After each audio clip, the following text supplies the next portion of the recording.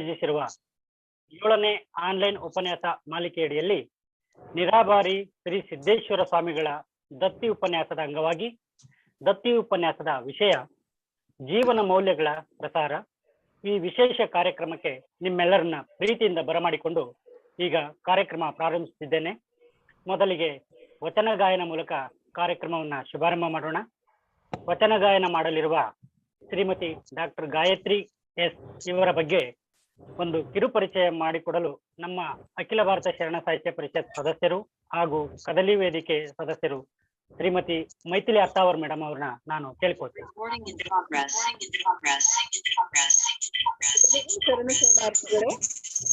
Shrimati doctor Gayatri S Lokesh ಇವರು ಗೌರಿಬಿದನೂರಿನ ಶ್ರೀಯುತ R Satyanarayana ಹಾಗೂ ಶ್ರೀಮತಿ ಮಂಜುಳಾರವರ ಪುತ್ರಿ. 1981 ಜನವರಿ 7ನೇ ತಾರೀಕು ಜನನ. ಇವರ ಸಹೋದರಿ ಹಾಗೂ ಇವರ ಬಾಲ್ಯದಲ್ಲೇ ಹಲವಾರು ಸಂಗೀತ ಕಾರ್ಯಕ್ರಮಗಳನ್ನು ಕೊಟ್ಟು ಗೌರಿಬಿದನೂರಿನ ಸಹೋದರಿಯರೆಂದೇ ಹೆಸರಾಗಿದ್ದರು. ಇವರ ಸಹೋದರ ಭಾರತೀಯ ವಾಯುಸೇನೆಯಿಂದ ನಿವೃತ್ತರಾಗಿ ಕರ್ನಾಟಕ ರಾಜ್ಯ ಆಡಳಿತ ಸೇವೆಯಲ್ಲಿ ತಮ್ಮ ಸೇವೆ ಸಲ್ಲಿಸುತ್ತಿದ್ದಾರೆ. ಡಾಕ್ಟರ್ ಗಾಯತ್ರಿ ಎಸ್ ಲೋಕೇಶ್ ಅವರು ತಮ್ಮ ಡಾಕ್ಟರೇಟ್ ಪದವಿಯನ್ನು ರೀಗಲ್ ಇನ್ಸ್ಟಿಟ್ಯೂಟ್ ಆಫ್ ಎಜುಕೇಶನ್ ನಲ್ಲಿ NCERT ಮೈಸೂರಲ್ಲಿ ಮಾಡಿದ್ದಾರೆ. ಸಂಗೀತದ ಮುಖಾಂತರ ಭಾಷಾ ಸಾಮರ್ಥ್ಯಗಳನ್ನು ಹೇಗೆ ಬೆಳೆಸಬಹುದು ಎನ್ನುವುದರ ಬಗ್ಗೆ ಅಧ್ಯಯನ ನಡೆಸಿ ಸಂಗೀತವು ಮಕ್ಕಳಲ್ಲಿನ ಭಾಷಾ ಸಾಮರ್ಥ್ಯವನ್ನು ಹೆಚ್ಚಿಸುತ್ತದೆಂದು ತಮ್ಮ ಸಂಶೋಧನೆಯ ಮುಖಾಂತರ ನಿರೂಪಿಸಿದ್ದಾರೆ.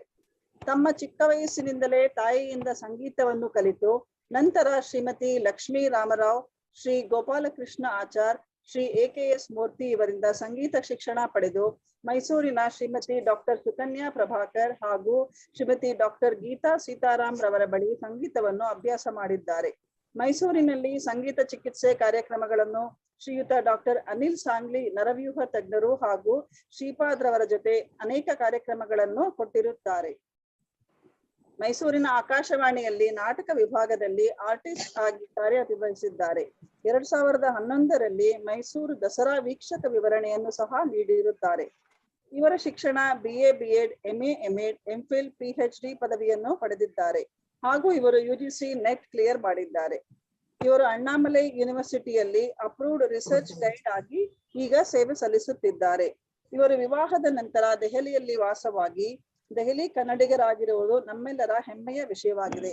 ಧನ್ಯವಾದಗಳು. ಧನ್ಯವಾದಗಳು ಮೇಡಮ್. ಈಗ ಶ್ರೀಮತಿ ಗಾಯತ್ರಿ ಮೇಡಮ್ ಅವರಿಂದ ವಚನ ಗಾಯನ. ಎಲ್ಲರಿಗೂ ನಮಸ್ಕಾರಗಳು. ಕೇಳಿಸ್ತಾ ಇದೆಯಾ? ನನ್ನ ಕೇಳಿಸ್ತಾ ಇದೆ. ಮತ್ತೆ ನಾನು ಈ ದಿನ ಬಸವಣ್ಣನವರ ಒಂದು ವಚನ ಮಾಡಿ ಮಾಡಿ ಕೆಟ್ಟರು ಮನವಿಲ್ಲದೆ ಈ ವಚನವನ್ನ ಹಾಡ್ತಾ ಇದ್ದೀನಿ. ಮೊದಲಿಗೆ ಈ ಹಾಡಿನ ಸಾರಾಂಶ ಒಂದು 2 ವಾಕ್ಯಗಳಲ್ಲಿ ಹೇಳಿ ಆ ನಂತರ ಈ ಹಾಡನ್ನ ಹಾಡ್ತೇನೆ. ಮನಸ್ಸಿಲ್ಲದೆ ಮಾಡಿದ ಕೆಲಸ ಅಥವಾ ಪೂಜೆ ಯಾವುದೇ ಇರ್ಬೋದು, ಅದು ವ್ಯರ್ಥ. ವಿಶೇಷವಾಗಿ ಶಿವ ಮೆಚ್ಚೋದು ಶುದ್ಧವಾದ ಭಕ್ತಿನ, ಅಹಂಕಾರ ಇಲ್ಲದೆ ಶುದ್ಧ ಭಕ್ತಿಯಿಂದ ಗುರು ಜಂಗಮರಿಗೆ ಸಾಧು ಸಂತರಿಗೆ ಮಾಡಿದ ಸೇವೆಯಿಂದ ಶಿವ ಸಂತೃಪ್ತನಾಗ್ತಾನೆ ಅಂತ ಬಸವಣ್ಣನವರು ಈ ವಚನದಲ್ಲಿ ಜೀವನದಲ್ಲಿ ಅನುಸರಿಸಬೇಕಾದ ಅಮೂಲ್ಯವಾದ ಮೌಲ್ಯವನ್ನ ತಿಳಿಸಿದ್ದಾರೆ. ಸೊ ಈಗ ನಾನು ವಚನವನ್ನ ಹಾಡ್ತೀನಿ.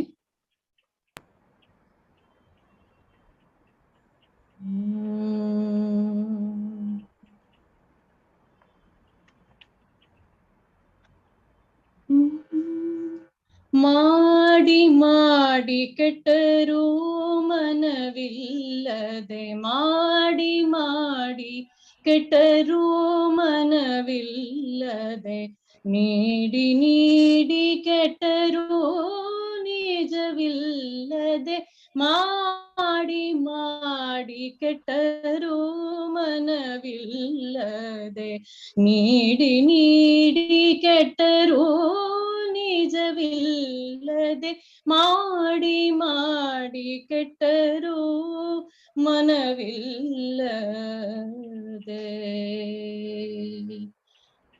ಮಾಡಿದೆನೆಂಬುದು ಮನದಲ್ಲಿ ಹೊಳೆದರೆ,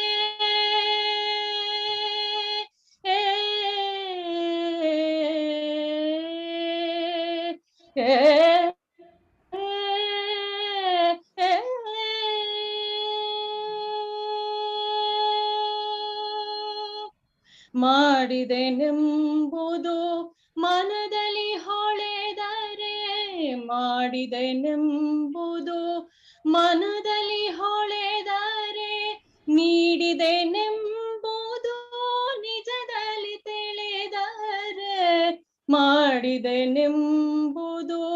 ಮನದಲ್ಲಿ ಹೊಳೆದರೆ, ನೀಡಿದೆನೆಂಬುದು ನಿಜದಲ್ಲಿ ತಿಳಿದರೆ, ಏಡಿಸಿ ಕಾಡಿತೋ ಶಿವನ ಡಂಗುರ, ಮಾಡಿ ಮಾಡಿ ಕೆಟ್ಟರೂ ಮನವಿಲ್ಲದೆ, ನೀಡಿ ನೀಡಿ ಕೆಟ್ಟರೂ ನಿಜವಿಲ್ಲದೆ, ಮಾಡಿ ಮಾಡಿ ಕೆಟ್ಟರೂ ಮನವಿಲ್ಲದೆ.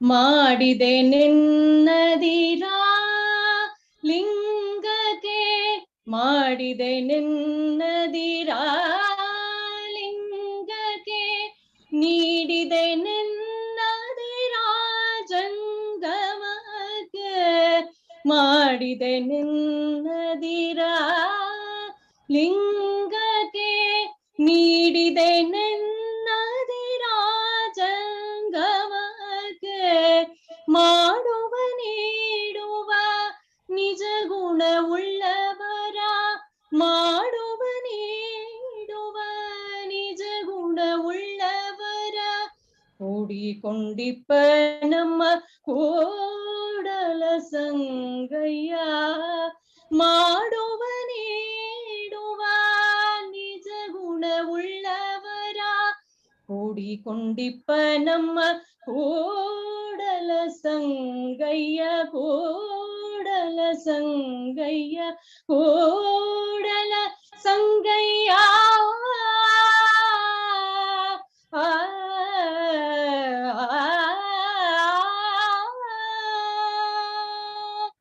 ಮಾಡಿ ಮಾಡಿ ಕೆಟ್ಟರೂ ಮನವಿಲ್ಲದೆ, ನೀಡಿ ನೀಡಿ ಕೆಟ್ಟರೂ ನಿಜವಿಲ್ಲದೆ, ಮಾಡಿ ಮಾಡಿ ಕೆಟ್ಟರೂ ಮನವಿಲ್ಲದೆ, ನೀಡಿ ನೀಡಿ ಕೆಟ್ಟರೂ ನಿಜವಿಲ್ಲದೆ, ಮಾಡಿ ಮಾಡಿ ಕೆಟ್ಟರೂ ಮನವಿಲ್ಲದೆ, ಮಾಡಿ ಮಾಡಿ ಕೆಟ್ಟರೂ ಮನವಿಲ್ಲದೆ.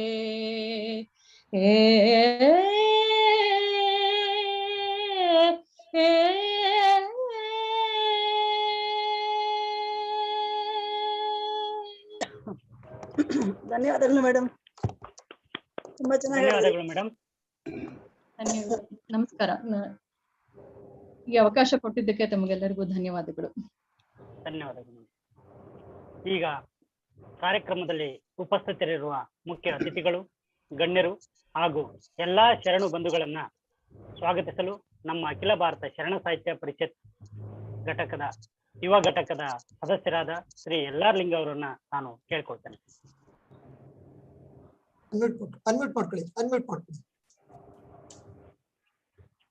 ಎಲ್ರಿಗೂ ಶರಣಾರ್ಥಿಗಳು. ಅಖಿಲ ಭಾರತ ಶರಣ ಸಾಹಿತ್ಯ ಪರಿಷತ್ತು ದೆಹಲಿ ಘಟಕ ಹಮ್ಮಿಕೊಂಡಿರುವಂತಹ ಜೀವನ ಮೌಲ್ಯಗಳ ಪ್ರಸಾರ ಎಂಬ 7ನೆಯ ಆನ್ಲೈನ್ ಉಪನ್ಯಾಸ ಮಾಲಿಕೆಯಲ್ಲಿ ಸ್ವಾಗತ ಭಾಷಣ ಮಾಡಿಕೊಡಲು ನನಗೆ ಅವಕಾಶ ಮಾಡಿಕೊಟ್ಟಂತಹ ಎಲ್ಲ ಪದಾಧಿಕಾರಿಗಳಿಗೆ ನಾನು ಆಭಾರಿಯಾಗಿದ್ದೇನೆ. ಇವತ್ತಿನ ಕಾರ್ಯಕ್ರಮದಲ್ಲಿ ವಿಚಾರ ಮಂಡಕರಾಗಿ ಭಾಗವಹಿಸಿರುವಂತಹ ಡಾಕ್ಟರ್ ಈಶ್ವರ್ ವಿ ಬಸವಾರೆಡ್ಡಿ, ನಿರ್ದೇಶಕರು ಮೊರಾರ್ಜಿ ದೇಸಾಯಿ ರಾಷ್ಟ್ರೀಯ ಯೋಗ ಸಂಸ್ಥಾನ, ಆಯುಷ್ ಮಂತ್ರಾಲಯ, ನವದೆಹಲಿ. ಇವರಿಗೆ ನಮ್ಮ ಪರಿಷತ್ತಿನ ವತಿಯಿಂದ ಹಾಗೂ ನನ್ನ ವೈಯಕ್ತಿಕವಾಗಿ ಸ್ವಾಗತವನ್ನ ಕೋರುತ್ತೇನೆ. ಧನ್ಯವಾದಗಳು. ಇವರ ಜೊತೆಗೆ ಇನ್ನೋರ್ವ ವಿಚಾರ ಮಂಡಕರಾಗಿ ಭಾಗವಹಿಸಿರುವಂತಹ ಪ್ರೊಫೆಸರ್ ನಾಗೇಶ್ ಹೆಗಡೆ, ವಿಜ್ಞಾನ ಸಂವಹನಕಾರರು. ಇವರಿಗೂ ಕೂಡ ನಾನು ನಮ್ಮ ಪರಿಷತ್ತಿನ ವತಿಯಿಂದ ಹಾಗೂ ನನ್ನ ವೈಯಕ್ತಿಕವಾಗಿ ಸ್ವಾಗತವನ್ನ ಕೋರುತ್ತೇನೆ. ಹಾಗೆ ಇವತ್ತಿನ ಕಾರ್ಯಕ್ರಮದ ಅಧ್ಯಕ್ಷತೆಯನ್ನು ವಹಿಸಿರುವಂತಹ ನಮ್ಮ ಪರಿಷತ್ತಿನ ದೆಹಲಿ ಘಟಕದ ಅಧ್ಯಕ್ಷರೂ ಆದಂತಹ ಶ್ರೀ ಎನ್.ಪಿ. ಚಂದ್ರಶೇಖರ್ ಸರ್ ಅವರಿಗೂ ಕೂಡ ನಾನು ನನ್ನ ವೈಯಕ್ತಿಕವಾಗಿ ಹಾಗೂ ಪರಿಷತ್ತಿನ ಪರವಾಗಿ ಸ್ವಾಗತವನ್ನ ಕೋರುತ್ತೇನೆ.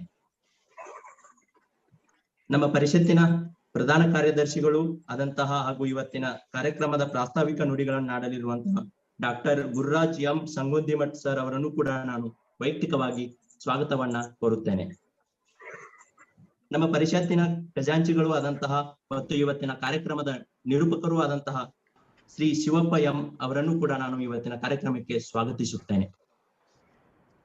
ಇವತ್ತಿನ ಕಾರ್ಯಕ್ರಮದ ಅತಿಥಿ ಪರಿಚಯವನ್ನು ಮಾಡಿಕೊಡಲಿರುವಂತಹ ಶ್ರೀ ಪ್ರಭು ಪಾಟೀಲ್, ಶ್ರೀ KS ಮೂರ್ತಿ, ಶ್ರೀಮತಿ ಮೈಥಿಲಿ ಅತ್ತಾವರ್ ಮೇಡಮ್ ಅವರನ್ನು ಕೂಡ ನಾನು ವೈಯಕ್ತಿಕವಾಗಿ ಇವತ್ತಿನ ಕಾರ್ಯಕ್ರಮಕ್ಕೆ ಸ್ವಾಗತಿಸುತ್ತೇನೆ.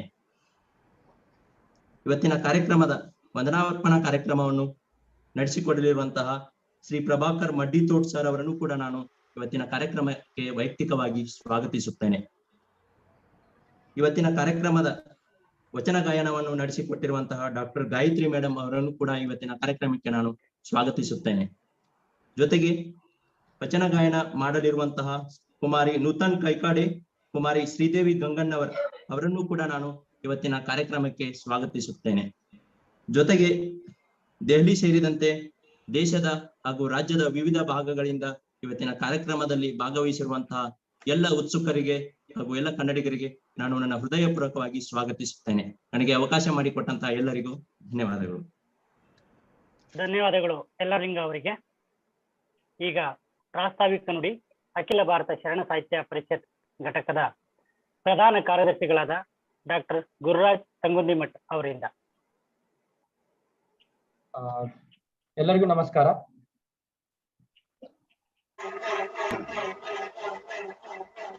ಏನು ಡಿಸ್ಟರ್ಬೆನ್ಸ್ ಬರ್ತಾ ಇದೆ? ಓಕೆ, ಅನ್ಮ್ಯೂಟ್ ಮಾಡ್ಕೊಂಬಿಡಿ ಸರ್ ಬೇರೆಯವರೆಲ್ಲ.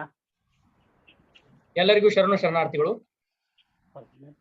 ಅಖಿಲ ಭಾರತ ಶರಣ ಸಾಹಿತ್ಯ ಪರಿಷತ್ತು ದೆಹಲಿ ಘಟಕ ಹಮ್ಮಿಕೊಂಡಿರುವ ಈ ದತ್ತಿ ಉಪನ್ಯಾಸ ಕಾರ್ಯಕ್ರಮವು ನಮ್ಮ ಆನ್ಲೈನ್ ಉಪನ್ಯಾಸ ಮಾಲಿಕೆಯ 7ನೇ ಕಾರ್ಯಕ್ರಮವಾಗಿದೆ. ನಮ್ಮ ಘಟಕವು ಸ್ಥಾಪಿತವಾದ ದಿನದಿಂದ ನಾವು ಹಲವಾರು ಅರ್ಥಗರ್ಭಿತವಾದ ಕಾರ್ಯಕ್ರಮಗಳನ್ನು ಹಮ್ಮಿಕೊಂಡು ಯಶಸ್ವಿಯಾಗಿ ನಡೆಸಿಕೊಂಡು ಬಂದಿದ್ದೇವೆ. ಆ ಮಾಲಿಕೆಯಲ್ಲಿ ಇದು 7ನೆಯ ಕಾರ್ಯಕ್ರಮ. ಶ್ರೀ S.M. ಜಂಬುಕೇಶ್ವರ್ ಮೈಸೂರ್ ಇವರು ನಿರಾಭಾರಿ ಶ್ರೀ ಸಿದ್ದೇಶ್ವರ ಸ್ವಾಮಿಗಳ ಹೆಸರಿನಲ್ಲಿ ಈ ದತ್ತಿಯನ್ನು ಸ್ಥಾಪಿಸಿದ್ದಾರೆ.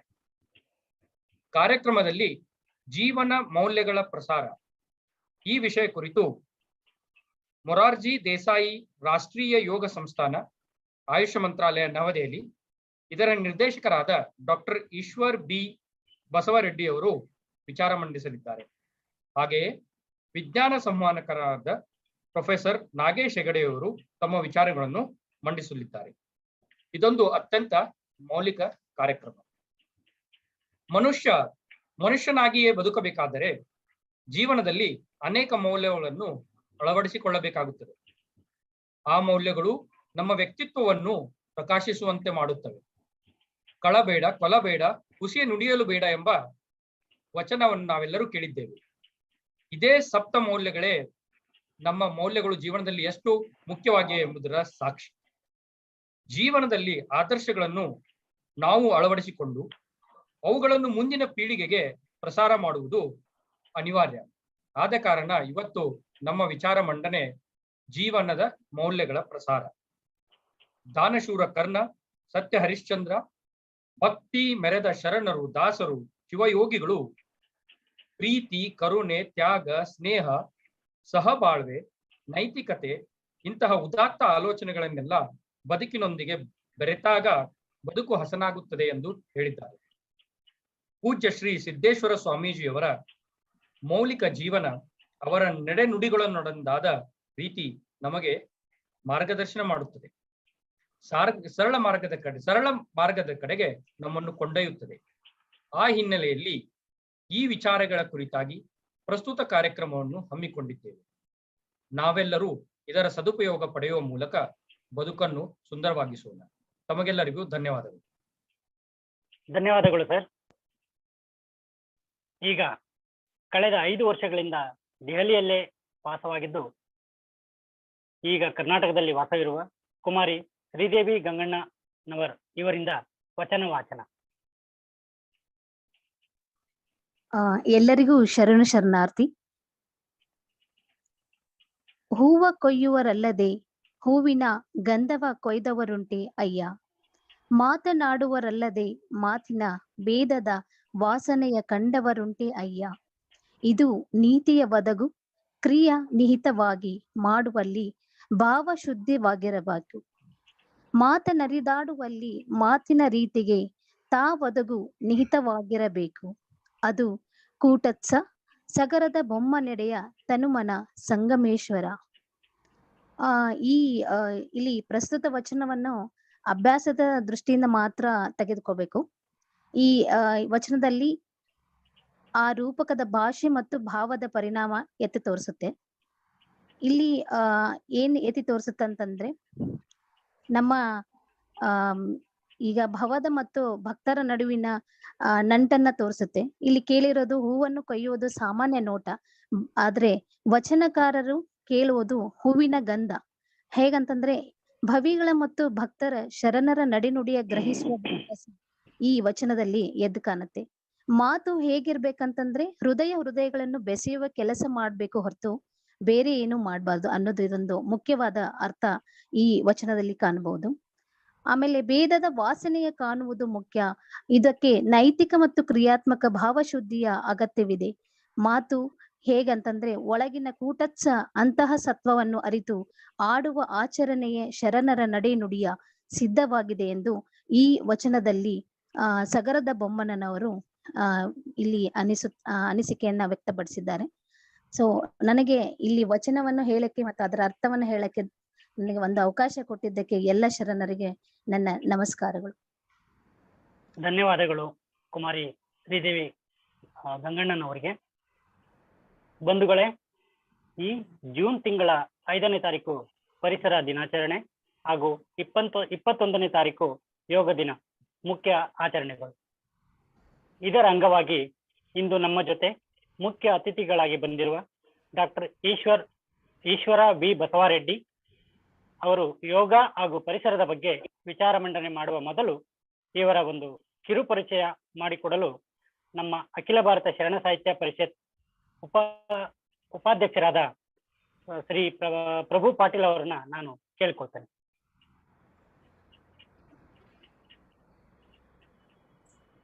ಅನ್ಮ್ಯೂಟ್ ಮಾಡ್ಕೊಳ್ಳಿ. ಪ್ರಭು ಪಾಟೀಲ್ ಸರ್ ಅನ್ಮ್ಯೂಟ್ ಮಾಡ್ಕೊಳ್ಳಿ.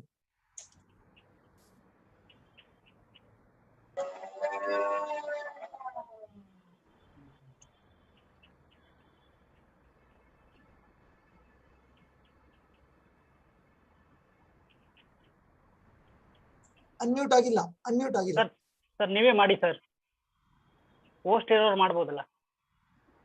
ಇಲ್ಲ, ಪೋಸ್ಟ್ ಈಗ ಅನ್ಮ್ಯೂಟ್ ಆಗಿದೆ. ಮಾತಾಡಿ ಪ್ರಭು ಮಾತಾಡಿ. ನಂದೇಶ, ಹಲೋ. ಎಲ್ಲರಿಗೂ ಶರಣಾರ್ಥಿ. ಇವತ್ತ ಶರಣ ಸಾಹಿತ್ಯ ಪರಿಷತ್ ದಿಲ್ಲಿ ಘಟಕ ಇವತ್ತು ಆನ್ಲೈನ್ ನಲ್ಲಿ ನಾವು ಯೋಗ ಪರವಾಗಿ ಅಥವಾ ಒಳ್ಳೆ ವಿಚಾರವಾಗಿ ನಾವು ಆನ್ಲೈನ್ ಪ್ರೋಗ್ರಾಮ್ ಮಾಡ್ತಾ ಇದ್ದೇವೆ. ಅದಕ್ಕೆ ನಮ್ಮ ಮಂಡಳಿಯಲ್ಲಿ ಮಂಡಿಸಿದ ವಿಚಾರಕ್ಕೆ ಅತಿಥಿಗಳಾದ ನಮ್ಮ ಡಾಕ್ಟರ್ ಬಸವರಾಜ್ ಬಿ ರೆಡ್ಡಿ ಅವರ ಮುಂದೆ ಇವತ್ತ ಒಳ್ಳೆ ವಿಚಾರವು ನಮ್ಗೆ ಕೊಡ್ತಾರ ನಮ್ಮ ಬಹಳ ಆಸೆ ಐತಿ.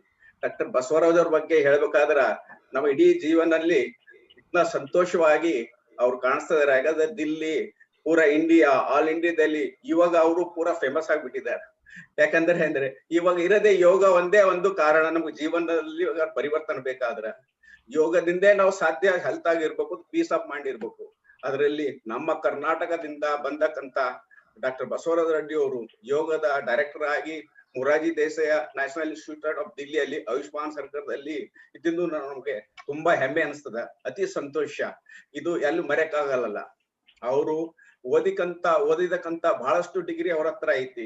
ಎಷ್ಟ್ ಹೇಳಿದ್ರು ಕಡಿಮೆ ಐತಿ. ಅವ್ರು BSc ಡಿಗ್ರಿ ಯೋಗದಲ್ಲಿ ಗುರು ಗೋವಿಂದ್ ಸಿಂಗ್ ಇಂದ್ರಪ್ರಸ್ಥ ಯೂನಿವರ್ಸಿಟಿ ದಿಲ್ಲಿಯಲ್ಲಿ ಪಾಸ್ ಆಗಿದ್ದರು. MTech, MSc, MA in philosophy, MSc in physics and PhD in yoga center. ಅವ್ರಿಗೆ ಅಪಾರ ವ್ಯಕ್ತ, ಇಷ್ಟು ನಾಲೆಜ್ ಆಯ್ತಾ. ಅವ್ರಿಗೆ ಇವಾಗ ಒಂದ್ 2 ದಿವಸ ಆಗಿ ಫಾಲೋ ಅಪ್ ಮಾಡ್ತಾ ಇದೆ ಬಹಳಷ್ಟು ವಿಡಿಯೋ. ಅವ್ರು ಇಷ್ಟು ಮಧುರವಾಗಿ ಎಕ್ಸ್ಪ್ಲೈನ್ ಮಾಡ್ತಾರೆ ಅಂಬೋದು ನಮ್ದು ಸಾಧ್ಯವಾದ ಒಂದು ಎಕ್ಸ್ಪ್ಲೇಷನ್ ಮಾಡೋದು ಕಡಿಮೆ ಆಗತ್ತ. ಇಷ್ಟು ತುಂಬಾ ಚೆನ್ನಾಗಿ ನಾಲೆಜ್ ಅವ್ರ ಹತ್ರ ಇದ್ದಲ್ಲ, ಈಗ ನಾವು ಅವ್ರದಿಂದ ಉಪಯೋಗ ಮಾಡ್ಬೇಕು. ಇವಾಗ ನಮಗ್ ಬಸವರಾಜ ರೆಡ್ಡಿ ಆಗಾರ ಮೊದಲೇ ಪರಿಚಯ ಇದ್ರಂದ್ರ ನಮಗ್ ಬಹಳ ಜೀವನದಲ್ಲಿ ಅಡಾಟ ಮಾಡ್ಕೋಬೇಕಾಗಿತ್ತು. ಅವರು ಇಂತ ಒಳ್ಳೆ ಪೋಸ್ಟ್ ನಲ್ಲಿ director, president, adviser, international, India, ಹೊರಗಿನ ದೇಶದಲ್ಲಿ ಅಲ್ಲೆಲ್ಲ ಹೋಗಿ 100ಕ್ಕಿಂತ ಹೆಚ್ಚು ಯೋಗದಲ್ಲಿ, ಯೋಗ ರಿಸರ್ಚ್ ಥೆರಪಿಯಲ್ಲಿ ಅಡ್ವೈಸರ್ ಮಾಡಿ ಅವರೆಲ್ಲ ಜೀವನದಲ್ಲಿ ಪರಿವರ್ತನೆ ಮಾಡಿದಾರೆ ಅವರು. ಅದೇ ತರ ಇಂಡಿಯಾದಲ್ಲಿ 32 ವರ್ಷದ ಎಕ್ಸ್ಪೀರಿಯನ್ಸ್ ಯೋಗ ಮತ್ತು ಥೆರಪಿ ಆ ರಿಸರ್ಚ್ ಸೆಂಟರ್ ನಲ್ಲಿ ಅವ್ರಿಗೆ ಅನುಭವ ಐತಿ. ಅದರಿಂದ ನಮ್ಮ ಇಂಡಿಯಾದಲ್ಲಿ ಇಂಥ ವ್ಯಕ್ತಿ ಸಿಗ್ಬೇಕಾದ್ರೆ ಬಹಳ ಕಡಿಮೆ. ಅವ್ರಿಗೆ ನೋಡಿದ್ರೆ ಇಷ್ಟು ಸಂತೋಷ ಆಗ್ತಾ ಇದೆ. ಈ ಇಸ್ ವೆರಿ ಹ್ಯಾಪಿಯೆಸ್ಟ್ ಪರ್ಸನ್. ಈಗ ಅವರು ಆಮೇಲೆ ಇನ್ನೂ ಅವರು ಬಹಳಷ್ಟು ಕೆಲಸ ಮಾಡಿದಾರ. ಒಂದು 10 ರಿಸರ್ಚ್ ಸೆಂಟರ್ ನಮ್ಮ ಇಂಡಿಯಾದಲ್ಲಿ ಎಸ್ಟಾಬ್ಲಿಷ್ ಮಾಡಿದಾರ. ಅದು ಅತ್ಯಂತ ವಿಷಯ. ಮತ್ತೆ ಅವರಿಗೆ ಅವರ ಜೀವನದಲ್ಲಿ ಡಬಲ್ ಡಿಗ್ರಿ ಅವರನ್ನು ಪಡ್ಕೊಂಡ್ ಬಿಟ್ಟಿದ್ದಾರೆ. ಒಂದು PG diploma in yoga and research centre ನಲ್ಲಿ ಅಂಡ್ ಕಂಪ್ಯೂಟರ್ ಅನಲಿಸಿಸ್ ನಲ್ಲಿ. ಈ ತರ ಇಷ್ಟು ಡಿಗ್ರಿ ಹೊಡಿಬೇಕಾದ್ರೆ ಅವ್ರು ಎಷ್ಟು ಓದಿರೋ ಗೊತ್ತಿಲ್ಲ, ಇಷ್ಟು ನೋಡಿ ತುಂಬಾ. ಅದೇ ರೀತಿ ಅವರು ನಮ್ಮ ಯೋಗ ಇಂಟರ್ನ್ಯಾಷನಲ್ ಡೇದಲ್ಲಿ ಲಜಪತ್ ನಗರದಲ್ಲಿ 40,000ಕ್ಕಿಂತ ಜನಗಳ ಮುಂದೆ ಪ್ರೈಮ್ ಮಿನಿಸ್ಟರ್ ಮೋದಿ ಅವರ ಮುಂದೆ MOC ಮಾಡಿದ್ರು. ಅದು Guinness book of world record ಆಗಿತ್ತು. ಅವಾಗಿಂದ ಅವರು ವೆರೈಟಿ ಆಫ್ ಅವ್ರ ಮುಂದೆ ಹೋಗ್ತಾ ಇದೆ ಬಹಳ. ಈಗ ಇಂಥ ವ್ಯಕ್ತಿ ನಮ್ಗೆ ಇವತ್ತು ಮಾರ್ಗದರ್ಶನ ಮಾಡ್ತಾ ಇದ್ದು ಬಹಳ ಸಂತೋಷ. ಅದೇ ತರ ನಾವು ಇಂಥ ಈಗ ಅವರು ಇನ್ನೊಂದು ಒಳ್ಳೆ ಮಾಡ್ತಾ ಇದ್ದು ಅಂದ್ರ ಈಗ ಆನ್ಲೈನ್ ಪ್ರೋಗ್ರಾಮ್ ದಲ್ಲಿ ಟ್ರೈನಿಂಗ್ ಕೊಡ್ತಾ ಇದ್ದಾರೆ. ಇವನ್ ಲಡಾಖಿನಲ್ಲಿ 100 ಇನ್ಸ್ಟ್ರೂಮೆಂಟ್ ಆಫ್ ಟ್ರೈನರ್ ಅವರು ಟ್ರೈನ್ ಮಾಡಿ ಅಲ್ಲಿ ಕಳಿಸಿದ್ದಾರೆ. ಪ್ರೈಮ್ ಮಿನಿಸ್ಟರ್ ಅವ್ರದ್ದು ಮತ್ತು ನಮ್ ಡೈರೆಕ್ಟರ್ ಸರ್ ಈಶ್ವರ್ ಅವ್ರದ್ದು ಸ್ವಪ್ನ ಐತಿ. ನಮ್ ಲಡಾಖಿನಲ್ಲಿ ಯೋಗ ಮಾಡಿ ಅಲ್ಲಿನ ಜನಗಳಿಗೇನೆ ಸ್ವಾಸ್ಥ್ಯವಾಗಿರ್ಬೇಕು, ಪೀಸ್ ಆಫ್ ಮೈಂಡ್ ಇರ್ಬೇಕು ಅನ್ನೋದು ಇವ್ರದೊಂದು ಗುರಿ ಐತಿ. ಅದು ಅವ್ರು ಇವಾಗ 100 ಯೋಗ ಟ್ರೈನ್ ಮಾಡಿ ಅಲ್ಲಿ ಕಳಿಸಿದ್ರ. ಇದು ಬಹಳ ಅತ್ಯಂತ ವಿಷಯ ನಮ್ಮ ಇವ್ರು ಹೇಳಿ. ಅದೇ ತರ ಅವರು ಒಂದು ಗುರಿ ಐತಿ, yoga to health, health is wealth. ಮನೆಯಲ್ಲಿ ಯೋಗ ಮಾಡ್ಬೇಕಂತ ಅವ್ರ ಸ್ವಪ್ನ ಐತಿ. ವರ್ಕ್ ಅಟ್ ಹೋಮ್, ಅದು ಅವ್ರ ಜೀವನ ಸಕ್ಸಸ್ ಆಗ್ಬೇಕಂತ ದೇವರಲ್ಲಿ ನಾವು ಪ್ರಾರ್ಥನೆ ಮಾಡ್ಕೊತೀನಿ. ಇದೇ ತರ ನನಗೊಂದು ಅವಕಾಶ ಕೊಡ್ತಿರ್ತಕ್ಕಂತ ನಮ್ಮ ಕರ್ನಾಟಕದ ಡಾಕ್ಟರ್ ಈಶ್ವರ್ ಅವರಿಗೆ ನಾನು ಕೂಡ ದಿನನಿತ್ಯದ 2 ವರ್ಷದಿಂದ ಸತತವಾಗಿ 1.5 ಗಂಟೆ ತಪ್ಪದೆ ನಾನು ಯೋಗ ಮಾಡ್ತಿದ್ದೇನೆ. ಹಾಗಾದ್ರೆ ಇದೇ ಸಲ ನಾವು ಮುಂದಾಡಿದ್ರೆ ನಮ್ಮ ಜೀವನದಲ್ಲಿ ಒಳ್ಳೇದಾಗತ್ತದ. ಇವತ್ತು ನಮ್ಗೆ ಅತ್ಯಂತ ಒಳ್ಳೆ ವಿಚಾರ ಅವ್ರು ಕೊಡ್ತಾರ, ನಾವು ಆಗತ್ತದ. ಆಮೇಲೆ ಅವ್ರು ಇವತ್ತು ನಮಗೆ ಏನು ಉಪಯೋಗ ಕೊಡ್ತಾರ ಎಜುಕೇಶನ್ ಅಥವಾ ಅವ್ರ ಟ್ರೈನಿಂಗು, ನಾವೆಲ್ಲರೂ ಕೂಡಿ ನಮ್ಮ ಜೀವನದಲ್ಲಿ ಅಟ್ಲೀಸ್ಟ್ ಒಂದು 70% ಅಡ್ಗಳತ್ತ ಮಾಡಿದ್ರ ಇವತ್ತು ಏನ್ ಪ್ರೋಗ್ರಾಮ್ ಮಾಡಿದವು ಅದ್ರ ಸಾರ್ಥಕ ಆಗ್ತದೆ. ನನಗೆ ಒಂದು ಅವಕಾಶ ಕೊಟ್ಟಿದ್ದಕ್ಕೆ ನಮ್ಮ ಸಂಸ್ಥೆ ಪರವಾಗಿ, ನಮ್ಮ ಪದಾಧಿಕಾರಿ ಪರವಾಗಿ ಧನ್ಯವಾದ. ಧನ್ಯವಾದಗಳು ಪ್ರಭು ಪಾಟೀಲ್ ಸರ್. ತುಂಬಾ ಚೆನ್ನಾಗಿ ಡಾಕ್ಟರ್ ಈಶ್ವರ ವಿ ಬಸವರೆಡ್ಡಿ ಅವ್ರ ಬಗ್ಗೆ ಪರಿಚಯನ ತುಂಬಾ ಚೆನ್ನಾಗಿ ನಡೆಸ್ಕೊಟ್ರಿ. ತುಂಬಾ ಧನ್ಯವಾದಗಳು ತಮಗೆ. ಈಗ ಮುಖ್ಯ ಅತಿಥಿಗಳಾಗಿ ಬಂದಿರತಕ್ಕಂತ ಡಾಕ್ಟರ್ ಈಶ್ವರ್ ವಿ ಬಸವರೆಡ್ಡಿ ಅವರ ವಿಚಾರ.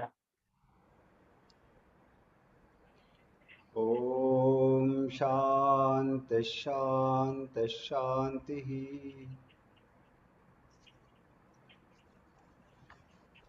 ಇವತ್ತಿನ ಪ್ರಮುಖ ವ್ಯಾಖ್ಯಾನಕಾರರಾಗಿರ್ತಕ್ಕಂಥ ಹಿರಿಯರು, ವಿದ್ವಾಂಸರು, ನನಗೆ ಬಹಳ ಸ್ಫೂರ್ತಿದಾಯಕರು ಆಗಿರ್ತಕ್ಕಂಥ ಪ್ರೊಫೆಸರ್ ನಾಗೇಶ್ ಹೆಗಡೆ ಅವರೇ, ಸ್ನೇಹಿತರು, ಶರಣ ಜೀವನವನ್ನು, ಸಾಹಿತ್ಯವನ್ನು ಜನಮನಕ್ಕೆ ತಲುಪಿಸುವಲ್ಲಿ ದೆಹಲಿಯಿಂದ ಅವಿಶ್ರಾಂತವಾಗಿ ಶ್ರಮಿಸ್ತಕ್ಕಂಥ ಸಹೋದ್ಯೋಗಿಗಳಾಗಿರ್ತಕ್ಕಂಥ ಶ್ರೀ ಚಂದ್ರಶೇಖರ್ ಅವರೇ, ಮೂರ್ತಿ ಅವರೇ, ಹಾಗೂ ಶಿವಪ್ಪ ಅವರೇ, ಪಾಟೀಲ್ರೇ, ಪ್ರಭು ಪಾಟೀಲ್ರೇ, ಭಾಳ ಜನ ಇದ್ದೀರಿ, ಮೈತ್ಲಿ ಅವರೇ, ನಿಮ್ಮೆಲ್ಲರಿಗೂ ನನ್ನ ತುಂಬ ಹೃದಯದ ನಮನಗಳು, ಶರಣಾರ್ಥಿಗಳು. ಮೊಟ್ಟ ಮೊದಲನೇದಾಗಿ ಮೊದಲೇ ಉಪನ್ಯಾಸ ನಡೆದಾಗ ನಾನು ಬಾಂಬೆ ಏರ್ಪೋರ್ಟ್ನಲ್ಲಿದ್ದೆ. ಇದು ರಾತ್ರಿ ಸಮಯ. ಅಲ್ಲಿಂದ ನಾನು ಈ ಕಾರ್ಯಕ್ರಮವನ್ನು ಜಾಯಿನ್ ಮಾಡಿದ್ದೆ ಆನ್ಲೈನಲ್ಲಿ. ಯಾಕಂತ ಹೇಳಿದರೆ ಈ ಕಾರ್ಯಕ್ರಮ ಪ್ರಾರಂಭ ಮಾಡೋಕ್ಕಿಂತ ಪೂರ್ವದಲ್ಲಿ ಚಂದ್ರಶೇಖರ್ ಅವರು, ಮೂರ್ತಿ ಅವರು ನಮ್ಮ ಜೊತೆಲೆ ತುಂಬ ಮಾತನಾಡಿ ಇದು ತುಂಬ ಒಳ್ಳೆಯದು. ಪ್ರಥಮ ಕಾರ್ಯಕ್ರಮದಲ್ಲಿ ಗುರು ಚನ್ನಬಸಪ್ಪನವರು ತುಂಬ ಒಳ್ಳೊಳ್ಳೆ ಮಾತುಗಳನ್ನು ಆಡಿದರು, ಸ್ಫೂರ್ತಿದಾಯಕವಾಗಿರ್ತಂಥದ್ದು. ಯಾಕಂತ ಹೇಳಿದ್ರೆ ಇವತ್ತು ಶರಣ ಸಾಹಿತ್ಯ ಎಂದಿಗಿಂತಲೂ ಹೆಚ್ಚು ಅವಶ್ಯಕತೆ ಆಗಿದೆ ಅಂತಕ್ಕಂಥದ್ದನ್ನು ನಾವೆಲ್ಲರೂ ಮನಗಾಣುವುದು ಅವಶ್ಯಕತೆ ಇದೆ. ಆದರೆ ಅದನ್ನು ಬರೀ ಪುಸ್ತಕದಲ್ಲಾಗದೇ ಆಚರಣೆಯಲ್ಲಿ ತರಬೇಕು. ಆಚರಣೆ ತರಲಿಕ್ಕೆ ಯೋಗದ ಅವಶ್ಯಕತೆ ಇದೆ. ಆದ್ದರಿಂದ ಇವತ್ತು ಜೂನ್ 5ನೇ ತಾರೀಕು ಮತ್ತು ಜೂನ್ 21 ಪರಿಸರ ದಿನಾಚರಣೆ ಹಾಗೂ ಅಂತಾರಾಷ್ಟ್ರೀಯ ಯೋಗ ದಿನಾಚರಣೆ ಅಂಗವಾಗಿ ಈ ಕಾರ್ಯಕ್ರಮವನ್ನು ಹಮ್ಮಿಕೊಂಡು ನನಗೆ ನನ್ನೆರಡು ವಿಚಾರಗಳನ್ನು ಹೇಳಲಿಕ್ಕೆ ಅವಕಾಶ ಮಾಡಿಕೊಟ್ಟಿರ್ತಕ್ಕಂಥ ಸಂಘಟನೆಯ ಎಲ್ಲ ಶರಣರಿಗೂ ಹೃತ್ಪೂರ್ವ ಹೃದಯದ ಧನ್ಯವಾದಗಳನ್ನು ಮತ್ತು ನನ್ನ ನಮಸ್ಕಾರಗಳನ್ನು ಅರ್ಪಿಸ್ತಾ ಇದ್ದೇನೆ. ಇನ್ನು ಎರಡನೇದಾಗಿ ಯೋಗ ಇಂದಿನ ಅವಶ್ಯಕತೆ. ಆದರೆ ಕನ್ನಡಿಗರೆಲ್ಲ ನಾವು ಹೆಮ್ಮೆ ಪಡಬೇಕಂತ ಹಲವಾರು ವಿಚಾರಗಳು ಗೊತ್ತಿದೆಯೋ ಇಲ್ವೋ, ಇವತ್ತು ವಿಶ್ವ ಮಾನ್ಯತೆಯನ್ನು ಪಡೆದಿರತಕ್ಕಂಥ ಅತ್ಯಂತ ಹೆಸರು ಮಾಡಿರ್ತಕ್ಕಂಥ ಯೋಗಾಚಾರಗಳಲ್ಲಿ ಕನ್ನಡಿಗರಿಗೆ ಬಹಳ ಜನ ಇದ್ದಾರೆ ಅನ್ನೋದು ತಮ್ಮೆಲ್ಲರಿಗೂ ಗೊತ್ತಿರಲಿಕ್ಕಿಲ್ಲ. ಅದು 19ನೇ ಶತಮಾನದಲ್ಲಿ ನಾಲ್ವಡಿ ಕೃಷ್ಣರಾಜ ಚಾಮರಾಜೇಂದ್ರ ಒಡೆಯರ್ ಅವರ ಕಾಲದಿಂದ 1850ರಲ್ಲಿ ಅವರೊಂದು ಗ್ರಂಥ ಬರೆದರು. ಅವರ ಆಸ್ಥಾನದಲ್ಲಿರ್ತಕ್ಕಂಥ ಟಿ ಕೃಷ್ಣಮಾಚಾರ್ಯರು ಮೈಸೂರವರು, ಅವರ 4 ಶ್ರೇಷ್ಠ ಯೋಗಾಚಾರ್ಯರು ಪಟ್ಟಾಭಿ ಜೋಯಿಸ್ರವರು, BKS ಅಯ್ಯಂಗಾರ್ ಅವರು, TK ವಿದೇಶಿಕಾಚಾರ್ಯವರು ಹಾಗೂ ಮಾದೇವಿಯವರು. ಹಾಗೆ ಈ ಪರಂಪರೆ ನಮ್ಮ ಚಿತ್ರದುರ್ಗದ ಮಲ್ಲಾಡಹಳ್ಳಿಯ ರಾಘವೇಂದ್ರ ಸ್ವಾಮಿಗಳು ತಿರುಕ ಅಂತ ಹೇಳಿ, ಹಾಗೆ ಜಗ್ಗಿ ವಾಸುದೇವರವರು, ಅವರು ಕರ್ನಾಟಕದವರೇ, ಮೈಸೂರಿನವರು. ಶ್ರೀ ರವಿಶಂಕರ್ ಅವರು ಹಾಗೂ HR ನಾಗೇಂದ್ರ ಅವರು, ನನ್ನ ಗುರುಗಳಾಗಿರ್ತಕ್ಕಂಥ ಲಕ್ಷ್ಮಣ್ ಕುಮಾರ್ ಸಣ್ಣಲ್ಲಪ್ಪನವರು. ಹೀಗೆ ಹೆಸರು ಹೇಳ್ತಾ ಹೋದರೆ ಅನೇಕ ಇವತ್ತಿನ ಜನಮಾನದಲ್ಲಿ ಹೆಸರು ಮಾಡಿರ್ತಕ್ಕಂಥ ಅನೇಕ ಯೋಗಿಗಳು ಕರ್ನಾಟಕದಿಂದ ಬಂದಿದ್ದಾರೆ. ಈ ಮಾತನ್ನು ಹೇಳಲಿಕ್ಕೆ ಕಾರಣ ಇದೆ. ಅಲ್ಲಿಯ ನನಗೆ ಅನೇಕ ದೇಶಗಳನ್ನು, ರಾಜ್ಯಗಳನ್ನು ಸುತ್ತಾಡಿದ್ದೀನಿ. ಡೆಲ್ಲಿಯಲ್ಲಿ ನಾನಿವತ್ತು 17ನೇ ವರ್ಷ ಇದೆ. ಈ 17 ವರ್ಷಗಳಲ್ಲಿ ಇಲ್ಲಿ ನಡೆದಿದ್ದೀನಿ. ಆದರೆ ನನ್ನ ಕರ್ನಾಟಕದ ಜನ್ಮ ಎತ್ತುವುದು ಪುಣ್ಯ. ಬೇಕಂದರೆ ನಮ್ಮ ಸಂಸ್ಕೃತಿ, ನಮ್ಮ ನಡೆ ನುಡಿಗಳು ನಮ್ಮ ಜೀವನ ಕರ್ಮದಲ್ಲಿ ಹಾಸು ಹೊಕ್ಕಾಗಿ ಬಂದಿದ್ದಾವೆ. ಕೆಲವು ಕಡೆ ಭಾಷೆ ಮೃದು, ಕೆಲವು ಕಡೆ ನಮ್ಮ ಧಾರವಾಡ ಬಿಜಾಪುರ ಕಡೆ ಭಾಷೆ ಒರಟು. ಆದರೆ ಎಲ್ಲ ಕಡೆನೂ ಹೃದಯ ಶ್ರೀಮಂತಿಕೆಯನ್ನು ನಾನು ಕಂಡಿದ್ದೀನಿ. ಕೆಲವರು ಈ ರಾಜಕೀಯ ಮತ್ತು ಬೇರೆ ಕಡೆ ಏನು TVಯಲ್ಲಿ ನೋಡ್ತಾ ಇದ್ದೀವೋ ಅದು ಒಂದು ಸಣ್ಣ ವರ್ಗ ಮಾತ್ರ. ಆದರೆ ಹೆಚ್ಚಿನ ಒಂದು ಜನಗಳು ಇವತ್ತು ನಾವು ಈ ಆಚರಣೆಗಳು ನಮ್ಮ ಬದುಕಿನ ಹಾಸುವಕ್ಕಾಗಿ ಬೆಳೀಲಿಕ್ಕೆ 12ನೇ ಶತಮಾನ ಅದಕ್ಕಿಂತ ಪೂರ್ವದಲ್ಲಿ ಹೋಗ್ಬೋದು. ಆದರೆ ನನಗೆ ಆ ಶರಣರ ಕಾಲದಿಂದ 2-3 ಶತಮಾನಗಳ ಕಾಲ ಏನು ಒಂದು ಸದರ್ನ್ ಮಹಾರಾಷ್ಟ್ರ ಮತ್ತು ನಾರ್ದರ್ನ್ ಕರ್ನಾಟಕ ನಾನು ತುಂಬ ಯೋಗದ ಇದರಿಂದ ಅಡ್ಡಾಡಿ ಸರ್ವೆ ಮಾಡಿದ್ದೆ. ಅಲ್ಲೆಲ್ಲ ಈ ಜೀವನದ ಮೌಲ್ಯಗಳು ಎಲ್ಲ ಹಾಸುವಕ್ಕಾಗಿದೆ. ನಾನು ಚಿಕ್ಕವನಾಗಿದ್ದಾಗ ನಮ್ಮ ಹಳ್ಳಿಯಲ್ಲಿ ನಮಗೆ ಈ ಬೇರೆ ಬೇರೆ ಜಾತಿಗಳು ಈಗೆಲ್ಲ ಪಂಚಮಸಾಲಿ ಹೌದು ಇದು ಏನೇನೋ ಹೊಸ ಇವುಗಳನ್ನಾಗಿ ಬಂದಿದ್ದಾರೆ. ಆದರೆ ಮುಸಲ್ಮಾನ್ ಅಥವಾ ಇಂಥದ್ದು ಕೆಲವೊಂದು ಧರ್ಮಗಳನ್ನು ಬಿಟ್ಟರೆ ಅವರು ಸಹಿತ ವಿಭೂತಿಯನ್ನು ಹಚ್ಕೊಂಡು ಮಠಮಾನಗಳಲ್ಲಿ ಬರ್ತಾಯಿದ್ರು. ಎಲ್ಲರನ್ನ ಶರಣರೆಂದು ಕರೆಯುವ ಒಂದು ಸಂಪ್ರದಾಯವನ್ನು ನಾನು ಬಾಲ್ಯದಲ್ಲಿ ಕಂಡಿದ್ದೀನಿ. ಅವರು ಯಾವುದೇ ಹರಿಜನರಾಗಿರ್ಬೋದು, ಎಲ್ಲರೂ ಮಠಮಾನ್ಯಗಳಲ್ಲಿ ನಮ್ಮೂರಲ್ಲಿ ಬರ್ತಾಯಿದ್ರು. ಹಾಗೆ ನಾವು ಮುಸಲ್ಮಾನರ ಹಬ್ಬಗಳನ್ನು ಆಚರಣೆ ಮಾಡ್ತಾಯಿದ್ವಿ. ಅವರು ಈಗೂ ಮಾಡ್ತೇವೆ, ಅವರು ನಮ್ಮಲ್ಲಿ ಬರ್ತಾರೆ. ಇದು ನಮ್ಮ ಸಂಸ್ಕೃತಿ, ಇದಕ್ಕೆ ತಳಹದಿಯಾಗಿ ಶರಣರನ್ನು ಮಾಡಿದ್ದೀವಿ. ಇಷ್ಟು ಹೇಳ್ತಾ ಅದಕ್ಕೆ ನಾನು ಮೊಟ್ಟ ಮೊದಲನೇದಾಗಿ ಕನ್ನಡಿಗನಾಗಿ ಕನ್ನಡ ನೆಲದಲ್ಲಿ ಜನಿಸಿದ್ದು ನನ್ನ ಪೂರ್ವಜನ್ಮದ ಪುಣ್ಯ. ಅಂತ ಹೇಳಲಿಕ್ಕೆ ನಾನು ಬಹಳ ಹೃದಯದಿಂದ ಸಂತಸದಿಂದ ಹೇಳಲಿಕ್ಕೆ ಇಚ್ಛೆ ಪಡ್ತಾ ಇದ್ದೀನಿ. ಈಗ ವಿಷಯಕ್ಕೆ ಬರೋದಾದರೆ, ಇವತ್ತು ಯೋಗದ ಅವಶ್ಯಕತೆ. ಈಗ ನಾನು ಶರಣರ ವಿಚಾರಗಳನ್ನು, ನೈತಿಕತೆ ಬಗ್ಗೆ, ಜೀವನದ ಮೌಲ್ಯಗಳ ಬಗ್ಗೆ ಕೊನೆಯಲ್ಲಿ ಸ್ವಲ್ಪ ವಿಚಾರಗಳನ್ನು ನನ್ನ ಗುರುಗಳಾಗಿರ್ತಕ್ಕಂಥ ಡಾಕ್ಟರ್ ಎನ್ ಜಿ ಮಹಾದೇವಪ್ಪ ಅವರು ಏನು ನಾವು PhD ಮಾಡುವಾಗ ಅವರು ಬಹಳ ಇದ್ರ ಬಗ್ಗೆ ಒಳ್ಳೆಯ ವಿದ್ವಾಂಸವಾಗಿ ಪುಸ್ತಕಗಳನ್ನು ಬರೆದಿದ್ದಾರೆ. ಅವರಿಂದ 2-3 ವಿಚಾರಗಳನ್ನು, ಹಾಗೆ ನಾನು ನಮ್ಮ ಊರಿನ ಪಕ್ಕದಲ್ಲಿಕ್ಕಂಥ RC ಹಿರೇಮಠರು, MM ಕಲಬುರ್ಗಿ ಅವರು, ಈಗ ರಾಜೂರವರು, ಇವರೆಲ್ಲರ ಜೊತೆ ನಾನು ತುಂಬ ಒಡನಾಟದಿಂದ ಸುಮಾರು 20-25 ವರ್ಷ ಕಾಲ ಕರ್ನಾಟಕ ವಿಶ್ವವಿದ್ಯಾಲಯದಲ್ಲಿ ನಾನು ಕಳೆದಿದ್ದೀನಿ. ಅದು ಒಂದು ಭಾಗ್ಯ. ಆ ಒಂದು ಕೆಲವೊಂದು ಅನುಭವಗಳನ್ನು ವಚನ ರೂಪದಲ್ಲಿ ಕೊನೆಯಲ್ಲಿ ಹೇಳಲಿಕ್ಕೆ ಇಚ್ಛಪಡ್ತಾ ಇದ್ದೀನಿ. ಮೊಟ್ಟ ಮೊದಲನೇದಾಗಿ ವಾಸ್ತವಿಕಕ್ಕೆ ಬರೋಣ. ಜೀವನದಲ್ಲಿ ಮೊಟ್ಟ ಮೊದಲನೇದಾಗಿ ನಮಗೆ ಆರೋಗ್ಯ ಬೇಕು. ಅದಕ್ಕಾಗಿ ನಾನು ಜೀವನವನ್ನು ವಿವಿಧವಾಗಿ ನೋಡಲಿಕ್ಕೆ ಇಚ್ಛೆ ಪಡ್ತಾ ಇದ್ದೀನಿ. ಒಂದು ಪ್ರಾಪಂಚಿಕ, ಎರಡನೇದ್ದು ಪಾರಮಾರ್ಥಿಕ. ಸೊ ಮೊಟ್ಟ ಮೊದಲನೇದಾಗಿ ಪ್ರಾಪಂಚಿಕಕ್ಕೆ ಬಂದರೆ ನಮಗೇನು ಬೇಕು? ಒಂದು ಜೀವಿಯಾಗಿ ಅಥವಾ ಪ್ರಾಣಿಯಾಗಿ ನಾವು ಜನಿಸಿದ ನಂತರ, ಯಾವುದೇ ಪ್ರಾಣಿ ಇದ್ದರೂ ನಮಗೆ 4 ಇನ್ಸ್ಟಿಂಕ್ಟ್ ಅಂತ ಹೇಳ್ತೀವಿ ನಾವು: ಆಹಾರ, ನಿದ್ರೆ, ಭಯ, ಮೈಥುನ. ಇವು 4 ಸಹಿತ ಎಲ್ಲ ಪ್ರಾಣಿಗಳ ಅವಶ್ಯಕತೆ ಆಗಿರ್ತದೆ. ಸಮಯಕ್ಕೆ ಸರಿಯಾಗಿ ಆಹಾರ ಸಿಗದೇ ಇದ್ದರೆ, ನಿದ್ರೆ ಸರಿಯಾಗಿ ಮಾಡದೇ ಇದ್ದರೆ, ವಯಸ್ಕರಾದ ನಂತರ ಮೈಥುನಾದಿ ಕ್ರಿಯೆಗಳಿಗೆ ಹಂಬಲಿಸ್ತಾ ಇರ್ತೀವಿ. ಹಾಗೆ ಭಯ ಅನ್ನೋದು ಹುಟ್ಟಿನಿಂದ ನಮಗೆ ಆವರಿಸ್ಕೊಂಡಿರ್ತದೆ. ಎಲ್ಲ ಪ್ರಾಣಿಗಳಿಗಿದ್ದರೂ ಸಹಿತ ಮನುಷ್ಯನಿಗೆ ಒಂದು ವಿವೇಕ, ಬುದ್ಧಿ ಅನ್ನೋದು ಒದಗಿಸಿಕೊಂಡಿದೆ. ಸಂಪೂರ್ಣವಾಗಿ ಈ ವಿವೇಕವನ್ನು ಬಳಸಿಕೊಂಡು ಜಾಗೃತದಲ್ಲಿರಲಿಕ್ಕೆ ನಾವು ಮನುಷ್ಯರಿಂದ ಮಾನವನಾಗಿ ಮಹಾಮಾನವನಾಗಲಿಕ್ಕೆ ಏನು ಒಂದು ಮಾರ್ಗವನ್ನು ಹೇಳಿಕೊಟ್ಟಿದ್ದಾರೋ ಅದು ನಾನು ಯೋಗ ಅಂತ ತಿಳ್ಕೊಂಡಿದ್ದೀನಿ. ಹಾಗಾದರೆ ಇದಕ್ಕೆ ಯಾವ ರೀತಿ ಪ್ರಾಪಂಚಿಕವಾಗಿ 5 ಬಿಂದುಗಳನ್ನು, ಪಾರಮಾರ್ಥಿಕ ಸಾಧನೆಗಳಲ್ಲಿ 5 ಬಿಂದುಗಳನ್ನು ಸರಳೀಕೃತವಾಗಿ ನಾನು ನಿಮಗೆ ಹೇಳಲಿಕ್ಕೆ ಇಚ್ಛೆ ಪಡ್ತಾ ಇದ್ದೀನಿ. ಏನದು ಪ್ರಾಪಂಚಿಕವಾಗಿ? ಮೊಟ್ಟ ಮೊದಲನೇದಾಗಿ ನಮಗೆ ಆಹಾರ ಎಷ್ಟು ನೀನುಂಡಡೇನು ಮುಷ್ಟಿಗಾಗುವುದು ಹೊಟ್ಟೆ ಜೀರ್ಣಿಸುವಷ್ಟೇ ಅಲ್ವಾ? ಅದಕ್ಕೆ ನಾವು ಎಷ್ಟು ಬೇಕು ಅಷ್ಟೇ ಊಟ ಮಾಡುವುದು, ಹೊತ್ತಿಗೆ ಸರಿಯಾಗಿ ಊಟ ಮಾಡುವುದು. ಅದಕ್ಕೆ ಆಯುರ್ವೇದದಲ್ಲಿ ನಾವು ಅದನ್ನು ಯುಕ್ತಾಹಾರ ಅಂತ ಹೇಳ್ತೀವಿ. ನಾವು ಯುಕ್ತಾಹಾರ, ಗೀತೆಯಲ್ಲಿ ಯುಕ್ತಾಹಾರ ವಿಹಾರಸ್ಯ ಯುಕ್ತ ಚೇಷ್ಟಸ್ಸು ಕರ್ಮಸು ಯುಕ್ತ ಸ್ವಪ್ನಾವಬೋಧಸ್ಯ ಯೋಗೋರ್ಭವತಿ ದುಃಖ.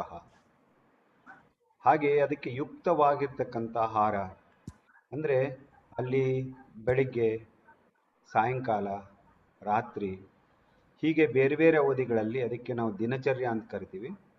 ಹಾಗೆಯೇ ಋತುವಿಗೆ ತಕ್ಕ ಹಾಗೆ ಇವುಗಳನ್ನು ನಾವು ನಮ್ಮ ಹಳ್ಳಿಯಲ್ಲಿ ಹೋದರೆ ಬೇರೆ ಬೇರೆ ಹಬ್ಬಗಳನ್ನು ಆಚರಣೆ ಮಾಡ್ತೀವಿ.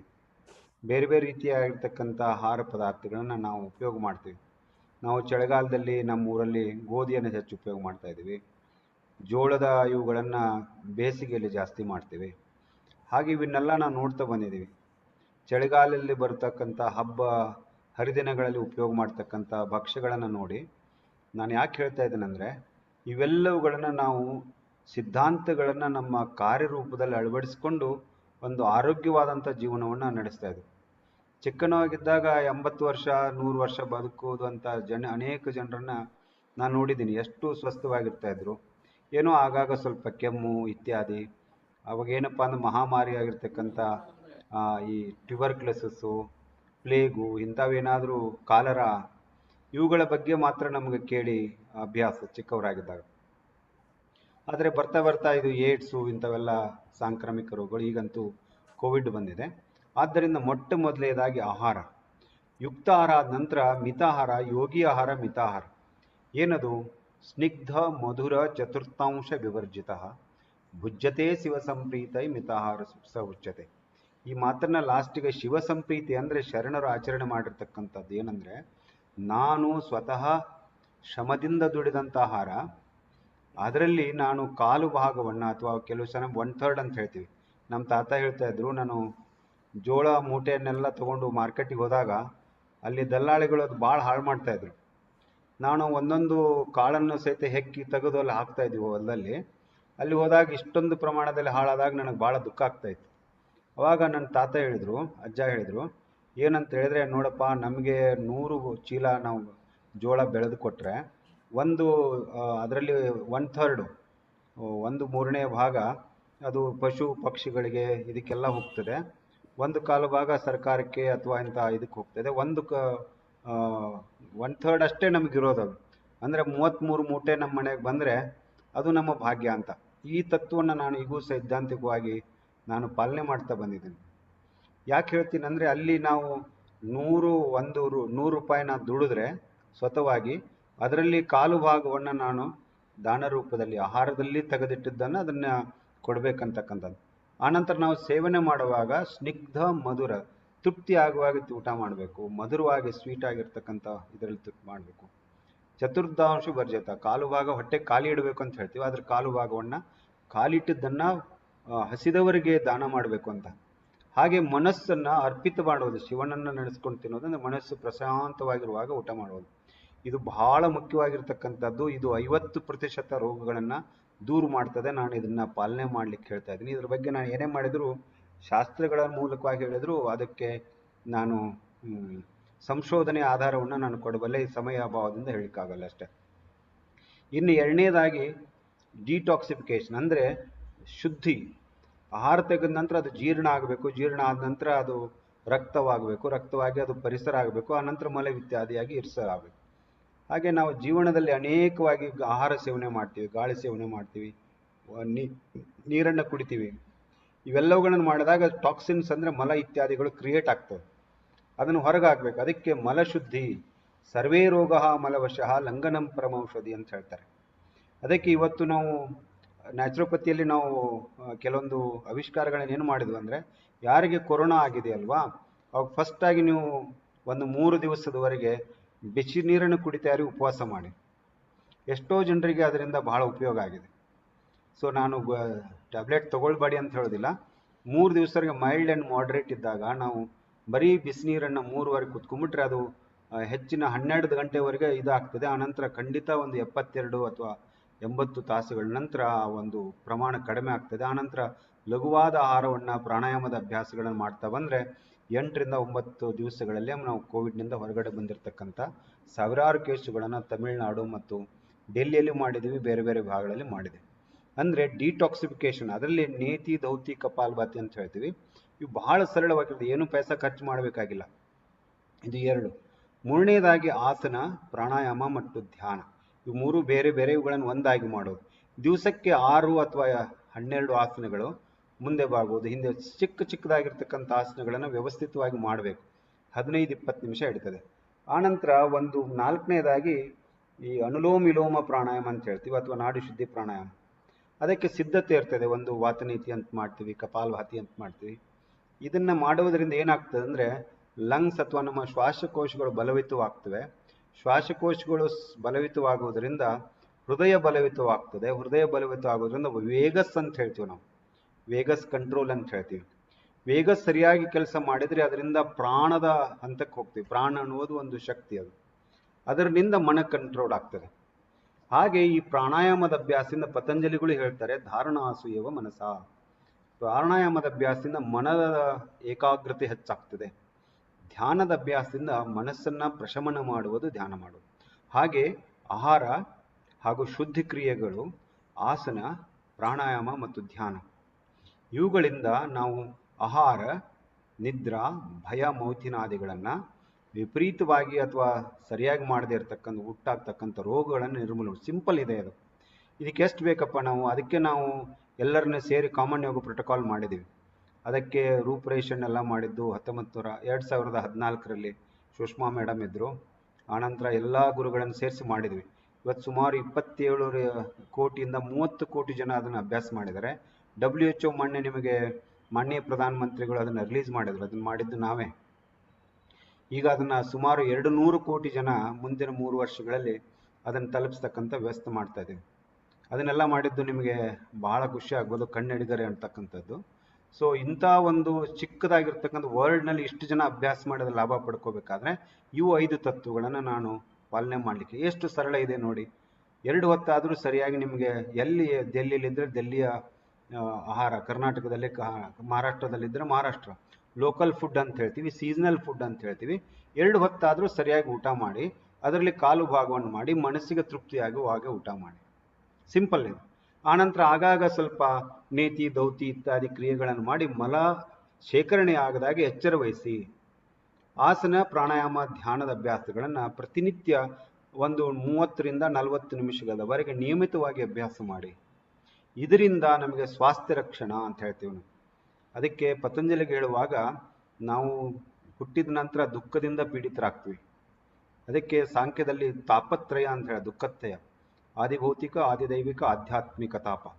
3 ತಾಪಗಳು ನಾವು ಎಷ್ಟೇ ದೊಡ್ಡವರಾಗಲಿ ಶರಣರಾಗಿರಲಿ ನಮ್ಮ ಬೆಂಬಿಡದೆ ಬರ್ತಾ ಇರ್ತವೆ. ಯಾಕಂದ್ರೆ ಪ್ರಕೃತಿ ಪುರುಷರ ಮೇಲದಿಂದ ಅದು ಸರ್ವೇ ಸಾಮಾನ್ಯವಾಗಿರ್ತದೆ. ತಿಳಿದವರು ಇದನ್ನು ಅರ್ಥ ಮಾಡ್ಕೊಳ್ತಾರೆ. ದುಃಖದಿಂದ ನಾನು ದೂರ ಆಗೋದಿಲ್ಲ, ಆದರೆ ದುಃಖದಿಂದ ನನ್ನ ಮನಸ್ಥಿತಿಯನ್ನ ಬೇರೆ ಮಾಡ್ಬೇಕಂತ. ಅದಕ್ಕೆ ನಾನು ಆಧ್ಯಾತ್ಮಿಕ ಅಥವಾ ಪಾರಮಾರ್ಥಿಕ ವಿಚಾರದ ಬಗ್ಗೆ ಮಾಡಬೇಕಾದ್ರೆ ಮೊಟ್ಟ ಮೊದಲನೇದಾಗಿ ಪ್ರಪಂಚವನ್ನು ಗೆದ್ದು ಪಾರಮಾರ್ಥಕ್ಕೆ ಹೋಗ್ಬೇಕಂತ. ಅದಕ್ಕೆ ಬೇಕಾಗಿರ್ತಕ್ಕಂಥ ಸ್ವಾಸ್ಥ್ಯ ರಕ್ಷಣೆ, ಸ್ವಸ್ಥ ಅಂತಕ್ಕಂಥ ಇಷ್ಟು ಸರಳವಾಗಿ ನಿಮ್ಮ ಮುಂದೆ ಇಟ್ಟಿದ್ದೀನಿ. ಇನ್ನು 2ನೇ ಹಂತಕ್ಕೆ ಹೋಗ್ಬೇಕಾದ್ರೆ ಪಾರಮಾರ್ಥಿಕವಾಗಿರ್ತಕ್ಕಂಥದ್ದು ಏನು ಹೇಳಿದೆ, ಅಲ್ಲಿ ಬೇಕಾಗಿರ್ತಕ್ಕಂಥ ಮತ್ತೆ 5 ವಿಧಗಳನ್ನು ನಾನು ಹೇಳಲಿಕ್ಕೆ ಯೋಚನೆ ಮಾಡ್ತೀನಿ. ಅದಕ್ಕೆ ನಾನು ಹೇಳೋದು ಮೊದಲನೇದಾಗಿ, ಶರಣರೆಲ್ಲ ಈ ಅಹಿಂಸಾ, ಸತ್ಯ, ಬ್ರಹ್ಮಚರ್ಯ, ಅಪರಿಗ್ರಹ ಎಲ್ಲ ಹೇಳ್ತೀವಿ ನಾವು. ನಾನು ಅನೇಕ ಯೋಗಗಳನ್ನು ಓದಿರ್ಬೋದು, ಮತ್ತು ಸರಳೀಕರಿಸಿ ನಮ್ಮ ಇದರಲ್ಲಿ ಹೇಳ್ತೇನೆ. ಮೊಟ್ಟ ಮೊದಲನೇದಾಗಿ ಅಲ್ಲಿ ಯಮ ನಿಯಮಗಳನ್ನು ಹೇಳ್ತಾರೆ. ಯಮ ಅಂತ ಹೇಳಿದ್ರೆ ಅದನ್ನು ನಾವು ಪಾಲನೆ ಮಾಡೋದ್ರಿಂದ ನಮಗೆ ರಿಸ್ಟ್ರೈಂಟ್, ನನ್ನನ್ನು ನಾನು ಪ್ರೊಟೆಕ್ಟ್ ಮಾಡ್ಕೊಳ್ತೀನಿ. ನಿಯಮಗಳನ್ನು ಪಾಲನೆ ಮಾಡೋದ್ರಿಂದ ನಾನು ನೀತಿಯನ್ನು ಪಾಲನೆ ಮಾಡ್ತೀನಿ. ಏನದು ನಿಯಮ? ಶೌಚ, ಸಂತೋಷ, ತಪಸ್ವಾಧ್ಯಾಯ, ಈಶ್ವರ ಪರಿನಿಧಾನ, ಇವುಗಳು ನಿಯಮಗಳು. ಇವುಗಳನ್ನು ಆಚರಣೆ ಮಾಡುವುದರಿಂದ ಅದಕ್ಕೆ ನಾನು ನಮ್ಮ ಲ್ಯಾಂಗ್ವೇಜ್ನಲ್ಲಿ, ಮೆಡಿಕಲ್ ಲ್ಯಾಂಗ್ವೇಜ್ನಲ್ಲಿ ಅವು ಕ್ವಾಲಿಟಿ ಕಂಟ್ರೋಲ್ ಅಂತ ಹೇಳ್ತೀವಿ. ನಾವು ಯಾವುದೇ ಮೆಡಿಸಿನ್ಸ್ ಮಾಡಬೇಕಾದ್ರೆ ಕ್ವಾಲಿಟಿ ಕಂಟ್ರೋಲ್ಗೆ ಹೋಗಿ ಅಂತ. ನಿಮಗೆ ರಿಸಲ್ಟ್ ಬರ್ತಾ ಇಲ್ಲ ಬಸವರೆಡ್ಡಿ ಅಂದರೆ ನೀವು ಕ್ವಾಲಿಟಿ ಕಂಟ್ರೋಲ್ ಮಾಡಿಲ್ಲ, ಯಮ ನಿಯಮಗಳನ್ನು ಸರಿಯಾಗಿ ಆಚರಣೆ ಮಾಡಿಲ್ಲ, ಶುದ್ಧವಾದಂಥ ಆಹಾರವನ್ನು ಸೇವನೆ ಮಾಡಿಲ್ಲ. ಸುಮ್ಮನೆ ಹಾಗೆ ತೋರಿಸ್ಲಿಕ್ಕೆ ಟಿವಿ ಮುಂದೆ ಎಕ್ಸಸೈಸ್ ಮಾಡಿ, ಹಾಗೆ ಹೀಗೆ ಸ್ಟ್ರೆಚ್ ಮಾಡಿ, ಕಠಿಣವಾದ ಆಸನಗಳನ್ನು ಮಾಡಿ ಚಪ್ಪಾಳೆ ಗಿಡಿಸ್ಕೊಂಡ್ರೆ ಸೊ ರಾತ್ರಿ ಹೊಟ್ಟೆಯಲ್ಲಿ ನಿಮಗೆ ತೊಂದರೆ ಆಗ್ತದೆ. ಸೊ ಆದ್ದರಿಂದ ನೀವು ಮೊಟ್ಟ ಮೊದಲಾಗಿ ಎಷ್ಟು ಸಾಧ್ಯವಾಗುತ್ತೋ ಯಮ ನಿಯಮಗಳು. ಹಾಗಾದರೆ ಯಮ ನಿಯಮಗಳನ್ನು ಹೇಳೋದ್ರಿಂದ ಸಾಧ್ಯವೋ? ಇಲ್ಲ. ಅದನ್ನು ನಾವು ಆಸನ ಪ್ರಾಣಾಯಾಮ ಧ್ಯಾನಗಳ ಮೂಲಕವಾಗಿ ಇದನ್ನು ಕಲಿಸ್ಕೊಡ್ತೀವಿ ನಾವು. ಇದು ಟೆಕ್ನಾಲಜಿ, ತಂತ್ರಜ್ಞಾನ. ಇದು ನಾವೇನು ಹೇಳ್ತೀವಿ ಅಂದರೆ, ನಮ್ಮ ಯೋಗಶಾಸ್ತ್ರ ಒಂದು ದರ್ಶನಶಾಸ್ತ್ರ. ದರ್ಶನವನ್ನು ಫಿಲಾಸಫಿ ಅಂತ ಕರಿತೀವಿ. ಅದನ್ನು ನಾನು ಸೈಂಟಿಫಿಕ್ ಆಗಿ, ನಾನು ಒಬ್ಬ ಫಿಸಿಕ್ಸದ ವಿದ್ಯಾರ್ಥಿಯಾಗಿ ಅದನ್ನು ವೈಜ್ಞಾನಿಕವಾಗಿ ಗ್ರಾವಿಟೇಷನಲ್ ಫೋರ್ಸ್ ಏನೇನಾಗುತ್ತೆ ಅದನ್ನು ಅರ್ಥ ಮಾಡಿಕೊಂಡು, ಅದನ್ನು ಒಬ್ಬ ತಂತ್ರಜ್ಞನಾಗಿ, ನಾನು ಕಂಪ್ಯೂಟರ್ ವಿಜ್ಞಾನಿ, ಅದರಲ್ಲಿ ನಾನು ಟೆಕ್ನಾಲಜಿ ಉಪಯೋಗ ಮಾಡ್ತೀನಿ. ಯೋಗದ ವಿಜ್ಞಾನಿಯಾಗಿ ಅದನ್ನು ಒಂದು ಟೂಲ್ ಆಗಿ, ಒಂದು ಟ್ಯಾಬ್ಲೆಟ್ ಆಗಿ, ಒಂದು ಪ್ರೋಟೋಕಾಲ್ ಅಂತ ಹೇಳ್ತೀವಲ್ವ, ಆ ರೀತಿಯಾಗಿ ನಮ್ಮ ಎದುರಿಗೆ ಕೊಡ್ತೀನಿ. ನೀವು ಯಾರಾದರೂ ನನ್ನ ಹತ್ರ ಬಂದು ನಾನು ಸರಿಯಾಗಿ ನೋಡಿ ಕೇವಲ 30 ನಿಮಿಷಗಳು ಒಂದು ಪ್ರೋಟೋಕಾಲ್ ಕೊಡ್ತೀನಿ. ಪ್ರತಿ ವಾರನೋ ಪ್ರತಿ ತಿಂಗಳನೋ ಅದನ್ನು ಬದಲಾವಣೆ ಮಾಡ್ತೀನಿ. ಅದಕ್ಕೆ ಯಮ ನಿಯಮಗಳಂತಕ್ಕಂಥದ್ದನ್ನು ನಾವು ಆಚರಣೆ ಮಾಡೋದ್ರಿಂದ ಅದು ನೈತಿಕತೆ ನೆಟ್ಟನ್ನು ಕೊಡ್ತದೆ. ಇದು ಯಮ ಮತ್ತು ನಿಯಮ 2 ಆಯಿತು. ಇನ್ನು 3ನೇದಾಗಿ ನಾವು ಕರ್ಮಯೋಗದಲ್ಲಿ ಏನು ಹೇಳ್ತಾರೆ ಅಂದರೆ ನಿಷ್ಕಾಮಕರಣ. ನಾವು ಯಾರೇ ದೊಡ್ಡವರಾದರೂ ಸಹಿತ ಕರ್ಮವನ್ನು ತಪ್ಪಿಸ್ಕೊಳ್ಳಿಕ್ಕಾಗೋದಿಲ್ಲ.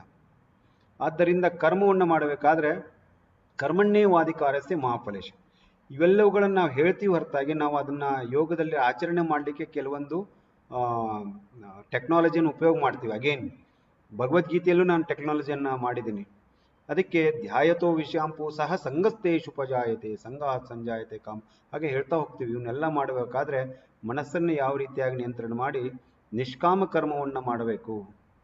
ಅದನ್ನು ನಾವು ಮಾಡಿದರೆ ಅದಕ್ಕೆ 3ನೇದ್ದಾಗಿರ್ತಕ್ಕಂಥದ್ದು. ಅದಕ್ಕೆ ಅಲ್ಲಿ ನಮ್ಮ ಕರ್ಮಯೋಗಿಗಳು ಶರಣರು ಹೇಳಿರ್ತಕ್ಕಂಥ ಸಾವಿರಾರು ವಚನಗಳನ್ನ ಹೇಳ್ತಾ ಹೋಗ್ಬೋದು. ಸೊ ಅದಕ್ಕೆ ಅವಾಗ ನಮಗೀಗ ಅಧ್ಯಾತ್ಮ ವಿಕಾಸದಲ್ಲಿ ಮೊದಲು ಯಮನಿಯಮಗಳು, ಶರಣ ವಚನೆಲ್ಲ ಹಾಸು ಹಕ್ಕಾಗಿದ್ದಾವೆ. ನಾಗೇಶ್ ಅವರು ಅದರ ಬಗ್ಗೆ ಮಾತನಾಡ್ಬೋದು. ಹಾಗೆಯೇ ಈ ಭಕ್ತಿ ಕರ್ಮಯೋಗದ ಬಗ್ಗೆ ಮಾಡಿದ್ದಾರೆ. ಇನ್ನು 3ನೇದಾಗಿ ಭಕ್ತಿ ಯೋಗ ಅಂತ ಹೇಳಿದ್ರೆ ಏನು? ಭಕ್ತಿ ಯೋಗ ಅಂದರೆ ಅದಕ್ಕೆ ನಿರುಪಾಧಿಕ ಭಕ್ತಿ ಅಂತ ಹೇಳ್ತೀವಿ, ಅನ್ಕಂಡೀಷನಲ್ ಲವ್. ಭಗವಂತನ ಮೇಲೆ ನಾವು ಸಂಪೂರ್ಣವಾಗಿ ನಾವು ಪ್ರೀತಿಯನ್ನು ಮಾಡಿದರೆ, ಅದು ನಾವೇನು ಮಾಡ್ತೀವಿ, ಮಂದಿರಕ್ಕೆ ಹೋದರೆ ನನಗೆ ಅದನ್ನು ಕೊಡು ಇದನ್ನು ಕೊಡು ಅಂತ ಬೇಡ್ತೀವಿ. ಅದು ಭಕ್ತಿ ಅಲ್ಲ. ಅದು ಭಕ್ತಿ ಅಂದರೆ ಭಗವಂತನನ್ನು ಸಂಪೂರ್ಣವಾಗಿ ಪ್ರೇಮಿಸುವುದು, ಪ್ರೇಮ ಮಾಡುವುದು. ಅದಕ್ಕೆ ಬೇರೆ ಬೇರೆ ದಾಸ್ಯ ಭಕ್ತಿ, ಕಾಂತ ಭಕ್ತಿ, ಬೇರೆ ಬೇರೆ ಭಕ್ತಿಗಳನ್ನು ಹೇಳ್ತಾರೆ, 6 ವಿಧವಾದಂಥ ಭಕ್ತಿಗಳನ್ನ. ಹಾಗೇನೆ ಅದನ್ನ ನಾವು ಭಗವಂತನ ನೋಡಿಲ್ಲ, ಯಾರನ್ನ ಪ್ರೀತಿ ಮಾಡಬೇಕು? ಭಗವಂತನನ್ನ ಪ್ರೀತಿ ಮಾಡಿದ್ರೆ ಭಕ್ತಿ ಆಗ್ತದೆ. ನಮ್ಮ ಜನರನ್ನ ಪ್ರೀತಿ ಮಾಡಿದ್ರೆ, ಮನುಷ್ಯರನ್ನ ಪ್ರೀತಿ ಮಾಡಿದ್ರೆ ಅದು ಪ್ರೇಮ ಆಗ್ತದೆ. ಅದಕ್ಕಾಗಿ ನನ್ನ ನಿಷ್ಕಲ್ಮಶವಾಗಿರ್ತಕ್ಕಂಥ ಪ್ರೇಮ, ನನ್ನ ತಾಯಿ, ನನ್ನ ತಂದೆ, ನನ್ನ ಬಂಧು, ನನ್ನ ಶಿಷ್ಯ, ನನ್ನ ಹೆಂಡತಿ, ಹಾಗೆ ಎಲ್ಲವನ್ನ ನಾನು ನಿಷ್ಕಾಮವಾಗಿ ಅವ್ರನ್ನ ಸಂಪೂರ್ಣವಾಗಿ ಪ್ರೀತಿ ಮಾಡುವುದರಿಂದ ನನ್ನಲ್ಲಿರ್ತಕ್ಕಂಥ ಎಲ್ಲ ಇವುಗಳು ಹೊರಟೋಗ್ತವೆ. ಅದಕ್ಕೆ ನವದಾ ಭಕ್ತಿ ಯೋಗದಲ್ಲಿ ಹೇಳ್ತಾರೆ. ಇವುಗಳ ಬಗ್ಗೆ ಸಹಿತವಾಗಿ ನಮ್ಮ ಶರಣರು ಅನೇಕ ವಚನಗಳಲ್ಲಿ ನಾವು ಹೇಳಿದ್ದಾರೆ. ನಾನು ಬಹಳ ದಿವಸ ಆಯಿತು, ಕನ್ನಡದಲ್ಲಿಯೂ ಬಹಳ ದಿವಸದ ನಂತರ ಮಾತನಾಡ್ತಾ ಇದ್ದೀನಿ. ಹೀಗಾಗಿ ವಚನಗಳಲ್ಲಿ ಏನಾದ್ರು ತಪ್ಪಾಗಬಹುದು ಅಂತಕ್ಕಂಥ ಕಾರಣದಿಂದ ಅವುಗಳನ್ನು ಹೇಳ್ತಾ ಇಲ್ಲ ಅಷ್ಟೇ. ಇನ್ನು ಮೂರನೇದಾಗಿ, ಯಾವಾಗ ನಾನು ಯಮನಿಯಮಗಳನ್ನು ಪಾಲನೆ ಮಾಡಿ ನಿಷ್ಕಾಮ ಕರ್ಮವನ್ನು ಮಾಡಿ ನಿರುಪಾಧಿಕ ಭಕ್ತಿ, ಅನ್ಕಂಡೀಷನಲ್ ಲವ್ ಅಂತ ಹೇಳ್ತೀವಿ, ಅದನ್ನು ನಾನು ಮಾಡ್ತಾ ಹೋದ ಹಾಗೆ ನನಗೆ ಜ್ಞಾನ ಬರ್ತದೆ. ಏನು ಅದು ಜ್ಞಾನ? ನಿತ್ಯ ಅನಿತ್ಯ ವಸ್ತು ವಿವೇಕ. ನನಗೆ ಅಲ್ಲಮರ ನೆನಪು ಬರ್ತದೆ ಜ್ಞಾನ ಯೋಗಿಯವರು. ನಿತ್ಯ ಅನಿತ್ಯ ವಸ್ತು ವಿವೇಕ, ಯಾವುದು ಸತ್ಯವೋ ಯಾವುದು ಅನಿತ್ಯವೋ ಅಂತ. ಯಾವುದು ಸತ್ಯ? ಈ ಪರಮಾತ್ಮ ಅನ್ನುವುದು ಸತ್ಯ, ಆತ್ಮ ಎನ್ನುವುದು ಸತ್ಯ. ಮನುಷ್ಯನ ಸಾರ ಯಾವುದು ಅಂದರೆ ಆತ್ಮ ಮನುಷ್ಯನ ಸಾರ. ಯೋಗದ ಸಾರ ಯಾವುದು ಅಂದರೆ ಆಧ್ಯಾತ್ಮಿಕತೆ ಯೋಗದ ಸಾರ. Spirituality is the essential factor of yoga. ಅದನ್ನು ಹೇಳುವಾಗ ಮಾನ್ಯ ಪ್ರಧಾನಮಂತ್ರಿಗೆ 2000 ಹೇಳಿದಾಗ ಅದನ್ನು ಅವರಲ್ಲಿ ಇದರಲ್ಲಿ ಇದನ್ನೇ ಹೇಳಿದ್ದಾರೆ, ಕೂಡಿಸುವುದಂತ ಹೇಳಿದ್ರು ಸಹಿತ ಆಧ್ಯಾತ್ಮಿಕ ಅಂತಕ್ಕಂಥದ್ದು ಯೋಗದ ಸಾರ, ಮನುಷ್ಯನ ಸಾರ ಆತ್ಮತತ್ವ. ಆತ್ಮತತ್ವವನ್ನು ನಾನು ನೆಲೆ ನಿಂತಾಗ ತದಾ ದೃಷ್ಟು ಸ್ವರೂಪೇವ ಸ್ಥಾನಂ, ಅಲ್ಲಿ ನನಗೆ ಪರಮಶಾಂತಿ. ಅಂದರೆ ನಾನು ಭೌತಿಕವಾಗಿ ನಾನು ಆರೋಗ್ಯವಾಗಿರಬಹುದು, ಅದನ್ನು ಸ್ಥಿರವಾಗಿ ನಿಲ್ಲಿಸಬೇಕಾದ್ರೆ ನನಗೆ ಆಧ್ಯಾತ್ಮಿಕತೆವಾದಂಥ ಜೀವನ. ಯಾವುದು ಆಧ್ಯಾತ್ಮಿಕತೆ? ಯಮನಿಯಮಗಳನ್ನು ಪಾಲನೆ ಮಾಡುವುದು, ಕರ್ಮಯೋಗವನ್ನು ಅಭ್ಯಾಸ ಮಾಡುವುದು, ಭಕ್ತಿ ಯೋಗದ ಸಿದ್ಧಾಂತಗಳನ್ನು ಅಳವಡಿಸಿಕೊಂಡು ನಿತ್ಯವಾದಂಥ ಜ್ಞಾನದಲ್ಲಿ ನಿತ್ಯ ಅನಿತ್ಯ ವಸ್ತು ವಿವೇಕದಲ್ಲಿ ನಿಲ್ಲುವುದು. ಇದು ಶರಣರು ಅನುಸರಿಸಿದಂಥ ಇದು ಇವತ್ತು ನಮಗೆ ಪ್ರಸ್ತುತ ಇದೆಯೋ ಇಲ್ವೋ? ಎಷ್ಟು ಸರಳವಾಗಿದೆ. ಸ್ವಲ್ಪ ನಮಗೆ ಧ್ಯಾನ ಮಾಡುವಾಗ ಯಾಕೆ ನಾನು 2 ಭಾಗವಾಗಿ ಮಾಡಿದ್ರೆ, ನನಗೆ ಮುಖ್ಯವಾಗಿ ಬೇಕು, ನನಗೆ ಹೊಟ್ಟೆ ನೋವಾಗ್ತದೆ, ಬ್ಯಾಕೇಕ್ ಬರ್ತದೆ, ಡಯಾಬಿಟಿಸ್ ಬರ್ತದೆ, ಹೈಪರ್ ಟೆನ್ಷನ್ ಇದೆ, ನನಗೆ ರಾತ್ರಿ ನಿದ್ರೆ ಬರ್ತಾ ಇಲ್ಲ, ಸುಮಾರು ದಿವಸಗಳಿಂದ ತಿಂಗಳಿಂದ ನಾನು ಹೋಗಿ ಕರ್ನಾಟಕ ಭವನದ ಕ್ಯಾಂಟೀನಲ್ಲಿ ತಿಂದಿಲ್ಲ, ಆಸೆಗಳು ಏನೇನೋ ಪಿಕ್ಚರ್ ನೋಡಿಲ್ಲ, ಬಂದು ನಾನು ನೋಡಕ್ಕೆ ಹೋಗಿಲ್ಲ. ಸೊ ಇವೆಲ್ಲಗಳು ಮನಸ್ಸಿನ ತುಮಲಗಳು ಬರ್ತವೆ. ಇದನ್ನು ಮಾಡಲಿಕ್ಕೆ ಸಿಂಪಲ್ ಆಗಿರ್ತದೆ. ಇರುವುದರಲ್ಲಿಯೇ 2 ಊಟಗಳನ್ನು ಚೆನ್ನಾಗಿ ಮಾಡುವುದು. ಆ ನಂತರ ನಿದ್ರೆ ಬರಲಿಲ್ಲ ಅಂದರೆ ನಾವು ಯೋಗ ನಿದ್ರೆ ಹೇಳ್ಕೊಡ್ತೀವಿ. ಆ ನಂತರ ನಿಮಗೆ ಡೈಜೆಷನ್ ಆಗಲಿ ಅಂದರೆ ಅದಕ್ಕೆ 2-3 ಕ್ರಿಯೆಗಳನ್ನು, ಆಸನಗಳನ್ನು ಹೇಳ್ಕೊಡ್ತೀವಿ. ಹಾಗೆ ನಿಮ್ಮದು ಹೈಪರ್ ಟೆನ್ಷನ್ ಹೆಚ್ಚಾದರೆ ನಾವು ಪ್ರಾಣಾಯಾಮಗಳನ್ನು ಹೇಳ್ಕೊಟ್ಟು ಕಡಿಮೆ ಮಾಡ್ತೀವಿ. ಟ್ರ್ಯಾಂಕ್ವಲೈಸರ್ ಬದಲೇ ಭ್ರಾಮರಿ ಪ್ರಾಣಾಯಾಮ, ಓಂಕಾರಗಳನ್ನು ಮಾಡ್ತೀವಿ. ಇದೆಲ್ಲ ಬೇಕು ನಮಗೆ. ಇದಾದ್ಬಿಟ್ರೆ ಇದು ನಿಲ್ಲೋದಿಲ್ಲ ನನ್ನ ವಿಚಾರದಲ್ಲಿ. ಯಾವಾಗ ನಾನು ಯೋಗದ ವಿದ್ಯಾರ್ಥಿಯಾಗಿ ತತ್ವಜ್ಞಾನವನ್ನು MA ಫಿಲಾಸಫಿ ಮಾಡಿ ಸುಮಾರು 8 ವರ್ಷಗಳವರೆಗೆ ಅದನ್ನು ಅಧ್ಯಯನ ಮಾಡಿದ ನಂತರ ನನಗೆ ಈ ಭಕ್ತಿ, ಕರ್ಮ ಮತ್ತು ಜ್ಞಾನ ಸಿದ್ಧಾಂತಗಳನ್ನು ವಾಸ್ತವಿಕವಾಗಿ ನನ್ನ ಆಚರಣೆಗಳಲ್ಲಿ ತಂದಾಗ ನಾನು ಧಾರವಾಡ ಬಿಟ್ಟು ಡೆಲ್ಲಿಗೆ ಬಂದೆ. ಡೆಲ್ಲಿಯಲ್ಲಿ ಬಂದ ನಂತರ ನಾನು ಹಿಂದೆ ನೋಡಿಲ್ಲ. ಸತ್ಯ ಹೇಳ್ತಾ ಇದ್ದೀನಿ. ಯಾಕಂತ ಹೇಳಿದ್ರೆ ಇವು ನಮ್ಮ ಮೂಲವಾದ ಅವಿಭಾಜ್ಯ ಅಂಗಗಳಾದಾಗ ನಾನು ಒಂದು ವಿಶ್ವ ಪ್ರೇಮಿ ಆಗ್ತೀನಿ. ವಿಶ್ವವಾಗಿರ್ತಕ್ಕಂಥ ನನ್ನ ಎಲ್ಲ ಕಾರ್ಯಗಳು ವಿಶ್ವದಕ್ಕೆ ಹೋಗ್ತಾ ಇದೆ. ಹೀಗಾಗಿ ಲಕ್ಷಾವಧಿ ಜನರಿಗೆ ಏನಾದರೂ ನಾವು ಕೊಟ್ಟಿದ್ರೆ ಈ ಶರಣರು ಹೇಳಿರ್ತಕ್ಕಂಥ ಸಿದ್ಧಾಂತಗಳು ನಮ್ಮಲ್ಲಿ ಬಂದಿದೆ. ಇಷ್ಟು ಹೇಳ್ತಾ 2 ಭಾಗಗಳನ್ನು ಎಷ್ಟು ಸರಳವಿದೆ ನೋಡಿ. ಇನ್ನು ಕೊನೆಯದಾಗಿ ವಚನಕಾರರು ಏನು ಹೇಳಿದ್ದಾರೆ, ನಾನು ಯಾವಾಗಲೂ ಹೇಳ್ತೇನೆ, ವಚನಕಾರ 3 ನಾನು MA ಫಿಲಾಸಫಿ ಅಧ್ಯಯನ ಮಾಡುವಾಗ ಒಂದು ಪಂಚಾಚಾರಗಳ ಬಗ್ಗೆ, ಲಿಂಗಾಚಾರ, ಸದಾಚಾರ, ಶಿವಾಚಾರ, ಘನಾಚಾರ, ಭ್ರಷ್ಟಾಚಾರ, ಇವುಗಳನ್ನು ಬಹಳ ಜನ ಏನು ಮಾಡ್ತಾರೆ, ನೈತಿಕ ಆಚರಣೆಗಳನ್ನು ಕರೀತಾರೆ. ಅದರ ಬಗ್ಗೆ ಬೇರೆ ಬೇರೆ ಚರ್ಚೆಗಳು ನಡೀತಾ ಇದ್ದಾವೆ. ಇನ್ನೊಂದು ಅಷ್ಟಾವರಣಗಳು, ಅದನ್ನು ಧಾರ್ಮಿಕ ಆಚರಣೆಗಳನ್ನು ಕೇಳ್ತವೆ. ಮುಖ್ಯವಾಗಿ ನನಗೆ ಬರ್ತಕ್ಕಂಥದ್ದು ಷಟ್ಸ್ಥಲ ಆಚರಣೆಗಳು, ಷಟ್ಸ್ಥಲಗಳ ಬಗ್ಗೆ ಹೇಳ್ತೀವಿ, ಅದು ಆಧ್ಯಾತ್ಮಿಕ ಆಚರಣೆಗಳಂತ ಹೇಳ್ತೇವೆ. ಇವುಗಳು ನಮ್ಮ ವಚನಗಳಲ್ಲಿ ಪಂಚಾಚಾರ, ಅಷ್ಟಾವರಣ ಹಾಗೂ ಷಟ್ಸ್ಥಳಗಳ ಆಚರಣೆಗಳು ಇವು ಬಹಳ ಮುಖ್ಯವಾಗಿ ನೋಡಿದ್ವಿ. ಹಾಗಾದರೆ ನಮಗೆ ನೈತಿಕತೆ ಇರಲಿಲ್ಲಪ್ಪ ಅಂತ ಹೇಳಿದ್ರೆ ಏನಾಗ್ತದೆ? ಅದು ಶರಣರು ಹೇಳ್ತಾರೆ, ದೇವಲೋಕ ಮೃತ್ಯುಲೋಕವೆಂಬುದು ಬೇರಿಲ್ಲ ಕಾಣಿರೋ, ಸತ್ಯವನ್ನು ನುಡಿಯುವುದೇ ದೇವಲೋಕ, ಮಿಥ್ಯವನ್ನು ನುಡಿಯುವುದೇ ಮೃತ್ಯುಲೋಕ, ಆಚಾರವೇ ಸ್ವರ್ಗ, ಅನಾಚಾರವೇ ನರಕ, ಎಲ್ಲರಿಗೂ ಗೊತ್ತಿದೆ, ಕೂಡಲ ಸಂಗಮ ದೇವ ನೀವೇ. ಹಾಗಾದ್ರೆ ನಮ್ಮ ನಡೆನುಡಿ ಸಿದ್ಧವಾಗಿರ್ಬೇಕು ಅನ್ನೋದಕ್ಕೆ ಏನು ಬಂದಿರಿ ಹದುಳಿದ್ದರೆ ಎಂದೆಡೆ ನಿಮ್ಮ ಮೈಸರಿ ಹಾರು ಹೋವುದೇ. ಹಾಗೆ ಮುಂದೆ ಹೇಳ್ತಾ ಹೋಗ್ತಾರೆ. ಅಂದ್ರೆ ನಾವು ಎಷ್ಟು ಚೆನ್ನಾಗಿ ಮಾತಾಡ್ತೀವೋ ಏನೂ ನಮ್ಮಲ್ಲಿಲ್ಲ ಕೊಡ್ಲಿಕ್ಕೆ, ಆದ್ರೆ ಒಳ್ಳೆ ನುಡಿಗಳನ್ನು ಹೇಳಲಿಕ್ಕೆ ಆಗೋದಿಲ್ವಾ? ಇವೆಲ್ಲ ತತ್ವಗಳನ್ನ ವಚನಗಳನ್ನ ನಾವು ಹೇಳ್ತಾ ಬಂದಿದ್ದೀವಿ. ಹಾಗೆ ಎಲ್ಲ ಧರ್ಮಗಳು ಇರುವಂತೇನು ನಾವು ಇದರಲ್ಲಿ ಇದಕ್ಕೆ ಬಂದಾಗ ಶಿವೋಗವನ್ನು ಹೇಳ್ತೇವೆ. ಆತ್ಮಶುದ್ಧಿ ಮಾಡ್ಕೊಳ್ಳಿಕ್ಕೆ ಅನೇಕ ಇವುಗಳನ್ನು ಮಾಡ್ತೇವೆ. ಆದ್ರೆ ನೈತಿಕ ಆಚರಣೆಗಳು, ದೈವಾನುಗ್ರಹಕ್ಕೆ ನಾನು ಭಕ್ತಿಗೆ ಬೇಡದೆ ಎರಡು ಬೇಕು, ಒಂದು ಭಕ್ತಿ ಮತ್ತು ನೀತಿ ಅಂತ. ಭಕ್ತಿ ಅನ್ನೋದನ್ನ ಬೇರೆ ಬೇರೆ ಅರ್ಥ. ನೀತಿ ಏನಂದ್ರೆ ನೈತಿಕ ಆಚರಣೆಗಳು ನಿಷೇಧ ಮತ್ತು ಮಿಧಿ ಎಂದು ಎರಡು ವಿಧ. ನನ್ನ ಗುರುಗಳು MG ಮಹದೇವಪುರ ನೆನೆಸ್ತಾ ಅವರ ಕೆಲವು ವಾಕ್ಯಗಳನ್ನು ನಾನಿಲ್ಲಿ ಪ್ರಸ್ತುತ ಮಾಡ್ತಾ ಇದ್ದೇನೆ. ಕಳಬೇಡ ಕೊಳಬೇಡ ಹುಸಿಯ ನುಡಿಯಲು ಬೇಡ, ಮುನಿಯಬೇಡ ಅನ್ಯರಿಗೆ ಅಸಹ್ಯ ಪಡಬೇಡ, ತನ್ನ ಬಣ್ಣಿಸಬೇಡ ಪರರ ಹಳಿಯಬೇಡ, ಲಂಚ ಪಡೆಯಬೇಡ, ಪರಸತಿ ಗೆಳಸಬೇಡ, ಜೀವಿಗಳನ್ನು ಹಿಂಸಿಸಬೇಡ ಮುಂತಾದವುಗಳೆಲ್ಲ ನಿಷೇಧಗಳು. ನಿಷೇಧಾತ್ಮಕವಾಗಿ ಹೇಳ್ತೀವಿ, ಬೇಡ ಬೇಡ ಅಂತ ಹೇಳಿ. ವಿಧಿರೂಪದ ನೀತಿಗಳೆಂದರೆ ಅದನ್ನ ಮಾಡೋದಂದ್ರೆ ಅದರ ವಿರುದ್ಧವಾಗಿ ಸತ್ಯ ಹೇಳು, ಅಹಿಂಸೆಯ ಬ್ರಹ್ಮಚರ್ಯ ಪಾಲನೆ ಮಾಡು, ದಾಸೋಹ ಮಾಡು, ಪರರಿಗೆ ಅನ್ನದಾನ ಮಾಡು, ಶರಣರಿಗೆ ನಮಸ್ಕರಿಸು ಮುಂತಾದವು ವಾಸ್ತವವಾಗಿ ಕೆಲವು ನಿಷೇಧಗಳನ್ನು ವಿಧಿರೂಪಕ್ಕೆ ಇಳಿಸ್ತಕ್ಕಂಥ ವಿಧಾನಗಳನ್ನು ಹೇಳ್ತಾರೆ. ಹಾಗೆ ಒಂದು ತತ್ವ ಹೇಳಿಲ್ಲ, ಅದನ್ನ ಯಾವ ರೀತಿಯಾಗಿ ಆಚರಣೆ ಮಾಡ್ಬೇಕಂತ. ಉದಾಹರಣೆಗೆ ಸತ್ಯವನ್ನು ಹೇಳಬೇಕಾದ ಸಂದರ್ಭ ಬಂದರೆ ಏನಂದ್ರೆ ಸುಳ್ಳು ಹೇಳಬೇಡ. ಕೆಲವು ಸಾರಿ ಸತ್ಯ ಹೇಳಿಕಂದ್ರೆ ಸುಳ್ಳಾದ್ರೂ ಹೇಳಬೇಡ ಅಂದರೆ ಸತ್ಯವನ್ನೇ ಹೇಳು ಅಂದ ಅರ್ಥ. ಇಲ್ಲಾಂದ್ರೆ ಒಂದು ಅಪ್ರಿಯವಾದಂತ ಸತ್ಯ ಆಯ್ತು ಅಂತ ಹೇಳಿದ್ರೆ ಸುಮ್ಮನಾದ್ರೂ ಇರು ಅಂದ್ರೆ ಅದು ಬೇರೆ ಬೇರೆ. ಮುನಿಯಬೇಡ ಅಂದ್ರೆ ಶಾಂತವಾಗಿರುವಂತ ಅರ್ಥ. ಇದರಿಂದ ನಂದು ಟೆಂಪರೇಚರ್ ಮಾನಸಿಕ ಇದು ಕಡಿಮೆ ಆಗ್ತದೆ. ಅದಕ್ಕೆ ಯೋಗಶಾಸ್ತ್ರದಲ್ಲಿ ಸಹಿತ ಮೈತ್ರಿ ಕರುಣಾ ಮುದಿತೋಪೇಕ್ಷಾನಂ ಸುಖ ದುಃಖ ಪುಣ್ಯ ಪುಣ್ಯ ವಿಷಯಾನಂ ಭಾವನಾ ಚಿತ್ತ ಪ್ರಸಾದ. ನೋಡಿ ಎಷ್ಟು ಸುಂದರವಾಗಿ ಹೇಳಿದ್ದಾರೆ. ನಮಗೆ ಯಾವಾಗ್ಲೂ ಸುಖವನ್ನು ಕಂಡ್ರೆ ಮಾತ್ಸರ್ಯ ಬರ್ತದೆ. ಆದ್ರೆ ಮಾತ್ಸರ್ಯ ಬಂದ್ರೆ ಅದನ್ನ ನೀವು ಮೈತ್ರಿ ಆಗಿರಿ, ಸ್ನೇಹವಾಗಿರಿ. ಯಾರೋ ನನ್ನ ಕಲೀಗೋ, ನಾನು ಸ್ಕೂಟರ್ನಲ್ಲಿ ಬರ್ತಾ ಇದ್ದೆ, ಅವ್ನು ನೋಡಪ್ಪ ನನ್ಕಿಂತ ಕಡಿಮೆ ಪಗಾರ, ಅವನಿಗೆ ಕಾರ್ನಲ್ಲಿ ಬರ್ತಾ ಇದ್ದಾನೆ, ಮತ್ಸರ ಮಾಡಿದ್ರೆ ನಂದು ಅಸಿಡಿಟಿ ಜಾಸ್ತಿ ಆಗಿ ದವಾಖಾನೆಗೆ ಹೋಗ್ಬೇಕಾಗ್ತದೆ. ಅವನ ಜೊತೆಲೆ ಸ್ನೇಹ ಮಾಡಿದ್ರೆ ಅವನ ಕಾರ್ನಲ್ಲಿ ನಾನು ಒಂದ್ ಸಾರಿ ಆದ್ರೂ ಅಡ್ಡಾಡ್ಬೋದು. ಸಿಂಪಲ್, ಹಾಸ್ಯವಾಗಿ ಹೇಳಿದ್ರು ಸಹಿತ. ಅದಕ್ಕೆ ಮೈತ್ರಿ ಕರುಣ, ದುಃಖರನ್ನು ಕಂಡದಾಗ ಕರುಣೆಯನ್ನು ವ್ಯಕ್ತ ಮಾಡತಕ್ಕಂಥದ್ದು. ಹಾಗೆ ಸತ್ವಿಕರನ್ನು ಕಂಡಾಗ, ಶರಣರನ್ನು ಕಂಡಾಗ, ಪೂಜ್ಯರನ್ನು ಕಂಡಾಗ ಅದರಲ್ಲಿ ಹರ್ಷ ಉದ್ಭವ ಆಗ್ತಕ್ಕಂಥದ್ದು. ಹಾಗೆ ದುಷ್ಟರನ್ನು ಕಂಡಾಗ ಅವ್ರ ಜೊತೆಲಿ ಜಗಳ ಮಾಡಬಾರ್ದು, ಅವರಿಂದ ದೂರ ಇರಿ, ಉಪೇಕ್ಷೆ ಮಾಡುವುದು. ಇವುಗಳು ಮಾನಸಿಕ ಸ್ವಾಸ್ಥ್ಯವನ್ನ ಇದನ್ನ ಮಾಡ್ತೇವೆ. ಅದನ್ನೇ ಶರಣರು ಹೇಳುವಾಗ ಸುಳ್ಳು ಹೇಳಬೇಡ, ಸತ್ಯವನ್ನೇ ಹೇಳುವುದ ಅರ್ಥ. ಹಾಗೇನೆ ದಯೆಯನ್ನು ತೋರಿಸು. ಎಲ್ಲ ವಿಧಿ ನಿಷೇಧಗಳನ್ನು ಇತರ ಭಾರತೀಯ ದಾರ್ಶನಿಕರಂತೆ ವಚನಕಾರರು ಸತ್ಯ, ಅಹಿಂಸೆ, ಅಸ್ಥೇಯ, ಬ್ರಹ್ಮಚರ್ಯ ಮತ್ತು ಅಪರಿಗ್ರಹಗಳ ಅಡಿ, ನಾನು ಅದಕ್ಕೆ ಯಮನಿಯಮಗಳನ್ನು ಹೇಳಿದ್ದೆ, ತಂದಿದ್ದಾರೆ. ನಾವು ಇವೆಲ್ಲವನ್ನು ಅಹಿಂಸೆಯ ಅಡಿಯಲ್ಲಿಯೇ ತರಬಹುದು. ಅದಕ್ಕೆ ನಾವು ಮೊಟ್ಟ ಮೊದಲನೇದಾಗಿ ಅಹಿಂಸೆ ಅನ್ನೋದು, ಇವನ್ನು ಗಾಂಧಿಯವರು ಹೇಳುವಾಗ ಎಲ್ಲ ಮಹಾತ್ಮರು ಅಹಿಂಸೆಯ ಬಗ್ಗೆ, ಸತ್ಯದ ಬಗ್ಗೆ ಎರಡನ್ನು ಬಹಳ ಹೇಳಿದ್ದಾರೆ. ಒಂದು ಅಹಿಂಸಾ ಸತ್ಯ ಅಂತಕ್ಕಂಥದ್ದು ಎರಡು ಪರಮ ಯಮಗಳವು. ಅದಕ್ಕೆ ದಾರ್ಶನಿಕನು ಸತ್ಯ, ಅಹಿಂಸೆ, ಬ್ರಹ್ಮಚರ್ಯ ಅತಡಿ ಕೇವಲ ಜೀವಿಗಳನ್ನು ಕೊಲ್ಲುವುದು ಅಥವಾ ದೈಹಿಕವಾಗಿ ಹಿಂಸಿಸುವುದು ಅಷ್ಟೇ ಅಲ್ಲ ಅಹಿಂಸೆ.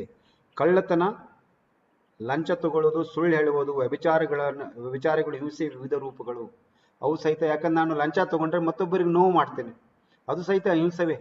ಅಹಿಂಸೆಗೆ ಅನೇಕ ಆಯಾಮಗಳನ್ನ ಹೇಳ್ತಾ ಹೋಗ್ಬೋದು. ಆದ್ದರಿಂದ ನೀವು ಅಹಿಂಸೆಯನ್ನ ಪಾಲನೆ ಮಾಡಿದ್ರೆ ಎಷ್ಟು ನೈತಿಕವಾದಂಥ ಜೀವನವನ್ನು ನಡೆಸಬಹುದು. ಹಾಗಾದ್ರೆ ನೀವು ಇದನ್ನ ಕೊನೆಯದಾಗಿ ಇನ್ನೂ ಹಾಗೆ ಹೇಳ್ತಾ ಹೋಗ್ಬೋದು, ಸಮಯ ಆಗ್ತಾ ಇದೆ. ಸೊ ಕೊನೆಯದಾಗಿ ಏನ್ ಹೇಳ್ತೀನಿ, ಏನಪ್ಪಾ ಬಸವರೆಡ್ಡಿ ಇಷ್ಟೆಲ್ಲ ಹೇಳಿದ್ರೆ ಅದನ್ನ ಹೆಂಗ್ ಮಾಡ್ತೀರಿ? ನಾನೀಗ ಒಂದು ಉದಾಹರಣೆ ಕೊಡ್ತಾ ಇದ್ದೇನೆ. ಏನಂದ್ರೆ ನೀವು ಚಕ್ರಾಸನ ಮಾಡಬೇಕು. ಚಕ್ರಾಸನ ಮಾಡಬೇಕಾದ್ರೆ ನೀವು ಒಂದೇ ದಿವಸ ಚಕ್ರಾಸನ ಮಾಡಿದ್ರೆ ದೇಹ ಎಷ್ಟು ನೋವಾಗ್ತದೆ, ನೋವನ್ನು ಅನುಭವಿಸ್ತಾ ಇದ್ದಾರೆ. ಅದಕ್ಕೆ ಪತಂಜಲಿಗೆ ಹೇಳ್ತಾರೆ ಸ್ಥಿರಂ ಸುಖಂ ಪ್ರಯತ್ನ ಶೈಥಿಲ್ಯಂ.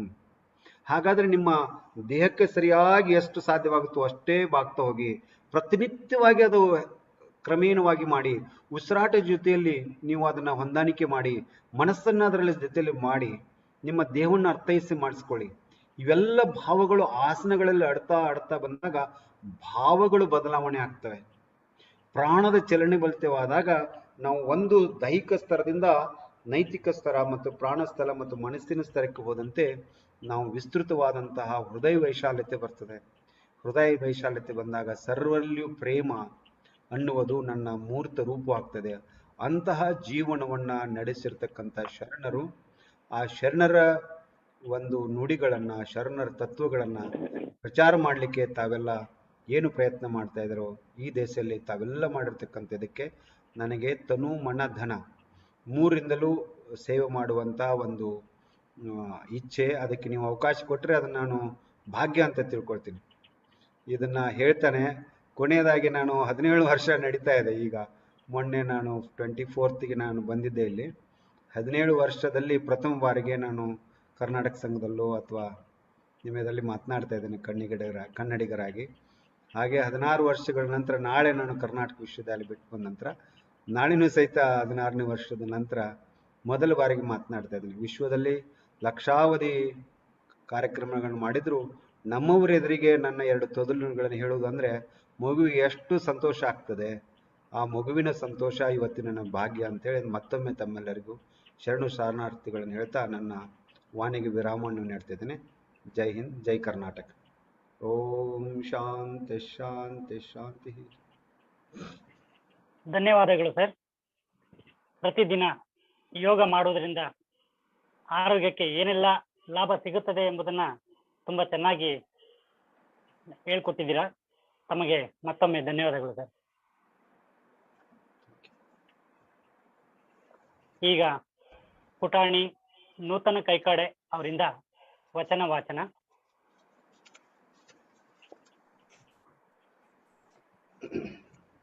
ನಮಸ್ಕಾರ ಸರ್. ನಮಸ್ತೆ ನಮಸ್ತೆ ನಮಸ್ತೆ. ಎಲ್ಲರಿಗೂ ನಮಸ್ಕಾರ, ಶರಣಾರ್ಥಿಗಳು. ನನ್ನ ಹೆಸರು ನೂತನ. ನಾನು 7ನೇ ತರಗತಿಯಲ್ಲಿ ಓದ್ತಿದ್ದೀನಿ. ನಾನೀಗ ಬಸವಣ್ಣವರ ಒಂದು ಹೇಳ್ತಿದ್ದೀನಿ.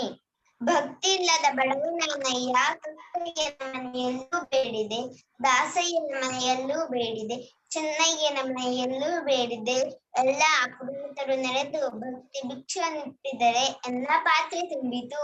ಕೂಡಲ ಸಂಗಮ ದೇವ.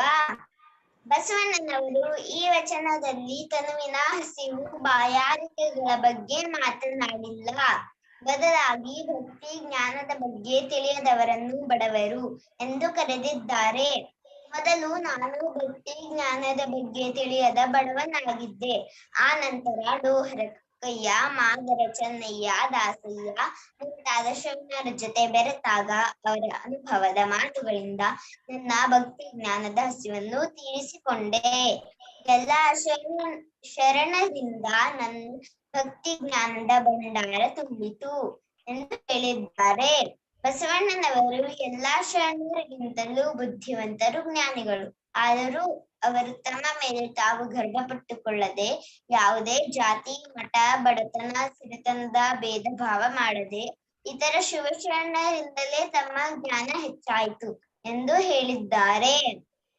ಹೀಗೆ ನಾವು ಸಹ ಯಾರನ್ನು ಕೀಳಾಗಿ ಕಾಣದೆ ಪ್ರತಿಯೊಬ್ಬರಿಂದಲೂ ಏನಾದರೂ ಕಲಿಯುವುದು ಇದ್ದೇ ಇರುತ್ತದೆ ಎಂದು ಎಲ್ಲರನ್ನೂ ಸಮಾನವಾಗಿ ಕಾಣಬೇಕು.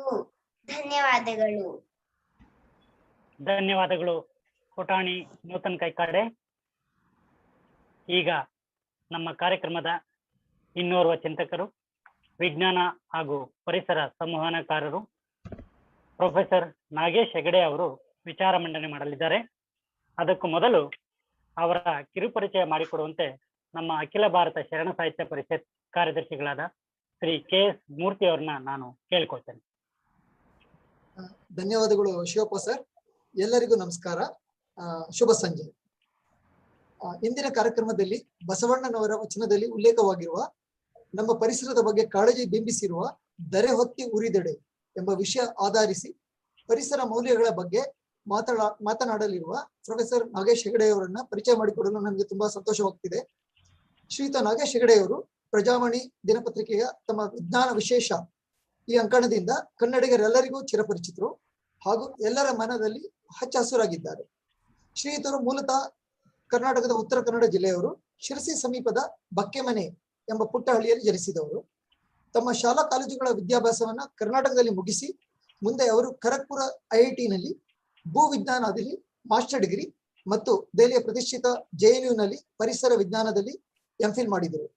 ನಂತರ ನೈನಿತಾಲ್ ವಿಶ್ವವಿದ್ಯಾನಿಲಯದಲ್ಲಿ ಅಸಿಸ್ಟೆಂಟ್ ಪ್ರೊಫೆಸರ್ ಆಗಿ ಕೆಲಸ ಮಾಡಿದ್ದರು. ಆಮೇಲೆ ಶಿಕ್ಷಣ ವೃತ್ತಿಯನ್ನ ಬಿಟ್ಟು ಪತ್ರಿಕೋದ್ಯಮಕ್ಕೆ ಬಂದರು. ಪ್ರಜಾವಾಣಿ, ಸುಧಾ ಪತ್ರಿಕೆಗಳಲ್ಲಿ ವಿವಿಧ ಹುದ್ದೆಗಳಲ್ಲಿ ಕೆಲಸ ಮಾಡುತ್ತಲೇ ಅವರು ಪರಿಸರ ಮತ್ತು ವಿಜ್ಞಾನ ಕುರಿತು ಬರೆದ ಲೇಖನಗಳು ಅನೇಕ ಚಳುವಳಿಗಳಿಗೆ ಪ್ರೇರಕವಾದವು ಮತ್ತು ವಿದ್ಯಾರ್ಥಿಗಳಿಗೆ ಪಠ್ಯವಾದವು. ಇವರು ಯುರೋಪ್, ಅಮೆರಿಕ ಮತ್ತು ಪೂರ್ವ ಏಷ್ಯಾಗಳ ಅನೇಕ ರಾಷ್ಟ್ರಗಳ ಪರಿಸರ ಸಮಾವೇಶದಲ್ಲಿ ಭಾರತದ ಪರವಾಗಿ ಭಾಗವಹಿಸಿರುತ್ತಾರೆ. ಕರ್ನಾಟಕದ ಮಾಧ್ಯಮ ಅಕಾಡೆಮಿ, ವಿಜ್ಞಾನ ಅಕಾಡೆಮಿ, ಸಾಹಿತ್ಯ ಅಕಾಡೆಮಿಗಳ ಸರ್ವೋನ್ನತ ಪ್ರಶಸ್ತಿಗಳಿಗೆ ಭಾಜನರಾಗಿದ್ದಾರೆ. ರಾಜ್ಯೋತ್ಸವ ಪ್ರಶಸ್ತಿ ಮತ್ತು ಮಕ್ಕಳ ಸಾಹಿತ್ಯಕ್ಕೆ ರಾಷ್ಟ್ರ ಮಟ್ಟದ ಪ್ರಶಸ್ತಿಗಳು ಇವರಿಗೆ ದೊರಕಿವೆ. ಶ್ರೀಯುತ ನಾಗೇಶ್ ಹೆಗಡೆ ಅವರು 1994ರಲ್ಲಿ ಪರಿಸರದ ಮೇಲೆ ಆಧಾರಿತ ಸುರಿಕೊಂಡ ಭರತಖಂಡ ಎಂಬ ಪುಸ್ತಕವನ್ನು ಹೊರತಂದಿದ್ದಾರೆ. ಹಾಗೇನೆ ಅಪೂರ್ವ ಪಶ್ಚಿಮ ಘಟ್ಟ ಎಂಬ ಪುಸ್ತಕವು ಇವರಿಂದ ಮೂಡಿ ಬಂದಿದೆ. ಪ್ರಜಾವಾಣಿಯಲ್ಲಿ ಇವರ ವಿಜ್ಞಾನ ವಿಶೇಷ ಅಂಕಣ ಇದೀಗ ದಾಖಲೆಯ 38ನೇ ವರ್ಷದಲ್ಲಿ ನಡೆಯುತ್ತಿದೆ. ಕಳೆದ 20 ವರ್ಷಗಳಿಂದ ಬೆಂಗಳೂರಿನ IIJNM ಪತ್ರಿಕೋದ್ಯಮ ಕಾಲೇಜಿನಲ್ಲಿ ಸಂದರ್ಶಕ ಪ್ರಾಧ್ಯಾಪಕರಾಗಿದ್ದಾರೆ. ಬೆಂಗಳೂರಿನ ಸಮೀಪ ಕೆಂಗೇರಿ ಉಪನಗರದ ಬಳಿ ಪುಟ್ಟ ತೋಟದಲ್ಲಿ ಪತ್ನಿಯ ಜೊತೆ ಸಣ್ಣ ಪ್ರಮಾಣದ ಕೃಷಿಯಲ್ಲಿ ನಿರತರಾಗಿದ್ದರೆ ವಿಜ್ಞಾನಿ, ಪರಿಸರ ಪ್ರೇಮಿ, ಪತ್ರಕರ್ತ, ವೈಜ್ಞಾನಿಕ ಲೇಖಕ ಹಾಗೂ ಅಪ್ಪಟ ಕನ್ನಡಿಗರಾದ ಶ್ರೀ ನಾಗೇಶ್ ಹೆಗಡೆ ಅವರ ಕಿರು ಪರಿಚಯವನ್ನು ಮಾಡಿಕೊಡಲು ಸಿಕ್ಕ ಅವಕಾಶ ಸಿವಿಲ್ ಮತ್ತು ಎನ್ವೈರನ್ಮೆಂಟಲ್ ಇಂಜಿನಿಯರ್ ಆದ ನನಗೆ ಸಂದ ಗೌರವ ಎಂದು ಈ ಸಂದರ್ಭದಲ್ಲಿ ಹೆಮ್ಮೆಯಿಂದ ಹೇಳುತ್ತಾ ಅವರನ್ನು ಮತ್ತೊಮ್ಮೆ ಸ್ವಾಗತಿಸುತ್ತಾ ನನ್ನ ಮಾತುಗಳನ್ನು ಮುಗಿಸುತ್ತೇನೆ. ಶರಣಾರ್ಥಿಗಳು. ಧನ್ಯವಾದಗಳು ಮೂರ್ತಿ ಸರ್. ಈಗ ಪ್ರೊಫೆಸರ್ ನಾಗೇಶ್ ಹೆಗಡೆ ಅವರು ವಿಚಾರ ಮಂಡನೆ ಮಾಡಬೇಕು ಅಂತ ಕೇಳ್ಕೊಳ್ತೇನೆ. ಥ್ಯಾಂಕ್ ಯು ಶಿವಪ್ಪನವರೇ. Thank you engineer KS Murthy ಅವರೇ. ಎಲ್ಲರಿಗೂ ನಮಸ್ಕಾರ. ನನ್ನನ್ನ ಈ ವೇದಿಕೆಗೆ ಕರೆದ ಎಲ್ಲ ಮಾನ್ಯರಿಗೂ ಧನ್ಯವಾದ. ನಾನು 2004ರಲ್ಲಿ ಗದಗದಲ್ಲಿ 8ನೇ ಶರಣ ಸಾಹಿತ್ಯ ಸಮ್ಮೇಳನ ನಡೀತು. ಆ ಸಂದರ್ಭದಲ್ಲಿ ಶ್ರೀಮಾನ್ ಗೋರು ಚನ್ನಬಸಪ್ಪನವರು ನನಗೊಂದು ಕೋರಿಕೆ ಕಳಿಸಿದ್ರು, ಒಂದು ಪುಸ್ತಕ ಬರ್ಕೊಡಿ ಅಂತ ಹೇಳಿ. ಆ ಪುಸ್ತಕಕ್ಕೆ ಸುರಿಹೊಂಡ ಭರತಖಂಡ ಅಂತ ಹೆಸರು ಕೊಟ್ಟೆ. ನಮ್ಮ ದೇಶ ಹೇಗೆ ಬೇರೆ ಬೇರೆ ಜಗತ್ತಿನ ಬೇರೆ ಬೇರೆ ದೇಶಗಳಿಂದ ಏನೇನ್ ರೀತಿಯ ತ್ಯಾಜ್ಯಗಳನ್ನೆಲ್ಲ ತಂದ್ಕೊಂಡು ಮೈ ಮೇಲೆ ಸುರ್ಕೋತಾ ಇದೆ ಅಂತ ಹೇಳಿ ಕೆಲವು ಅಂಕಿಅಂಶಗಳ ಜೊತೆಗೆ ಬರೆದಿದ್ದೆ. ಅದನ್ನ ಡಾಕ್ಟರ್ ಗೋರು ಚನ್ನಬಸಪ್ಪನವರು ಅದನ್ನ ಮೆಚ್ಚಿದ್ರು, ಅದಕ್ಕೆ ಮುನ್ನುಡಿ ಕೂಡ ಬರೆದಿದ್ರು.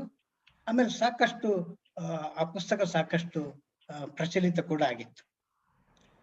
ಇವತ್ತು ನಾನು ಮತ್ತೆ ಅದೇ ವಿಷಯದ ಬಗ್ಗೆ ಮಾತಾಡ್ತೀನಿ, ಸುರಿಹೊಂಡ ಭರತಖಂಡ ಅಂತೇಳಿ. ನೀವೆಲ್ಲ ಕೇಳ್ಬೋದು, ಯಾಕ್ರಿ ಮತ್ತದೇ ವಿಷಯನ? ಅದು 16 ವರ್ಷದ ಹಿಂದಿಂದಲ್ವಾ? ಈಗ ನಾವು ಸ್ವಚ್ಛ ಭಾರತ ಅಭಿಯಾನ ಅಂತ ಹೇಳ್ಕೊಂಡು ಎಷ್ಟೆಲ್ಲ ಸಾಧನೆ ಮಾಡಿದೀವಿ ಅಂತ ಸರ್ಕಾರದ ಅಂಕಿ ಸಂಖ್ಯೆಗಳೆಲ್ಲ ಹೇಳ್ತಾ ಇದಾವಲ್ಲ.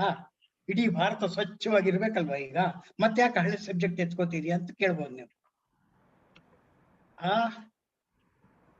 ಈಗಲೂ ಕೂಡ ಓಕೆ, ಅದಕ್ಕೊಂದು ಸಣ್ಣ ಕತೆ ಹೇಳ್ತೀನಿ.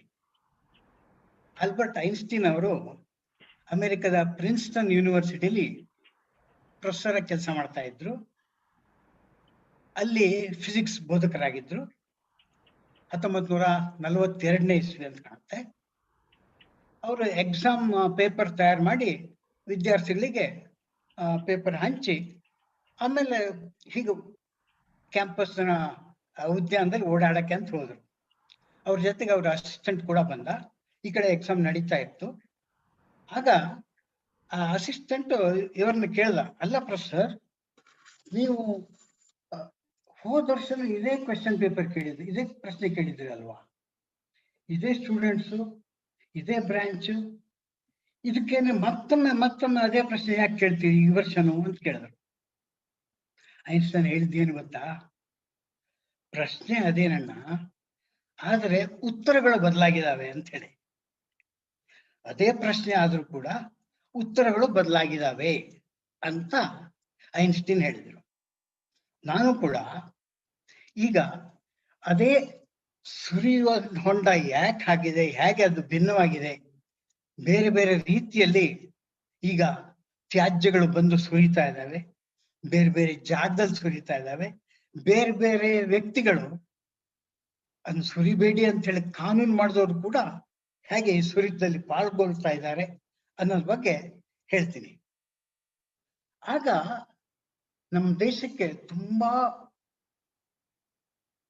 ತ್ಯಾಜ್ಯ ಬರ್ತಾ ಇದ್ವು, ನಮ್ಮ ದೇಹಕ್ಕೆ ಬರ್ತಾ ಇದ್ವು. ಇಲ್ಲ ಅಲ್ವಾ ಯಾರೋ ದೇಶಕ್ಕೆ ಬರ್ತಾ ಇದೆ ಅಂದ್ರೆ ಅದು ಕ್ರಮೇಣ ನಮ್ಮ ದೇಹದೊಳಕ್ಕೂ ಬರ್ತಾ ಇರತ್ತಲ್ವಾ. ತಾನೇ ಡಾಕ್ಟರ್ ಬಸವರೆಡ್ಡಿ ಅವರು ಹೇಳಿದ್ರಲ್ಲ, ಯುಕ್ತಾಹಾರ ತಗೋಬೇಕು ಅಂತ ಹೇಳಿ. ಅಷ್ಟೆಲ್ಲ ಸಾಮಗ್ರಿಗಳು ನಮ್ಮ ನೆಲ ಕೊಳೆ ಆಗಿದ್ದಾಗ, ಜಲ ಕೊಳೆ ಆಗಿದ್ದಾಗ, ನಮ್ಮ ಪೈರಿಗೆ ಅಷ್ಟೆಲ್ಲ ಕೀಟನಾಶಕಗಳಾಗಿದ್ದಾಗ ನಾವು ಯುಕ್ತಾಹಾರ ಅನ್ನೋದನ್ನ ಎಲ್ಲಿ ಹುಡುಕ್ಬೇಕು? ಅದರಿಂದಾಗೇನೆ ಈ ಕೊಳೆ ಸುರಿತದ ಪ್ರಭಾವದಿಂದಾಗೇನೆ ನಾವು ಜಗತ್ತಿನಲ್ಲಿ ಅತ್ಯಂತ ಹೆಚ್ಚು ಸಂಖ್ಯೆಯ ಡಯಾಬಿಟಿಸ್ ರೋಗಿಗಳು ನಮ್ಮಲ್ಲೇ ಇದ್ದಾರೆ. ಜಗತ್ತಿನಲ್ಲಿ ಅತ್ಯಂತ ಹೆಚ್ಚಿನ ಸಂಖ್ಯೆಯ ಹೃದ್ರೋಗಿಗಳು ನಮ್ಮಲ್ಲೇ ಇದ್ದಾರೆ. ಜಗತ್ತಿನ ಹೆಚ್ಚಿನ ಸಂಖ್ಯೆಯ ಆಸ್ತಮಾ ರೋಗಿಗಳು, ಮೂತ್ರಪಿಂಡ ಕಾಯಿಲೆ ಇದ್ದವರು, ಮೂತ್ರಕೋಶ ಕಾಯಿಲೆ ಇದ್ದವರು ನಮ್ಮಲ್ಲೇ ಇದ್ದಾರೆ. ಯಾಕೆ ಕಾರಣ ಅಂದ್ರೆ ನಾವು ಸಾಕಷ್ಟು ಕಲುಷಿತ ಮಾಡ್ಬಿಟ್ಟಿದ್ವಿ ನಮ್ಮ ಪರಿಸರವನ್ನ. ಇದರಲ್ಲಿ ಹಿಂದೆಲ್ಲ ಸೀಸಲೋಹ ಬರ್ತಾ ಇತ್ತು, ಬೇರೆ ಬೇರೆ ರೂಪದಲ್ಲಿ ಬರ್ತಾ ಇತ್ತು, ಪೆಟ್ರೋಲಿಯಂ ರೂಪದಲ್ಲಿ ಬರ್ತಾ ಇರ್ತಿತ್ತು, ಪಾದರಸ ಬರ್ತಾ ಇತ್ತು. ಎಲ್ಲ ಜಗತ್ತಿನಲ್ಲಿ ಎಲ್ಲ ಕಡೆ ಪಾದರಸದ ಫ್ಯಾಕ್ಟರಿಯನ್ನ ಸ್ಟಾಪ್ ಮಾಡಿದಾಗ, ಯಾಕಂದ್ರೆ ಪಾದರಸ ಅನ್ನೋದು ಪಾಯ್ಸನಸ್ ಅಂತ ಗೊತ್ತಾದಾಗ ಮರ್ಕ್ಯುರಿ ಥರ್ಮಾಮೀಟರ್ ಎಲ್ಲ ಕಡೆ ಬಂದ್ ಮಾಡಿದಾಗ ಅದೇ ಕಂಪನಿ, ಯುರೋಪ್ನಲ್ಲಿದ್ದ ಯುನಿಲಿವರ್ ಕಂಪನಿ ತನ್ನ ಮರ್ಕ್ಯುರಿ ಥರ್ಮಾಮೀಟರ್ನ ಮಷಿನರಿ ತಂದು ಸ್ಥಾಪನೆ ಮಾಡ್ತು. ಆಮೇಲೆ ಮಾಧ್ಯಮಗಳಿಗೆ ಏನ್ ಹೇಳ್ತು ಅಂದ್ರೆ ಜಗತ್ತಿನ ಅತ್ಯಂತ ದೊಡ್ಡ ಥರ್ಮಾಮೀಟರ್ ತಯಾರು ಮಾಡುವಂತ ಫ್ಯಾಕ್ಟರಿ ಇಲ್ಲೇ ಇದೆ ಅಂತ ಹೇಳಿ. ಅಲ್ಲಿ ಸುತ್ತಲ್ಲ ಎಷ್ಟೆಲ್ಲ ವಿಷ ಹರಡ್ತು, ಎಷ್ಟೆಲ್ಲ ಜನ ಹೋರಾಟ ಮಾಡಿದ್ರು. ಅದೇ ರೀತಿ ಅಂಥ ತ್ಯಾಜ್ಯ ಬರೋದಷ್ಟೇ ಅಲ್ಲ, ತ್ಯಾಜ್ಯವನ್ನು ಉತ್ಪಾದನೆ ಮಾಡುವ ಫ್ಯಾಕ್ಟರಿ ಕೂಡ ನಮ್ಮಲ್ಲಿ ಈ ಜಾಗತೀಕರಣದ ನಂತರದಲ್ಲಿ ಬಂತು. ಸಾಕಷ್ಟು ಕಾಯಿಲೆಗಳನ್ನ ಉಂಟು ಮಾಡಿತು. ಅಷ್ಟೊಂದೇ ಅಲ್ಲ, ಈ ಗಲ್ಫ್ ಕಂಟ್ರೀಸ್ ಅಲ್ಲಿ, ಇರಾನ್, ಇರಾಕ್ ನಲ್ಲಿ, ಅಫ್ಘಾನಿಸ್ತಾನದಲ್ಲಿ ಯುದ್ಧ ಆಗ್ತಾ ಇತ್ತಲ್ಲ, ಆಗ ಆ ಶೆಲ್ ದಾಳಿ ನಡೀತಾ ಇತ್ತು ನೋಡಿ. ಆ ಶೆಲ್ಗಳು ಸ್ಫೋಟ ಆಗ್ಲಿ ಅಥವಾ ಸ್ಫೋಟ ಆಗದೆ ಇರ್ಲಿ, ಅದನ್ನೆಲ್ಲ ಕಲೆಕ್ಟ್ ಮಾಡ್ಕೊಂಡು ಇಂಡಿಯಾಕ್ಕೆ ತಗೊಂಡ್ ಬರ್ತಾ ಇದ್ರು.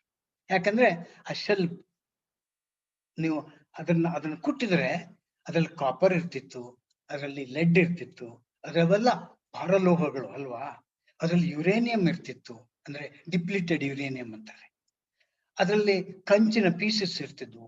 ಅದನ್ನೆಲ್ಲ ತಂದು ಇಲ್ಲಿ ಗಾಜಿಯಾಬಾದ್ದಲ್ಲಿ, ದಿಲ್ಲಿ ಹತ್ರನೇ ಕರಗಿಸಿ ಮಾಡ್ತಾ ಇರ್ಬೇಕಾದ್ರೆ ಅಲ್ಲೂ ಕೂಡ ಸ್ಫೋಟ ಆಗೋಯ್ತು. ಕೆಲವೊಂದು ಹೊಸ ಸ್ಕಡ್ ಮಿಸೈಲ್ ಇಂದ ತಂದಿದ್ದು ಅಂತ ಕಾಣುತ್ತೆ.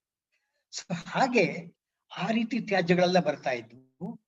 ಅದೊಂದೇ ಅಲ್ಲ, ಈ ಅಲ್ ಖೈದಾದವರು ವರ್ಲ್ಡ್ ಟ್ರೇಡ್ ಸೆಂಟರ್ ಮೇಲೆ ದಾಳಿ ಮಾಡಿದ್ರಲ್ಲ, ಅಷ್ಟೊಂದು ದೊಡ್ಡ 98 ಅಂತಸ್ತುಗಳ ಕಟ್ಟಡ ಕುಸಿದೋಯ್ತಲ್ಲ. ಆ ಕುಸಿದಾಗ ಅದರಿಂದ ಅಲ್ಲಿ ದೊಡ್ಡ ತ್ಯಾಜ್ಯದ ರಾಶಿ ಬಿತ್ತಲ್ಲ. ಅಮೆರಿಕದಲ್ಲಿ ಎಲ್ಲೂ ಅದನ್ನ ಹಾಕೊಳ್ಳಕ್ಕೆ ಯಾರು ಒಪ್ಪಿಗೆ ಕೊಡ್ಲಿಲ್ಲ, ಯಾವ ದೇಶನೂ ಅದು ತಗೋತಾ ಇರ್ಲಿಲ್ಲ. ನಮ್ಮ ಭಾರತದ ದಲ್ಲಾಳಿಗಳು ನಮಗ್ ಕೊಡಿ ಅಂತ ಹೇಳಿ ತಗೊಬಂದ್ರು. 1-2 ಟನ್ ಅಲ್ಲ ರೀ, 90,000 ಟನ್ ಆ ಗುಜರಿ ಲೋಹಗಳು ನಮ್ಮ ದೇಶಕ್ಕೆ ಬಂದು. ಅದು ಆಗಿನ ಕಾಲದ್ದಾಯ್ತು. ಈಗ ಬೇರೆ ರೀತಿಯಿಂದ ಬರ್ತಾ ಇದ್ದಾವೆ. ಈಗ ಎಲೆಕ್ಟ್ರಾನಿಕ್ ತ್ಯಾಜ್ಯಗಳು ಬರ್ತಾ ಇದ್ದಾವೆ, ಪ್ಲಾಸ್ಟಿಕ್ ತ್ಯಾಜ್ಯಗಳು ಬರ್ತಾ ಇದ್ದಾವೆ. ಪ್ಲಾಸ್ಟಿಕ್ ಎಷ್ಟು ಬರ್ತಾ ಇದಾವೆ? 1.5 ಲಕ್ಷ ಟನ್ ಪ್ಲಾಸ್ಟಿಕ್ ಬರುತ್ತೆ. ನೀವು ಬೇಕಾದ್ರೆ ಗೂಗಲ್ ನಲ್ಲಿ ಇವತ್ತೇ ನೋಡಿ garbage being imported in India ಅಂತ ಹೇಳಿ. ಪಾಕಿಸ್ತಾನದಿಂದನೂ ತ್ಯಾಜ್ಯ ಪ್ಲಾಸ್ಟಿಕ್ ಬಂದು ಇಲ್ಲಿ ಬಂದು ಅದು ಮೆಲ್ಟ್ ಆಗಿ ಕ್ಯಾರಿ ಬ್ಯಾಗ್ ಆಗಿ ನಾವು ಅದನ್ನ ಎಲ್ಲ ಕಡೆ ಈ ಒಂದು ದೇವಸ್ಥಾನಕ್ಕೆ ತಗೊಂಡು ಹೋಗ್ತೀವಿ ಅಲ್ವಾ. ಆಮೇಲೆ ಗುಜರಿ ಸಾಮಾನು ಎಷ್ಟೆಷ್ಟು ಬರ್ತಾ ಇದ್ದಾವೆ. ಗುಜರಿ ಸಾಮಾನು ತರೋ ಗುಜರಿ ಹಡಗನ್ನು ಕೂಡ ನಾವು ತರಿಸ್ಕೊತಾ ಇದೀವಿ. ಹಡಗು ಒಡೆಯುವ ಜಗತ್ತಿನ ಅತ್ಯಂತ ದೊಡ್ಡ ಉದ್ಯಮ ಎಲ್ಲಿದೆ ಅಂದ್ರೆ ನಮ್ಮ ಗುಜರಾತ್ನಲ್ಲಿ ಅಲಂಗ್ ಬಂದರ್ನಲ್ಲಿದೆ. ಅದಾಯ್ತಲ್ಲ ಬಿಡಿ. ಆಮೇಲೆ ನೀವು ಕೇಳಿರ್ಬೇಕಲ್ಲ, ಈ 2 ವರ್ಷ ಹಿಂದೆ ತೂತುಕುಡಿಯಲ್ಲಿ, ತಮಿಳುನಾಡಿನಲ್ಲಿ ತೂತುಕುಡಿಯಲ್ಲಿ ಸ್ಟೆರ್ಲೈಟ್ ಫ್ಯಾಕ್ಟರಿ, ಅಲ್ಲಿ ಜನ ತುಂಬಾ ಸಂಕಟ ಪಟ್ಟು ತುಂಬಾ ಮಾಲಿನ್ಯ ಆಗ್ತಾ ಇದೆ ಅಂತ ಹೇಳಿ ಪ್ರತಿಭಟನೆ, ಮುಂಚೆಲ್ಲ ಅರ್ಜಿ ಎಲ್ಲ ಕೊಡ್ತಾ ಇದ್ರು, ಪ್ರತಿಭಟನೆ ಮಾಡಿ ಸಾವಿರಾರು ಜನ ಸೇರಿ ಪ್ರತಿಭಟನೆ ಮಾಡ್ಬೇಕಾದ್ರೆ ಅಲ್ಲಿ ಗೋಲಿಬಾರ್ ಮಾಡಿ ಪೊಲೀಸರು 13 ಜನರನ್ನು ಕೊಂದಾಕಿದ್ರು. ಆ ಫ್ಯಾಕ್ಟರಿಯ ಆ ವೇದಾಂತ ಕಂಪನಿಯ ಮಾಲೀಕ ಯಾರು ಗೊತ್ತಾ? ಆತನ ಹೆಸರು ಅನಿಲ್ ಅಗರ್ವಾಲ್ ಅಂತ. ಆತ ಲಂಡನ್ ನಲ್ಲಿ ಇರ್ತಾರೆ. ಲಂಡನ್ ನಲ್ಲಿ ಗೊತ್ತಲ್ಲ ಯಾರ್ಯಾರು ಇದ್ದಾರೆ ಅಂತ ಹೇಳಿ. ಮಲ್ಯ ಸಾಹೇಬ್ರು ಇದ್ದಾರೆ, ಇನ್ನೊಬ್ಬ ಮೋದಿ ಇದ್ದಾರೆ, ಚೋಕ್ಸಿ ಇದ್ದಾರೆ. ಹಾಗಲ್ಲ, ಇವರು ಅಧಿಕೃತವಾಗಿ ಅಲ್ಲಿ ನಿವಾಸಿ ಆಗಿದ್ದಾರೆ. ಅದು ತಾನು ಪ್ರಧಾನಮಂತ್ರಿಯವರ ಮಿತ್ರ ಅಂತ ತೋರ್ಸ್ಕೊಳ್ಳೋಕೆ ಆತ ನಮ್ಮ ಪ್ರಧಾನಿಯವರು ಲಂಡನ್ಗೆ ಹೋಗಿದ್ದಾಗ ಲಂಡನ್ ದಿನಪತ್ರಿಕೆಗಳಲ್ಲಿ ಫುಲ್ ಪೇಜ್ ಜಾಹೀರಾತನ್ನ ಈ ಅನಿಲ್ ಅಗರ್ವಾಲ್ ಕೊಡ್ತಾ ಇದ್ರು. ಅಷ್ಟು ಬಗೆಯ ಮೈತ್ರಿ ತನ್ನ ಜೊತೆಗೆ ಇದೆ, ತನ್ನಲ್ಲಿದೆ ಪ್ರಧಾನಮಂತ್ರಿಯವರ ಜೊತೆಗೆ ಅಂತ ಹೇಳಿ. ಅವ್ರೊಂದಾಯ್ತಾ, ಅವ್ರ ಏನ್ ಮಾಡ್ತಾರೆ, ಅವರು ಇಡೀ ಜಗತ್ತಿನ ಎಲ್ಲ ಕಡೆ ಇರೋ ತ್ಯಾಜ್ಯ ಕಾಪರ್ಗಳನ್ನ, ತಂತಿ ಇರ್ಬೋದು, ರಾಡ್ ಇರ್ಬೋದು, ಕಂಬ ಇರ್ಬೋದು, ಅದೆಲ್ಲ ಹಡಗನ್ನ ತಂದು ಇಲ್ಲಿ ತೂತ್ಕುಡಿಲಿ ತಂದು ಅದನ್ನ ಸಂಸ್ಕರಣೆ ಮಾಡ್ತಾರೆ. ಅಂದ್ರೆ ಸಂಸ್ಕರಣೆ ಮಾಡ್ಬೇಕಾದ್ರೆ ಅಲ್ಲಿ ಹೊಮ್ಮುವ ಕೊಳೆ ಕಸ, ಅಂದ್ರೆ ನೀರಿಗೆ ವಿಷ, ಗಾಳಿಗೆ ವಿಷ, ಮಣ್ಣಿಗೆ ವಿಷ, ಅದೆಲ್ಲ ನಮ್ಮ ಭಾರತೀಯರ ಪಾಲಿಗೆ. ಅದಕ್ಕೆ ಬೇಕಾಗಿರುವಂತ ಚೀಪ್ ಎಲೆಕ್ಟ್ರಿಸಿಟಿ ನಮ್ಮ ಭಾರತದ್ದು, ಅದಕ್ಕೆ ಬೇಕಾಗಿರುವಂತ ಚೀಪ್ ಲೇಬರ್ ನಮ್ಮವ್ರದ್ದು. ಲಾಭ ಯಾರಿಗೆ ಅಂದ್ರೆ ಅನಿಲ್ ಅಗರ್ವಾಲ್ ಅವರಿಗೆ. ಹಾಗೆ ಇನ್ನೊಬ್ಬ ತಾನು ನಮ್ಮ ಪ್ರಧಾನಿಯವರ ದೋಸ್ತ್ ಅಂತ ಹೇಳಕ್ ಅದಾನಿ ಅಂತಂದೆ ಕೇಳಿರ್ಬೇಕು ನೀವು. ಅವರು ಇಂಡೋನೇಷ್ಯಾದಿಂದ, ಆಸ್ಟ್ರೇಲಿಯಾದಿಂದ ಕಲ್ಲಿದ್ದಲು ತರಿಸ್ತಾರೆ, ಇಲ್ಲಿ ಉರಿಸ್ತಾರೆ, ವಿದ್ಯುತ್ ಕೊಡ್ತೀವಿ ಅಂತೇಳಿ. ನಿಮ್ಗೆ ಗೊತ್ತಲ್ಲ, ನಮ್ಮ ಭಾರತದಲ್ಲಿ ಎಷ್ಟು ಕಲ್ಲಿದ್ದಲು ಇದೆ ಅಂದ್ರೆ ಅದು ಇನ್ನು ಸುಮಾರು 300 ವರ್ಷಕ್ಕೆ ಸಾಕಾಗುವಷ್ಟು ಕಲ್ಲಿದ್ದಲು ಇದೆ. ಆದ್ರೆ ಈತ ಸ್ವಚ್ಛ ಕಲ್ಲಿದ್ದಲು ತರ್ತೀನಿ ಅಂತ ಅಲ್ಲಿಂದ ತರ್ಸೋದು. ಉಡುಪಿಲಿ ಇದೆಯಲ್ಲ, ಅವರು ಉಡುಪಿಗೆ ಎಲ್ಲಿಂದ ಕಲ್ಲಿದ್ದಲು ಬರ್ತಾ ಇರುತ್ತೆ ಅಂದ್ರೆ ಇಂಡೋನೇಷ್ಯಾದಿಂದ ಬರ್ತಾ ಇದೆ.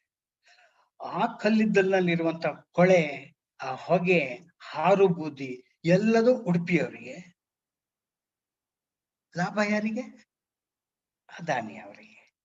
ಹಾಗೆ ಆಮೇಲೆ ಈ ಕಲ್ಲಿದ್ದಲು ಉರ್ಸೋದಿದೆಯಲ್ಲ, ನಿಮ್ಗೆ ದಿಲ್ಲಿಯವರೇ ಇವತ್ತಿನ ಜಾಸ್ತಿ ಶ್ರೋತೃಗಳು ದಿಲ್ಲಿಯವರೇ ಅಂತ ಕಾಣುತ್ತೆ. ದಿಲ್ಲಿಯವರು ಮಾಸ್ಕ್ ಹಾಕೊಂಡು ಓಡಾಡೋದನ್ನ ಈಗಲ್ಲ, 5 ವರ್ಷ ಹಿಂದೆನೆ ಕಲ್ತಿದ್ದಾರೆ. ಯಾಕೆ ಹೇಳಿ? ಅಲ್ಲಿ ಬದರ್ಪುರದಲ್ಲಿ ಅಲ್ಲಿ ಇಲ್ಲಿ 3-4 ಕಲ್ಲಿದ್ದಲು ಉಷ್ಣ ಸ್ಥಾವರಗಳು ಹೊಗೆ ಹಾರಿಸ್ತಾ ಇದ್ದಾವೆ, ಹಾರು ಬೂದಿ ಹಾರಿಸ್ತಾ ಇದ್ದಾವೆ. ಕಲ್ಲಿದ್ದಲು ಉರಿಸ್ಬೇಡ್ರಯ್ಯ, ಅದರಿಂದಾನೇ ಇಡೀ ಜಗತ್ತಿಗೆ, ವಾತಾವರಣಕ್ಕೆ carbon dioxide, methane, sulphur dioxide ಸೇರಿ ಭೂಮಿ ಧಗ ಧಗ ಧಗ ಉರಿಯೋ ಹಂತಕ್ಕೆ ಬರ್ತಾ ಇದೆ, ಗ್ಲೋಬಲ್ ವಾರ್ಮಿಂಗ್ ಆಗ್ತಾ ಇದೆ ಅಂತ ಎಲ್ಲ ದೇಶಗಳು ಹೇಳ್ತಾ ಇದ್ದಾವೆ. ನಾವು ಇನ್ನಷ್ಟು ಕಲ್ಲಿದ್ದಲನ್ನ ಉರ್ಸಕ್ಕೆ ಅಂತ ಹೊರಡ್ತಾ ಇದ್ದೀವಿ ಅಲ್ವಾ? ಚೈನಾ ಕೂಡ ತಾನಿನ್ನು 30 ವರ್ಷದಲ್ಲಿ ಎಲ್ಲ ಕಲ್ಲಿದ್ದಲು ಸ್ಥಾವರನ ನಿಲ್ಲಿಸ್ತೀನಿ ಅಂತ ಹೇಳಿ ಬದಲಿ ವಿದ್ಯುತ್ಗಾಗಿ ಹುಡುಕ್ತಾ ಇದೆ, ಶೋಧ ಮಾಡ್ತಾ ಇದೆ. ನಾವು ನಿಮ್ಗೆ ಗೊತ್ತಲ್ಲ, ಕಳೆದ ವರ್ಷ ಪ್ರಧಾನಮಂತ್ರಿಯವರು 20,000 ಲಕ್ಷ ರೂಪಾಯಿಗಳನ್ನ ಈ ಕೊರೋನಾದಿಂದಾಗಿ ಆರ್ಥಿಕ ಕುಸಿತ ಆಗಿದ್ರಿಂದ ಅಷ್ಟು ವೆಚ್ಚ ಅಲ್ಲಿಗೆ ಇನ್ವೆಸ್ಟ್ ಮಾಡ್ತೀನಿ ಅಂತ ಹೊರಟರು. ಏನ್ ಮಾಡಿದ್ರು? ಜಾರ್ಖಂಡ್ದಲ್ಲಿ, ಆಮೇಲೆ ಛತ್ತೀಸ್ಗಢದಲ್ಲಿ ಅಲ್ಲಿ ದಟ್ಟ ಅರಣ್ಯದ ಕೆಳಗೆ ಕಲ್ಲಿದ್ದಲಿದೆ. ಅಲ್ಲಿ ನಿಸರ್ಗವೇ ಹೂತಿಟ್ಟ ಕಲ್ಲಿದ್ದಲನ್ನ ಎತ್ತಕ್ಕೆ ಅಂತ 106 ಚದರ ಕಿಲೋಮೀಟರ್ನಷ್ಟು ಎತ್ತಕ್ಕೆ ಅಂತೇಳಿ ಇದೇ ಅದಾನಿ ಅವರಿಗೆ ಗುತ್ತಿಗೆ ಕೊಟ್ಟರು. ಯಾಕೆಂದ್ರೆ ಅವ್ರು ಎತ್ತಬೇಕಾದ ಯಾರನ್ನ? ಈ ಬಹುರಾಷ್ಟ್ರೀಯ ಕಂಪನಿಗಳನ್ನ ಎತ್ತಕ್ಕೆ ಅಂತ ಹೇಳಿ. ಯಾರ ಕಲ್ಯಾಣಕ್ಕೆ ಅಂದ್ರು? ಜನರ ಕಲ್ಯಾಣಕ್ಕೆ, ಕೋವಿಡ್ ನಿವಾರಣೆಗೆ, ಕುಸಿತ ಆರ್ಥಿಕತೆಯನ್ನು ಎತ್ತಕ್ಕೆ ಅಂತ. ಅದು ನಮಗೆ ಆದ್ರಿಂದನೇ ಜಗತ್ತಿನಲ್ಲಿ ಎಲ್ಲ ಕಡೆ ಹೇಳ್ತಾ ಇದೆ, ಈ ಫಾಸಿಲ್ ಫ್ಯೂಯಲು, ಪೆಟ್ರೋಲು, ಡೀಸೆಲ್ಲು, ಕಲ್ಲಿದ್ದಲು, ಲಿಗ್ನೈಟ್ ಅದನ್ನೆಲ್ಲ ಬರ್ನ್ ಮಾಡೋದನ್ನ ಕಂಪ್ಲೀಟ್ ಕ್ರಮೇಣ ಕಮ್ಮಿ ಮಾಡಿ ಮಾಡಿ ಮಾಡಿ ಇನ್ನು 30 ವರ್ಷಕ್ಕೆ ನಿಲ್ಸದೇ ಇದ್ರೆ ನಮಗೆ ಬದುಕಕ್ಕಾಗೋದಿಲ್ಲ ಅಂತ. ಆದ್ರಿಂದನೇ ಈ ವರ್ಷ ಜೂನ್ 5ನೇ ತಾರೀಕಿನ ವಿಶ್ವ ಪರಿಸರ ದಿನದ ಘೋಷವಾಕ್ಯ ಏನಿದೆ ಗೊತ್ತಾ? ಇಕೋಸಿಸ್ಟಮ್ ರೀಜನರೇಷನ್ ಅಂತೇಳಿ. ಅಂದ್ರೆ ಪರಿಸರವನ್ನ ಜೀರ್ಣೋದ್ಧಾರ ಮಾಡಿ, ಕೆಟ್ಟೋಗ್ತಾ ಇದೆ, ಅರಣ್ಯ ಕೆಟ್ಟಿದೆ, ಅಲ್ಲಿ ಜೀರ್ಣೋದ್ಧಾರ ಮಾಡಿ, ಹಳ್ಳಗಳು ಕೊಳ್ಳಗಳು ಎಲ್ಲ ಒಣಗಿ ಹೋಗ್ತಾ ಇದ್ದಾವೆ, ಅವಕ್ಕೆ ಮತ್ತೆ ಹೊಸ ಪುನರುತ್ಥಾನ ಮಾಡಿ ಅಂತ ಹೇಳ್ತಾ ಇದ್ದಾರೆ. ನಾವು ಅರಣ್ಯವನ್ನ ಪುನರುತ್ಥಾನ ಮಾಡಬೇಕು, ನದಿಯನ್ನು ಪುನರುತ್ಥಾನ ಮಾಡಬೇಕು, ನೀರಿನ ಸರೋವರಗಳನ್ನ ಪುನರುತ್ಥಾನ ಮಾಡಬೇಕು. ನಾವು ಅವೆಲ್ಲವುಗಳ ಜೀರ್ಣೋದ್ಧಾರ, ಎಲ್ಲ ಕೆಟ್ಟು ಹೋಗಿದ್ದಾವೆ, ಅವೆಲ್ಲವುಗಳ ಜೀರ್ಣೋದ್ಧಾರ ಮಾಡಕ್ಕೆ ನಾವು ರಾಮ ಜನ್ಮ ಭೂಮಿಯ ಜೀರ್ಣೋದ್ಧಾರಕ್ಕೆ ಎಷ್ಟು ಉತ್ಸಾಹ ತೋರಿಸ್ತೀವೋ ಅಷ್ಟೇ ಉತ್ಸಾಹವನ್ನ ನಿಸರ್ಗದ ಜೀರ್ಣೋದ್ಧಾರಕ್ಕೆ ತೋರಿಸ್ಬೇಕು. ಇಲ್ಲ ಅಂದ್ರೆ ಈ ಭೂಮಿ ಗೊತ್ತಲ್ಲ, ಧರೆ ಹೊತ್ತಿ ಉರಿತಾ ಇದೆ. ಇನ್ನು 30, 40, 50 ವರ್ಷದ ನಂತರ ಯಾರು ಬದುಕಕ್ಕೆ ಸಾಧ್ಯ ಇಲ್ಲದ ಅಂತ ಪರಿಸ್ಥಿತಿ ಆಗ್ತಾ ಇದೆ. ನೀವು ಕೇಳ್ಬೋದು, ಅಯ್ಯ ಇದನ್ನೆಲ್ಲ ನಮ್ಗೆ ಯಾಕೆ ಹೇಳ್ತೀರಪ್ಪ? ಅದು ಎನ್ವೈರನ್ಮೆಂಟಲ್ ಸೈಂಟಿಸ್ಟು, ಕ್ಲೈಮೇಟ್ ಎಕ್ಸ್ಪರ್ಟ್ಸು ಮಾಡ್ಬೇಕು ಆ ಕೆಲಸನ. ನಾವು ಇಲ್ಲಿ ಇವತ್ತಿನ ಶ್ರೋತೃಗಳು ಯಾರಿರ್ಬೋದು ಅಂದ್ರೆ ಸಾಹಿತಿಗಳಿರ್ಬೋದು, ಪ್ರೊಫೆಸರ್ಗಳಿರ್ಬೋದು, ಸಂಶೋಧಕರು ಇರ್ಬೋದು, ಲಾಯರ್ಸ್ ಇದ್ದಾರೆ, ಡಾಕ್ಟರ್ಸ್ ಇದ್ದಾರೆ. ಇವ್ ನಮಗೂ ಅದಕ್ಕೂ ಸಂಬಂಧ ಇಲ್ಲ ಅಂತ ಹೇಳಿ ಹೇಳ್ಬೋದು. ಅದೆಲ್ಲ ನಮಗೆ ಅರ್ಥ ಆಗದೆ ಹೋದ್ದು ಅಂತ ಹೇಳ್ಬೋದು. ಕೊರೋನಾ ಬಂದಾಗ ಏನ್ ಮಾಡಿದ್ವಿ ಹೇಳಿ? ಅದು ನಮ್ಗೆ ಅರ್ಥ ಆಗೋ ವಿಷಯ ಅಲ್ವಾ? ಆದ್ರೆ ವಿ ಆಲ್ ಹ್ಯಾವ್ ಬಿಕಮ್ ಎಪಿಡಿಮಿಯಾಲಜಿಸ್ಟ್ ಆಗ್ಬಿಟ್ಟಿದೀವಿ. ಅದು ಕೇವಲ ವೈದ್ಯಕೀಯ ತಜ್ಞರ ಗಂಟ್ನಲ್ಲಿರ್ಬೇಕಂತ ಜ್ಞಾನವನ್ನ ನಾವು ಎಳ್ಕೊಂಡು ಬಂದು we have become almost experts ಆದಂಗೆ ನಾವು ರೆಮ್ಡೆಸಿವಿರ್ ಬಗ್ಗೆ ಮಾತಾಡ್ತೀವಿ,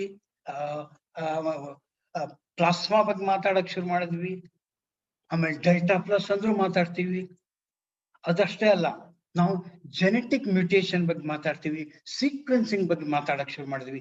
ಸಾಮಾನ್ಯರು, ಪ್ರೊಫೆಸರ್ಗಳು, ಲಾಯರ್ಗಳು ಎಷ್ಟು ಸಹಾಯ ಮಾಡ್ತಾ ಇದೀವಿ ಅಂದ್ರೆ ಯಾರ್ಯಾರಿಗೂ ಆಸ್ಪತ್ರೆಗಳು ಕರ್ಕೊಂಡು ಹೋಗಿ ಸಹಾಯ ಮಾಡ್ತಾ ಇದ್ದೀವಿ.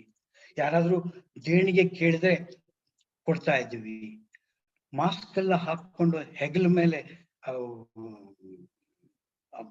ಈ ಶವ ಸಂಸ್ಕಾರಕ್ಕೆ ಹೋಗೋರಿಗೆ ಹೆಲ್ಪ್ ಮಾಡ್ತಾ ಇದ್ದೀವಿ.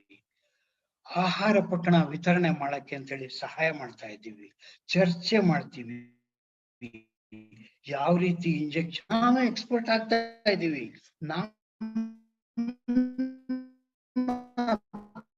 ಪ್ರೆಷರ್ ಗ್ರೂಪ್ನಿಂದಾಗಿ ಸರ್ಕಾರ ಸ್ನ್ಯಾಚ್ಡ್ knowledge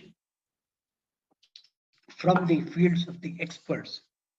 We have taken part of it. ಹಾಗೇನೆ ಕ್ಲೈಮೇಟ್ ಚೇಂಜ್ ವಿಷಯ ಬಂದಾಗ ಕೂಡ we have to our role properly. ಯಾಕೆ ಗೊತ್ತಾ? ಈ ಕೊರೋನಾಕ್ಕೂ ಕ್ಲೈಮೇಟ್ಗೂ ಎಷ್ಟು ಸಮಾನಾಂತರ ಇದೆ ತೋರಿಸ್ಲಾ ನಿಮ್ಗೆ? ಕೊರೋನಾ ಹೇಗ್ ಬಂತು ಹೇಳಿ? ಬಡವರಿಂದ ಬಂದಿದ್ದಲ್ಲ, ಮಧ್ಯಮ ವರ್ಗದಿಂದ ಬಂದಿದ್ದಲ್ಲ, ವಿಮಾನ ಪ್ರಯಾಣಿಕರಿಂದ ಬಂದಿದೆ ಅದು ಕಾಯಿಲೆ. ಈ ಕ್ಲೈಮೇಟ್ ಕ್ರೈಸಿಸ್ ಯಾಕೆ ಬಂತು ಹೇಳಿ? ಬಡವರಿಂದ ಬಂದಿದ್ದಲ್ಲ, ಮಧ್ಯಮ ವರ್ಗದಿಂದ ಬಂದಿದ್ದಲ್ಲ. ಸ್ವಂತ ವಿಮಾನದಲ್ಲಿ ಓಡಾಡ್ತಾ ಇರ್ತಾರಲ್ಲ ಬಹುರಾಷ್ಟ್ರೀಯ ಕಂಪನಿಗಳು, ನಮಗೆ ತಂದು ಸುರಿತಾ ಇದಾರಲ್ಲ ಭೋಗ ವಸ್ತುಗಳನ್ನ, ಇದ್ ತಗೊಳ್ಳಿ, ಅದ್ ತಗೊಳ್ಳಿ, ಅದನ್ನ ಕನ್ಸ್ಯೂಮ್ ಮಾಡಿ, ಇದನ್ನ ಕನ್ಸ್ಯೂಮ್ ಮಾಡಿ. ಈ ಅತಿಯಾದ ಭೋಗ ವಸ್ತುಗಳ ಬಳಕೆಯಿಂದಾಗಿ, ಅತಿಯಾದ ಫಾಸಿಲ್ ಇಂಧನಗಳ ಬಳಕೆಯಿಂದಾಗಿ, ಫ್ಯಾಷನಬಲ್ ಕಾರ್ಗಳಿಂದಾಗಿ, ಒಂದು ನಿಮಿಷಕ್ಕೆ ಸುಮಾರು 60-80 ಏರೋಪ್ಲೇನ್ಗಳು ಹೋಗ್ತಾವಲ್ಲ ಆ ಕಡೆಯಿಂದ ಈ ಕಡೆ, ಅವುಗಳಿಂದಾಗಿ, ಹಡಗುಗಳಿಂದಾಗಿ ಇಡೀ ಕ್ರೈಸಿಸ್ ಹೆಚ್ಚಿಗೆ ಆಗ್ತಾ ಇದೆ ಅಲ್ವಾ? ಇದನ್ನ ನಾವು ಈ ರೀತಿಯ ಸುರಿ ಹೊಂಡವನ್ನ ನಾವು ಪ್ರಶ್ನೆ ಮಾಡ್ಬೇಕಾಗಿದೆ. ಯಾಕೆ ಗೊತ್ತಾ? ಇಲ್ಲಿ ಇನ್ನೊಂದು ಕ್ರೈಸಿಸ್ ಇದೆ, ಇನ್ನೊಂದು ವ್ಯಂಗ್ಯ ಇದೆ. ಈ ಕೊರೋನಾ ಬಂದಿದ್ದು ಕೂಡ ಇದೇ A to Z ಜನರಿಂದಾಗಿ. ಕೊರೋನಾದಿಂದಾಗಿ ಲಾಭ ತಗೋತಾ ಇದ್ದವರು ಕೂಡ ಇದೇ A to Z. A to Z ಅಂದ್ರೆ ಏನು ಗೊತ್ತಾ? ಇದೇ ಅಂಬಾನಿಯವರು, ಅದಾನಿಯವರು, ಅನಿಲ್ ಅಗರ್ವಾಲ್ ಅವರು, ಆಧಾರ್ ಪುಣಾವಾಲಾ ಅವರು, ಬೆಜೋಸ್ ಅವರು, ಬಿಲ್ ಗೇಟ್ಸ್ ಅವರು, ಜುಕರ್ಬರ್ಗ್ ಅವರು, ಅವರೆಲ್ಲ ಎಷ್ಟು ಲಾಭ ಮಾಡ್ಕೊಂಡಿದ್ದಾರೆ ಕಳೆದ 1.5 ವರ್ಷದಲ್ಲಿ.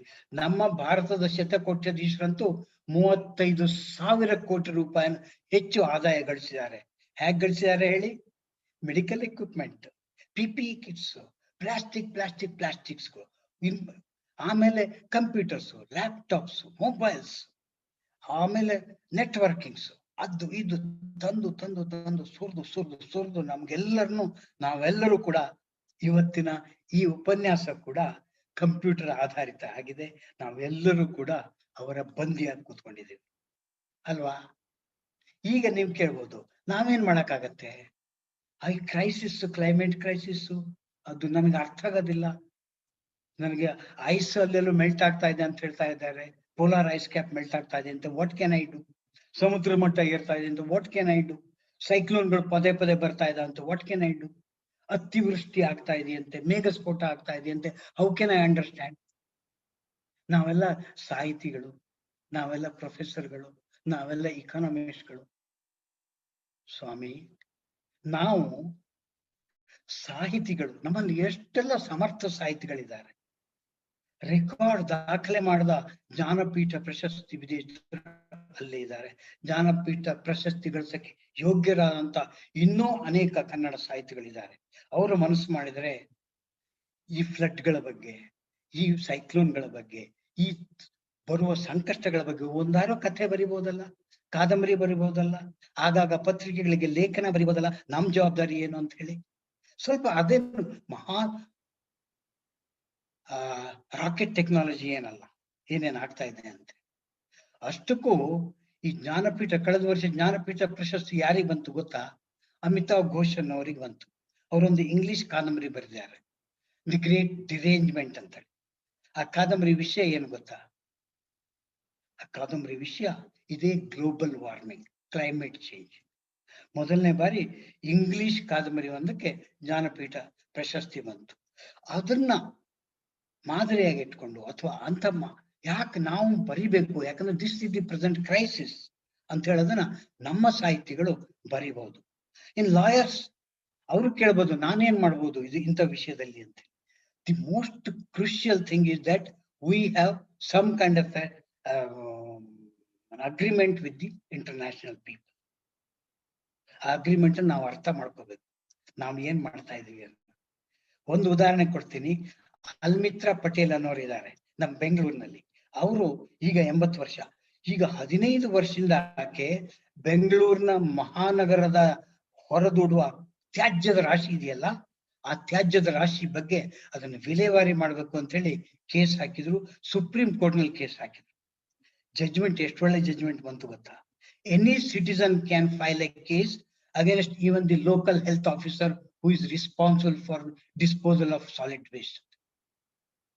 ನನಗೆ ಕಾನೂನು ಗೊತ್ತಿಲ್ಲ, ಅಲ್ಮಿತ್ರಾ ಪಟೇಲ್ ಅವರಿಗೂ ಕಾನೂನು ಗೊತ್ತಿರ್ಲಿಲ್ಲ. ಆದ್ರೆ ಆಕೆ ಅರ್ಥ ಮಾಡ್ಕೊಂಡು ಕಾನೂನು ತಜ್ಞರನ್ನು ಕೇಳ್ಕೊಂಡು ಫೈಲ್ ಮಾಡಿದ್ರು ಕೇಸ್. ನಮ್ಮ ಲಾಯರ್ಗಳು ಕೂಡ ಎಷ್ಟು ಕೇಸ್ಗಳನ್ನ ಫೈಲ್ ಮಾಡ್ಬೋದು.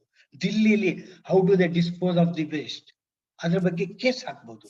ಕಾರ್ಪೊರೇಟ್ ಅವರ್ಸ್ ಬಗ್ಗೆ ಕೇಸ್ ಹಾಕ್ಬೋದು. ಇನ್ನು ಪ್ರೊಫೆಸರ್ಗಳು, ಹೌದು, ಪ್ರೊಫೆಸರ್ಗಳು ಎಷ್ಟೆಲ್ಲ ವಿದ್ವಾಂಸರು, ಎಷ್ಟೆಲ್ಲ ಮಂದಿಗೆ PhD ಗೈಡ್ ಆಗ್ತಾ ಇದ್ದಾರೆ. ದಿಲ್ಲಿಲೂ ಆಗ್ತಾ ಇದ್ದಾರೆ, ಹಂಪಿ ಯೂನಿವರ್ಸಿಟಿಲೂ ಆಗ್ತಾ ಇದ್ದಾರೆ. ಅವ್ರು ಸ್ವಲ್ಪ ಮನಸ್ಸು ಮಾಡಿದ್ರೆ ಬಹಳಷ್ಟು ಪ್ರೊಫೆಸರ್ಗಳೆಲ್ಲ, ಬಹಳಷ್ಟು PhDಗಳೆಲ್ಲ ಸಂದು ಹೋದ ಇತಿಹಾಸ ಕಾಲದ ಸಂಗತಿಗಳ ಬಗ್ಗೆನೇ ಇರ್ಬೇಕು. ಅದು ದಾಸ ಸಾಹಿತ್ಯ ಇರ್ಬೋದು, ಶರಣ ಸಾಹಿತ್ಯ ಇರ್ಬೋದು, ಕುವೆಂಪು ಇರ್ಬೋದು, ತೇಜಸ್ವಿ ಬಗ್ಗೆ PhD ಮಾಡ್ಬೋದು. ಆದ್ರೆ ಇವತ್ತಿನ ಪ್ರೆಸೆಂಟ್ ವಿಷಯಗಳ ಬಗ್ಗೆ, ನಮ್ಮ ಹಳ್ಳಿ ಹೇಗೆ, ಹಳ್ಳಿಗಳು ಖಾಲಿ ಆಗ್ತಾ ಇದ್ದಾವೆ, ಯಾಕೆ ಖಾಲಿ ಆಗ್ತಾ ಇದ್ದಾವೆ, ಅವುಗಳ ಜೊತೆಗೆ ಹಳ್ಳಿಯ ಜ್ಞಾನಗಳು, ಔಷಧ ಜ್ಞಾನ ಇರ್ಬೋದು, ಯೋಗ ಜ್ಞಾನ ಇರ್ಬೋದು, ಹಳ್ಳಿಯ ಅಲ್ಲಿಯ ಸಂಸ್ಕೃತಿ ಇರ್ಬೋದು, ಅದ್ರ ಬಗ್ಗೆ ಅದು ಯಾಕೆ ಖಾಲಿ ಮಾಡ್ತಾ ಇದ್ದಾರೆ, ಯಾಕೆ ಅವ್ರಿಗೆ ಹಳ್ಳಿಲಿ ಬದುಕಕ್ಕೆ ಕಷ್ಟ ಆಗ್ತಾ ಇದೆ, ಅದಕ್ಕೂ ಮತ್ತು ಗ್ಲೋಬಲ್ ವಾರ್ಮಿಂಗಿಗೂ ಲಿಂಕ್ ಮಾಡಿಕೊಂಡು ವಿದ್ಯಾರ್ಥಿಗಳಿಗೆ ಮಾಡ್ರಪ್ಪ PhD ಅಂತೇಳಿ ಹೇಳ್ಬೋದು. ಅಂತ ಅವಕಾಶ ಇದೆ. ಡಾಕ್ಟರ್ಸ್ ಬಗ್ಗೆ ಅಂತೂ ನಾನು ಹೇಳ್ಬೇಕಾಗಿಲ್ಲ. ಇವತ್ತು ಜಾಸ್ತಿ ತ್ಯಾಜ್ಯ ಎಲ್ಲಿಂದ ಹೊರಗೆ ಬರ್ತಾ ಇದೆ ಅಂದ್ರೆ ಆಸ್ಪತ್ರೆಗಳಿಂದ ಹೊರಗೆ ಬರ್ತಾ ಇದೆ. Very dangerous one. ಆಸ್ಪತ್ರೆಯ ತ್ಯಾಜ್ಯವನ್ನ ಸುಟ್ಟು ಬಿಸಾಕ್ತಾರೆ. ನಿಮ್ಗೆ ಗೊತ್ತಿದೆ, ಪ್ಲಾಸ್ಟಿಕ್ ಸುಟ್ರೆ 1, 2 ಅಲ್ಲ 16 ಬಗೆಯ ರೋಗಗಳು ಬರತ್ತೆ ಅಂತ ಹೇಳಿ ವಿಶ್ವ ಆರೋಗ್ಯ ಸಂಸ್ಥೆ ಹೇಳಿದೆ. ಪ್ಲಾಸ್ಟಿಕ್ ಸುಡೋದ್ರಿಂದನೇ ಡಯಾಬಿಟಿಸ್ ಜಾಸ್ತಿ ಆಗತ್ತೆ, ಪ್ಲಾಸ್ಟಿಕ್ ಸುಡೋದ್ರಿಂದನೇ ಅಸ್ತಮಾ ಜಾಸ್ತಿ ಆಗತ್ತೆ, ಪ್ಲಾಸ್ಟಿಕ್ ಸುಡೋದ್ರಿಂದನೇ ಹೃದ್ರೋಗ, ಕಿಡ್ನಿ. ಆದ್ರಿಂದ ನಾವು ಇಷ್ಟೆಲ್ಲ ಆಗಿದೀವಿ. ಕಂಡಲ್ಲಿ ಪ್ಲಾಸ್ಟಿಕ್ ಸುಡ್ತಾ ಇದ್ದಾರೆ. ಡಾಕ್ಟರ್ ಗೊತ್ತಿಲ್ದೇನೆ ಹಾಸ್ಪಿಟಲ್ ಅಡ್ಮಿನಿಸ್ಟ್ರೇಟರ್ಗಳು ಕಸ ಸುಡ್ತಾ ಇದ್ದಾರೆ. ಅವ್ರು ಪ್ರಶ್ನೆ ಮಾಡ್ಬೇಕು, ಜನಕ್ಕೆ ಹೇಳ್ಬೇಕು ಸುಡಬೇಡಿ ಅಂತ. ಇನ್ನು ಈ ಶರಣ ಸಾಹಿತ್ಯ ವೇದಿಕೆಗೆ ಬಹುಶಃ ಒಂದಿಬ್ಬರಾದ್ರೂ ಅಫ್ಕೋರ್ಸ್ ಯೋಗ ಪಟುಗಳು, ಜಗದ್ಗುರುಗಳು ಭಾಗಿಯಾಗಿರ್ಬೋದು. ಜಗದ್ಗುರುಗಳು ಅಂದ್ರೆ ವಿಶೇಷವಾಗಿ ನಿಮ್ಗೆ ಆಗಲೇ ಹೇಳಿದ್ರು ಡಾಕ್ಟರ್ ಬಸವರೆಡ್ಡಿ ಅವರು, ಯೋಗ ಸಾಧಕರಲ್ಲಿ ಅತ್ಯಂತ ಜಾಸ್ತಿ ಜನ ಕನ್ನಡದವರೇ ಇದ್ದಾರೆ. ಜಗದ್ಗುರುಗಳಂತೂ ಅವರು ಕುಸಿತಾ ಇರೋ ಸರಕಾರವನ್ನ ಎತ್ತು ಹಿಡಿಯುವ ಸಾಮರ್ಥ್ಯ ಇದ್ದವ್ರಲ್ವಾ. ಅವರು ಸ್ವಲ್ಪ ಈ ಕುಸಿತಾ ಇರುವ ಅಂತರ್ಜಲದ ಮಟ್ಟದ ಬಗ್ಗೆ ಆಗಾಗ ಮಾತಾಡ್ಲಿ, ಕುಸಿಯುವ ಬೆಟ್ಟಗಳ ಬಗ್ಗೆ ಮಾತಾಡ್ಲಿ, ಕುಸಿಯುವ ಮೌಲ್ಯಗಳ ಬಗ್ಗೆ, ಜೀವನ ಮೌಲ್ಯಗಳ ಬಗ್ಗೆ ಮಾತಾಡ್ಲಿ. ಇವಕ್ಕೂ ಗ್ಲೋಬಲ್ ವಾರ್ಮಿಂಗಿಗೂ, ಈ ತ್ಯಾಜ್ಯದ ರಾಶಿಗೂ, ನಮ್ಮ ಬದುಕಿನ ಕುಸಿತಾ ಇರುವ ಆರೋಗ್ಯಕ್ಕೂ ಅದು ಏನ್ ಸಂಬಂಧ ಇದೆ ಅನ್ನೋದನ್ನ ತಮ್ಮ ಶಿಷ್ಯ ವರ್ಗಕ್ಕೆ ಹೇಳ್ತಾ ಇರ್ಲಿ. ಹಾಗೆ ಹೇಳೋ ಮೂಲಕ ನಾವು ಕೂಡ ಹೇಗೆ ಕೋವಿಡ್ ವಿಷಯದಲ್ಲಿ ನಾವು ಸ್ವಲ್ಪ ಜ್ಞಾನ ತಗೊಂಡು ಅದು ಕೋವಿಡ್ ಅನ್ನು ತೊಲಗಿಸಕ್ಕೆ ಅಂತ ಹೇಳಿ ನಾವು ಏನೇನು ಪ್ರಯತ್ನ ಮಾಡ್ತಿದ್ದೀವೋ, ಅದೇ ರೀತಿ ಈ ಕ್ಲೈಮೆಟಿಕ್ ಕ್ರೈಸಿಸ್ ಏನು ಅದು ದೂರ ಆಗ್ಲಿ ಅಂತೇಳಿ ನಾವು ಎಲ್ಲರೂ ಕೂಡ ನಮ್ಮ ಸಾಮರ್ಥ್ಯಕ್ಕೆ ತಕ್ಕಂತೆ ಕೈ ಜೋಡಿಸೋಣ. ಹಾಗ್ತಾನೆ ಬಸವರೆಡ್ಡಿ ಅವರು ಏನು ಹೇಳಿದ್ರು, ದೇವಲೋಕ ಮರ್ತ್ಯಲೋಕ ಎಂಬುದು ಬೇರೆ ಲೋಕ ಇಲ್ಲ ಕಾಣಿರು. ಮರ್ತ್ಯಲೋಕ ಇಲ್ಲೇ ಆಗ್ತಾ ಇದೆ. ಈ ನರಕ ಲೋಕ ದಿನ ದಿನಕ್ಕೆ ನರಕದ ಬದುಕಿನ ಸಾಧ್ಯತೆಗಳು, ನರಕ ಸದೃಶ ಬದುಕಿನ ಸಾಧ್ಯತೆಗಳು ಹೆಚ್ಚಾಗ್ತಾ ಇದ್ದಾವೆ. ಮುಂದಿನ ಪೀಳಿಗೆಗೆ ನಾವು ಇದಕ್ಕಿಂತ ಒಳ್ಳೆ ಭೂಮಿ ಬಿಟ್ಟು ಹೋಗ್ಬೇಕಲ್ವಾ? ಇದಕ್ಕಿಂತ ಸುಂದರವಾದ್ದನ್ನ ನಮ್ಮ ಮಕ್ಕಳು ಮೊಮ್ಮಕ್ಕಳಿಗೆ ಇದಕ್ಕಿಂತ ಸಮೃದ್ಧವಾಗಿದ್ದನ್ನ ಭದ್ರವಾಗಿದ್ದನ್ನ ಬಿಟ್ಟು ಹೋಗ್ಬೇಕಲ್ಲ. ಹಾಗೆ ಬಿಟ್ಟು ಹೋಗಕ್ಕೆ ನಾವೆಲ್ಲ ಕೈ ಜೋಡಿಸೋಣ, ಒಳ್ಳೆ ಕೆಲಸ ಮಾಡೋಣ. ಇಷ್ಟರವರೆಗೆ ಎಲ್ಲ ಜಗದ್ಗುರುಗಳು, ಸ್ವಾಮೀಜಿಗಳು, ಯೋಗ ಸಾಧಕರು ಅವರೆಲ್ಲ ಒಳ್ಳೊಳ್ಳೆ ಮಾತನ್ನ ಹೇಳ್ತಾ ಇದ್ದಾರೆ. ಆದ್ರೆ ಅದನ್ನ ರಿಲೆವೆನ್ಸ್ ಏನು, ಇವತ್ತಿನ ಪರಿಸ್ಥಿತಿಗೂ ಅದಕ್ಕೂ ಏನ್ ಸಂಬಂಧ ಅಂತೇಳಿ ಜಗದ್ಗುರುಗಳು ವಿಶೇಷವಾಗಿ ಜಗತ್ತಿನ ಸಂಕಷ್ಟಕ್ಕೂ ನಮ್ಮ ಸ್ಥಳೀಯ ಸಂಕಷ್ಟಕ್ಕೂ ಹೇಗೆ ಸಂಬಂಧ ಇದೆ ಅನ್ನೋದನ್ನ ಹೇಳಿ ಅಂತ ಹೇಳಿ ಹಾರೈಸ್ತೀನಿ. ತುಂಬಾ ಮಾತಾಡ್ಬಿಟ್ಟೆ, ಬೆಟ್ಟದಷ್ಟು ಹೇಳೋದು ಬಾಕಿ ಇದೆ ಇನ್ನು. ಆದ್ರೆ ಸದ್ಯಕ್ಕೆ ಇಷ್ಟೇ ಸಾಕು. ನನಗೆ ಈ ಅವಕಾಶ ಮಾಡಿಕೊಟ್ಟ ಅಖಿಲ ಭಾರತ ಶರಣ ಸಾಹಿತ್ಯ ಪರಿಷತ್ತಿನ ಪದಾಧಿಕಾರಿಗಳಿಗೆ, ವಿಶೇಷವಾಗಿ KS ಮೂರ್ತಿ ಅವರಿಗೆ ಹಾಗೂ ಶ್ರೀ ಡಾಕ್ಟರ್ ಸಂಗೊಂದಿ ಮಠ ಅವರಿಗೆ, ಹಾಗೂ ನನಗಿಂತ ಸ್ವಲ್ಪ ಮುಂಚೆ ಮಾತಾಡಿದ ಡಾಕ್ಟರ್ ಬಸವರೆಡ್ಡಿ ಅವರಿಗೆ, ನಿಮ್ಮೆಲ್ಲರಿಗೂ ಇಷ್ಟೊತ್ತು ತನಕ 8:30 ಆಗ್ತಾ ಬಂತು ಅಂತ ಕಾಣುತ್ತೆ, 8 ಗಂಟೆ ಅವಕಾಶ ಕೊಟ್ಟ ಮಾತಾಡ್ಲಿಕ್ಕೆ ಇಷ್ಟೆಲ್ಲ ಹೊತ್ತು ತಾಳ್ಮೆಯಿಂದ ಕೇಳ್ಕೊಂಡ ನಿಮ್ಗೆಲ್ಲರಿಗೂ ಕೂಡ ನಮಸ್ಕಾರ. ಧನ್ಯವಾದಗಳು ಸರ್. ಇಂದಿನ ದಿನಗಳಲ್ಲಿ ಪರಿಸರ ಹೇಗೆ ಮಾಲಿನ್ಯ ಆಗ್ತಾ ಇದೆ, ಮುಂದಿನ ಪೀಳಿಗೆಗೆ ನಾವು ಏನು ಮಾಡಬೇಕು ಅನ್ನೋದ್ರ ಬಗ್ಗೆ ಉತ್ತಮ ಮಾಹಿತಿಯನ್ನ ನೀವು ನಮಗೆ ಇಂದಿನ ದಿನ ನಮಗೆ ತಿಳಿಸ್ಕೊಟ್ಟಿದ್ದೀರಾ. ಮತ್ತೊಮ್ಮೆ ತಮಗೆ ಧನ್ಯವಾದಗಳು ಸರ್. ಧನ್ಯವಾದ, ನಮಸ್ಕಾರ. ನಮಸ್ಕಾರ ಸರ್. ನಮ್ಮ ಇನ್ನೊಬ್ಬರು ಅತಿಥಿಗಳು ಡಾಕ್ಟರ್ SM ಕಂಠೀಕರ್ ಸಾಹೇಬರು ಸಹ ಈ ಕಾರ್ಯಕ್ರಮದಲ್ಲಿ ಭಾಗವಹಿಸಿದ್ದಾರೆ. ತಮಗೂ ಸಹ ಸ್ವಾಗತ ಸರ್. ಈಗ ಈ ನಮ್ಮ ಕಾರ್ಯಕ್ರಮದ ಕುರಿತು ಎರಡು ಮಾತಾಡಬೇಕೆಂದು ನಮ್ಮ ಅಖಿಲ ಭಾರತ ಶರಣ ಸಾಹಿತ್ಯ ಪರಿಷತ್ ಅಧ್ಯಕ್ಷರಾದ ಶ್ರೀ NP ಚಂದ್ರಶೇಖರ್ ಅವರನ್ನ ನಾನು ಕೇಳ್ಕೊಳ್ತೇನೆ.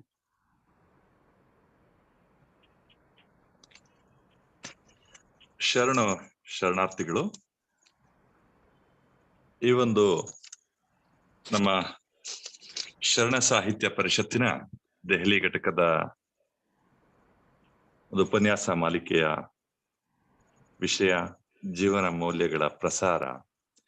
ಇದನ್ನ ಕುರಿತು ತಮ್ಮ ವ್ಯಕ್ತಿಗತ ಒಂದು ಸಾಮಾಜಿಕ ಪರಿಸರ ಮತ್ತೆ ಸಾಂಸ್ಕೃತಿಕ ಪರಿಸರ, ಹಾಗೆ ಒಂದು ನಿಸರ್ಗದ ಜೊತೆ ಒಡನಾಟವನ್ನ ಮಾಡ್ತಾ ಬಂದಿರತಕ್ಕಂತ ಇಬ್ಬರು ಮಹತ್ವದ ಚಿಂತಕರು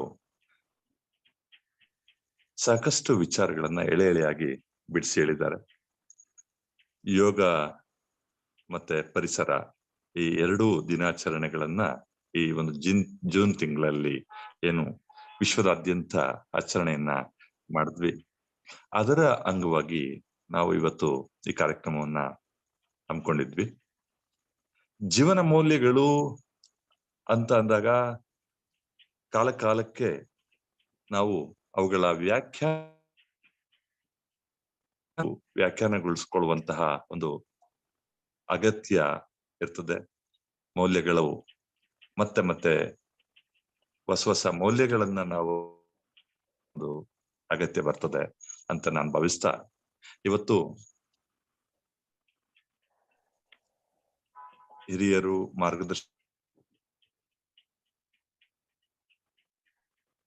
ಯೋಗ ಸಂಸ್ಥಾನದ ನಿರ್ದೇಶಕರಾಗಿರ್ತಕ್ಕಂತಹ ಆಯುಷ್ ಮಂತ್ರಾಲಯದ ಒಂದು ಕೆಳಗಡೆ ಇರ್ತಕ್ಕಂತಹ ಈ ಒಂದು ಸಂಸ್ಥೆಯಲ್ಲಿ ಸಾಕಷ್ಟು ಮೈಲಿಗಲ್ಲುಗಳನ್ನ ಸಾಧಿಸಿರ್ತಕ್ಕಂತಹ ಆತ್ಮೀಯರಾದಂತಹ ಡಾಕ್ಟರ್ ಬಸವರೆಡ್ಡಿರವರು ಇವತ್ತಿನ ಆರೋಗ್ಯದ ಬಗೆಗೆ ನಾವು ವಹಿಸಬೇಕಾದಂತಹ ಒಂದು ಕಾಳಜಿ, ಆರೋಗ್ಯವನ್ನ ಕಾಪಾಡಿಕೊಳ್ಳದೆ ಇದ್ದಾಗ ಎದುರಿಸಬೇಕಂತಹ ಸಮಸ್ಯೆಗಳು, ಅದನ್ನ ಯೋಗದ ಮೂಲಕ ನಮ್ಮ ಧಾರ್ಮಿಕ ಆಚರಣೆಗಳು, ಅದರಲ್ಲೂ ಮುಖ್ಯವಾಗಿ ಅವರು ಹೇಳಿದಂತಹ ಒಂದು ಪ್ರಾಪಂಚಿಕ ಮತ್ತು ಪಾರಮಾರ್ಥಿಕ ವಿಚಾರಗಳನ್ನ ನಾವು ಅನ್ವಯ ಮಾಡ್ಕೊಳ್ಳೋದ್ರ ಮೂಲಕ ಯಮ ನಿಯಮಗಳ ಪಾಲನೆ, ಪಂಚಾಚಾರಗಳು, ಹಾಗೆಯೇ ಅಷ್ಟಾಭರಣಗಳು, ಈ ಎಲ್ಲವುಗಳನ್ನ ಸಮ್ಮಿಳನಗೊಳಿಸಿ ತಮ್ಮ ವಿಚಾರಗಳಲ್ಲಿ ಯೋಗದ ಮಹತ್ವ, ಋತುಮಾನಕ್ಕೆ ತಕ್ಕಂತೆ ಆಹಾರದ ಬಳಕೆ, ಇವುಗಳ ವಿಚಾರವನ್ನ ತುಂಬಾ ಸ್ವಾರಸ್ಯಕರವಾಗಿ, ಸರಳವಾಗಿ, ಎಲ್ಲರಿಗೂ ಅರ್ಥ ಆಗುವಂತೆ ಮನದಟ್ಟು ಮಾಡಿಕೊಡುವಂತಹ ಒಂದು ಪ್ರಯತ್ನ ಮಾಡಿದ್ರು.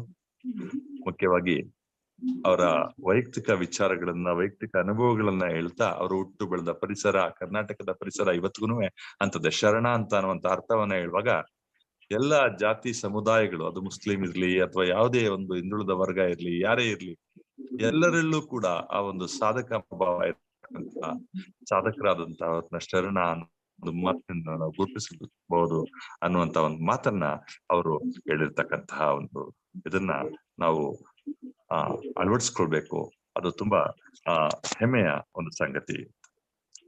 ಇವತ್ತು ರಾಷ್ಟ್ರ ಮಟ್ಟದಲ್ಲಿ ಯೋಗಕ್ಕೆ ಮತ್ತೆ ಮುಖ್ಯವಾಗಿ ಈ ಭಾರತ ಅಂತಾರಾಷ್ಟ್ರೀಯ ಮಟ್ಟದಲ್ಲಿ ಯೋಗದ ವಿಚಾರದ ಮೂಲಕ ಒಂದು ಏನು ಹೆಗ್ಗಳಿಕೆಯನ್ನ ಸಾಧಿಸಿದೆ, ಅದು ಪ್ರಧಾನಮಂತ್ರಿ ಅವರ ಒಂದು ಈ ಬಾರಿಯ ಏನು ಪ್ರಧಾನಮಂತ್ರಿ ಮೋದಿಯವರ ಮೂಲಕ ಅದರ ಹಿನ್ನೆಲೆಯಲ್ಲಿ ಸಾಕಷ್ಟು ಸಾಧನೆಯನ್ನ ಮಾಡಿರ್ತಕ್ಕಂತಹ ಹೆಸರು ಗಳಿಸಿರ್ತಕ್ಕಂಥ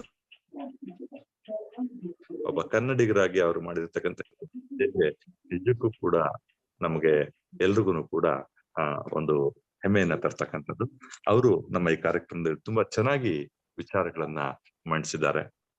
ಹಾಗೆ ಇವತ್ತು ಪರಿಸರ ಮಾಲಿನ್ಯ ಅಂತ ಅನ್ನುವಂಥದ್ದು, ಆ ಪರಿಸರದ ಒಂದು ರಕ್ಷಣೆಯನ್ನ ಹೇಗ್ ಮಾಡ್ಕೋಬೇಕು, ಯಾವ್ಯಾವ ರೀತಿ ಯಾವ್ಯಾವ ರೀತಿಯಿಂದ ಮಾಲಿನ್ಯ ಆಗ್ತಾ ಇದೆ ಅಂತ ಅನ್ನುವಂತಹ ವಿಚಾರಗಳನ್ನ ಸುರಿಯುವ ಹೊಂಡ ಆಗಿದೆ ಈ ಭಾರತ ಖಂಡ ಅಂತ ಅನ್ನುವಂತಹ ಒಂದು ಮಾತುಗಳ ಒಂದು ಪುಸ್ತಕವನ್ನೇ ಬರೆದು ಅದ್ರ ಬಗ್ಗೆ ಆ ಮೂಲಕ ತಮ್ಮ ವಿಚಾರಧಾರೆಗಳನ್ನ ಮನದಟ್ಟು ಮಾಡಿದಂತಹ, ಹೇಗೆ ಇವತ್ತು ಮಕ್ಕಳು, ವಿದ್ಯಾರ್ಥಿಗಳು ಇದ್ರ ಬಗೆಗೆ ಅಧ್ಯಯನ ಕೈಗೊಳ್ಬೇಕು, ಸಾಹಿತಿಗಳ ಜವಾಬ್ದಾರಿ ಏನು, ವಿಜ್ಞಾನಿಗಳ ಜವಾಬ್ದಾರಿ ಏನು, ಹಾಸ್ಪಿಟಲ್ಗಳಲ್ಲಿ ಯಾವ ರೀತಿ ತ್ಯಾಜ್ಯಗಳು ಹೊರಹೊಮ್ತಾ ಇದೆ ಅನ್ನುವಂತಹ ವಿಚಾರಗಳನ್ನ ನಮಗೆ ತುಂಬಾ ಸುಸೂತ್ರವಾಗಿ ಸರಳ ಉದಾಹರಣೆಗಳ ಮೂಲಕ ಕೊಂಡಿರ್ತಕ್ಕಂತಹ ಖ್ಯಾತ ವಿಜ್ಞಾನ ಸಂವಹನಕರಾಗಿರ್ತಕ್ಕಂತಹ ಪ್ರೊಫೆಸರ್ ಅವರ ಒಂದು ವಿಚಾರಧಾರೆಗಳು ಈ ಎರಡರೂ ಕೂಡ ಅತ್ಯಂತ ಸಾರ್ವಕಾಲಿಕ ಮೌಲ್ಯವುಳ್ಳಂತವು. ನಮ್ಮ ಜೀವನಕ್ಕೆ ಎಲ್ಲ ಹಂತದಲ್ಲೂ, ಎಲ್ಲಾ ಆಂಗಲ್, ಯಾವುದೇ ದೃಷ್ಟಿಯಿಂದ ನೋಡಿದರೂ ಕೂಡ ಇವತ್ತು ಆರೋಗ್ಯವನ್ನ ಕಾಪಾಡ್ಕೊಳ್ಳಿಕ್ಕೆ ಬೇಕಾದಂತ ಯೋಗ ಇದು ಅತ್ಯಂತ ಮೌಲಿಕ ವಿಚಾರಧಾರೆ. ಹಾಗೆಯೇ ಈ ಪರಿಸರ ರಕ್ಷಣೆ ಮಾಡ್ಕೊಳ್ತಕ್ಕಂಥದ್ದು ಕೂಡ ಅತ್ಯಂತ ಮೌಲಿಕವಾದಂತಹ ವಿಚಾರಧಾರೆ. ಇವುಗಳನ್ನ ನಮ್ಗೆ ಕೊಟ್ಟು ನಮ್ಮೆಲ್ಲರನ್ನ ಈ ಒಂದು ವಿಷಯದಲ್ಲಿ ಒಂದು ಎಜುಕೇಟ್ ಮಾಡ್ತಾರೆ. ಈ ಒಂದು ಸಂಬಂಧವಾಗಿ ನಾವೆಲ್ಲರನ್ನು ಕೂಡ ಈ ಎಷ್ಟು ಸಾಧ್ಯನೋ ವಿಚಾರಧಾರೆಗಳನ್ನ ನಮ್ಮ ಜೀವನದಲ್ಲಿ ಅಳವಡಿಸ್ಕೊಳ್ಳುವಂತಹ ಒಂದು ಪ್ರಯತ್ನವನ್ನ ಮಾಡೋಣ ಅಂತ ಇದಕ್ಕೆ ಮುಂಚಿತವಾಗಿ ಕಾರ್ಯಕ್ರಮದ ಆರಂಭ ಆದದ್ದನ್ನೇ ವಚನ ಗಾಯನದ ಮೂಲಕ ಮಾಡಿ ಕೆಟ್ಟರು ಮನವಿಲ್ಲದೆ ನೀಡಿ ಕೆಟ್ಟರು ನಿಜವಿಲ್ಲದೆ ಅನ್ನುವಂತಹ ಒಂದು ಮಾತುಗಳನ್ನ ವಚನ ಗಾಯನ ಮಾಡಿದಂತಹ ಡಾಕ್ಟರ್ ಗಾಯತ್ರಿ ಮೇಡಮ್ ಅವ್ರು ಹೇಳಿದ್ರು. ಹಾಗಾಗಿ ಇವತ್ತು ಯೋಗದ ವಿಚಾರದಲ್ಲಿ ರಕ್ಷಣೆ ವಿಚಾರದಲ್ಲಿ ಆಗಿರ್ಬೋದು ಆಗೋದು ಬೇಡ. ನಾವು ಏನೇ ಮಾಡಿದ್ರು ಮನಸ್ಸಿಟ್ಟು ಮಾಡೋಣ. ನಮ್ಮ ಆರೋಗ್ಯ ಕಾಪಾಡಿಕೊಳ್ಳೋದಿರ್ಬೋದು, ನಮ್ಮ ಪರಿಸರವನ್ನ ಕಾಪಾಡಿಕೊಳ್ಳೋದಿರ್ಬೋದು, ಅದ್ರಲ್ಲೆಲ್ಲೂ ಕೂಡ ಮನಸ್ಸಿಟ್ಟು ನಮ್ಮ ಕೆಲಸ ಕಾರ್ಯಗಳನ್ನ, ನಮ್ಮ ಕರ್ತವ್ಯವನ್ನ, ನಮ್ಮ ಜವಾಬ್ದಾರಿಯನ್ನ ಮಾಡೋಣ. ಆಗ ನಿಜಕ್ಕೂ ಕೂಡ ನಾವು ಒಂದು ಜವಾಬ್ದಾರಿಯುತ ನಾಗರಿಕರಾಗಿ, ಶರಣರಾಗಿ, ಅರ್ಥಪೂರ್ಣವಾದಂತಹ ಒಂದು ಬದುಕನ್ನ ಬದುಕಲಿಕ್ಕೆ ಸಾಧ್ಯ ಅನ್ನುವಂಥ ಮಾತುಗಳನ್ನ ನಾನು ಈ ಸಂದರ್ಭದಲ್ಲಿ ಹೇಳಲಿಕ್ಕೆ ಬಯಸ್ತೇನೆ. ಹಾಗೆ ಇವತ್ತಿನ ಕಾರ್ಯಕ್ರಮದಲ್ಲಿ ನಮ್ಮ ಜೊತೆ ಸಾಕಷ್ಟು ಜನ ಹಿರಿಯರು ಇದ್ದಾರೆ. ಎಲ್ಲ ಹಿರಿಯರನ್ನ ನಾನು ಈ ಒಂದು ಸಂದರ್ಭದಲ್ಲಿ ಪ್ರೀತಿಯಿಂದ ಅವರು ನಮ್ಮ ಜೊತೆ ಇದ್ದದಕ್ಕೋಸ್ಕರ ಅವ್ರಿಗೆ ಧನ್ಯವಾದಗಳನ್ನ ಹೇಳ್ತಾ, ಈ ಒಂದು ಕಾರ್ಯಕ್ರಮದ ರೂಪುರೇಷೆಯನ್ನು ಸಿದ್ಧಪಡಿಸಿ ಕಾರ್ಯಕ್ರಮದ ಒಂದು ಇಷ್ಟು ಸುಸೂತ್ರವಾಗಿ ಸುಗಮವಾಗಿ ನಡಿಲಿಕ್ಕೆ ಪ್ರಯತ್ನಿಸಿದಂತಹ, ಶ್ರಮಿಸಿದಂತಹ ಎಲ್ಲ ನನ್ನ ಸಹೋದ್ಯೋಗಿ ಮಿತ್ರರಿಗೂ, ನಮ್ಮ ದೆಹಲಿ ಎಲ್ಲಾ ಪದಾಧಿಕಾರಿಗಳು ಮತ್ತು ಸ್ನೇಹಿತರಿಗೆ, ಮತ್ತೆ ಈ ಕಾರ್ಯಕ್ರಮದಲ್ಲಿ ವಚನ ವಾಚನವನ್ನ ಮಾಡಿ ವಿಶ್ಲೇಷಣೆಯನ್ನು ಮಾಡಿದಂತಹ ಶ್ರೀದೇವಿ ಗಂಗಣ್ಣ ಅವರು ಮತ್ತೆ ಕುಮಾರಿ ನೂತನ ಕೈಕಾಡೆ ಅವ್ರಿಗೆ ಎಲ್ಲರಿಗೂ ಕೂಡ ನಾನು ನನ್ನ ತುಂಬು ಹೃದಯದ ಧನ್ಯವಾದಗಳನ್ನ ಹೇಳ್ತಾ, ನಾವು ಈ ಒಂದು ಕಾರ್ಯಕ್ರಮದಲ್ಲಿ ಇವತ್ತು ಏನು ವಿಚಾರಗಳನ್ನ ನಮ್ಮ ಪರಿಣಿತರು, ವಿದ್ವಾಂಸರು, ಚಿಂತಕರು ತಮ್ಮ ಸಾಕಷ್ಟು ವರ್ಷ ಅವರು ನಮ್ಮ ಮುಂದೆ ನಮಗೆ ತಿಳಿಸಿದಾರೋ ಅಂತವುಗಳನ್ನ ನಾವು ಪಾಲನೆ ಮಾಡುವಂತಹ ಒಂದು ಪ್ರಯತ್ನವನ್ನ ಮಾಡೋಣ ಅನ್ನುವಂತ ಮಾತುಗಳನ್ನ ಹೇಳ್ತಾ ನನ್ನ ಈ 2 ಮಾತುಗಳನ್ನ ಮುಗಿಸ್ತೇನೆ. ಶರಣಾರ್ಥಿ.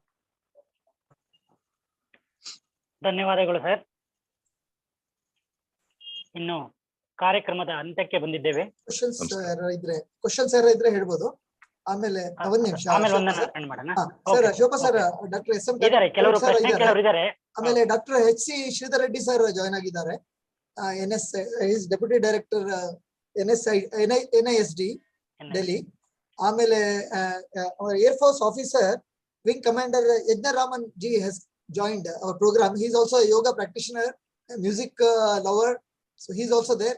Thank you for joining us. Anybody has any questions they can ask or raise.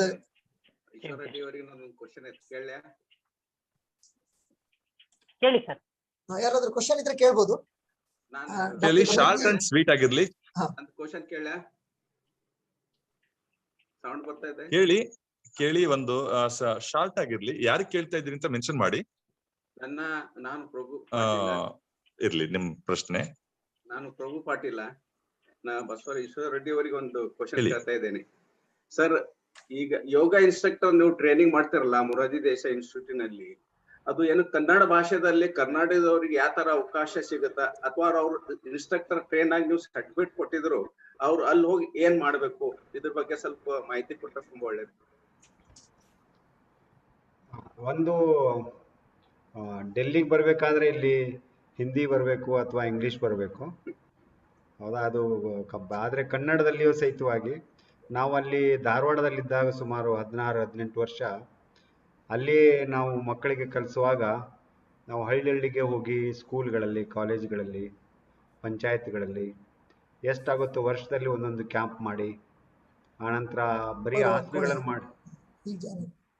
ಆಸನಗಳನ್ನು ಮಾಡಿ ಅಷ್ಟೇ ಅಲ್ವೇ, ಅದರ ಜೊತೆಯಲ್ಲಿ ಆಹಾರದ ಬಗ್ಗೆ ಈಗೇನು ಪ್ರೊಫೆಸರ್ ನಾಗೇಶ್ ಹೆಗಡೆ ಅವರು ಹೇಳಿದ್ರಲ್ವ, ತುಂಬ ಸ್ತುತ್ಯರವಾದಂಥ ಮಾತುಗಳು, ಪರಿಸರದ ಬಗ್ಗೆ, ಆನಂತರ ನಮ್ಮ ಪಾರಂಪರಿಕವಾಗಿ ಮಾಡಿರ್ತಕ್ಕಂಥ ಸಾವಯವ ಕೃಷಿಗಳ ಬಗ್ಗೆ, ಇವುಗಳನ್ನೆಲ್ಲ ಯೋಗದ ಹೇಳ್ತಾನೆ NSS ಕ್ಯಾಂಪ್ಗಳೆಲ್ಲ ಮಾಡ್ತಾ ಇದ್ವಿ.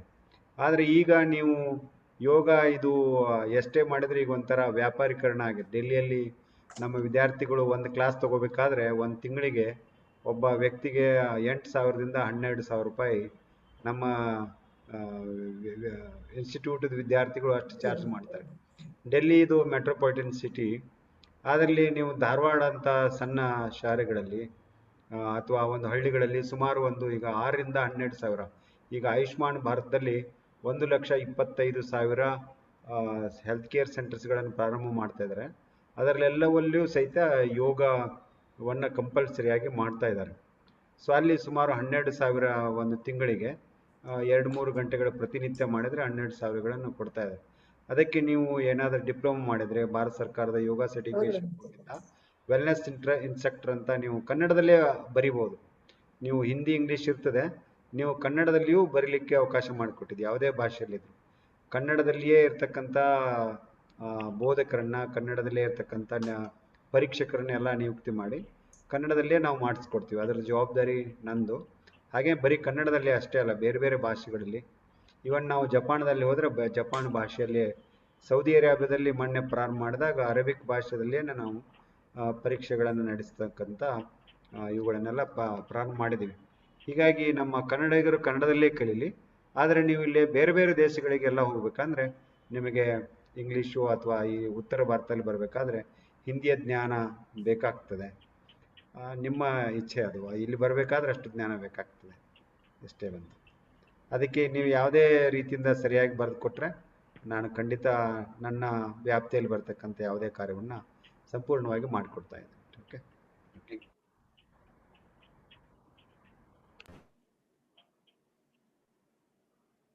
ಸರ್, ನಂದೊಂದು ಕ್ವಶನ್ ಇದೆ ಪ್ರೊಫೆಸರ್ ನಾಗೇಶ್ ಹೆಗಡೆ ಸರ್ಗೆ.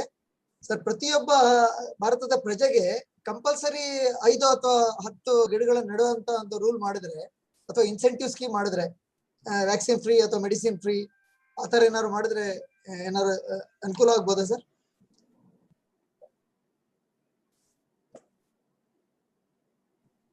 ಅನ್ಮ್ಯೂಟ್ ಮಾಡ್ಕೊಡಿ.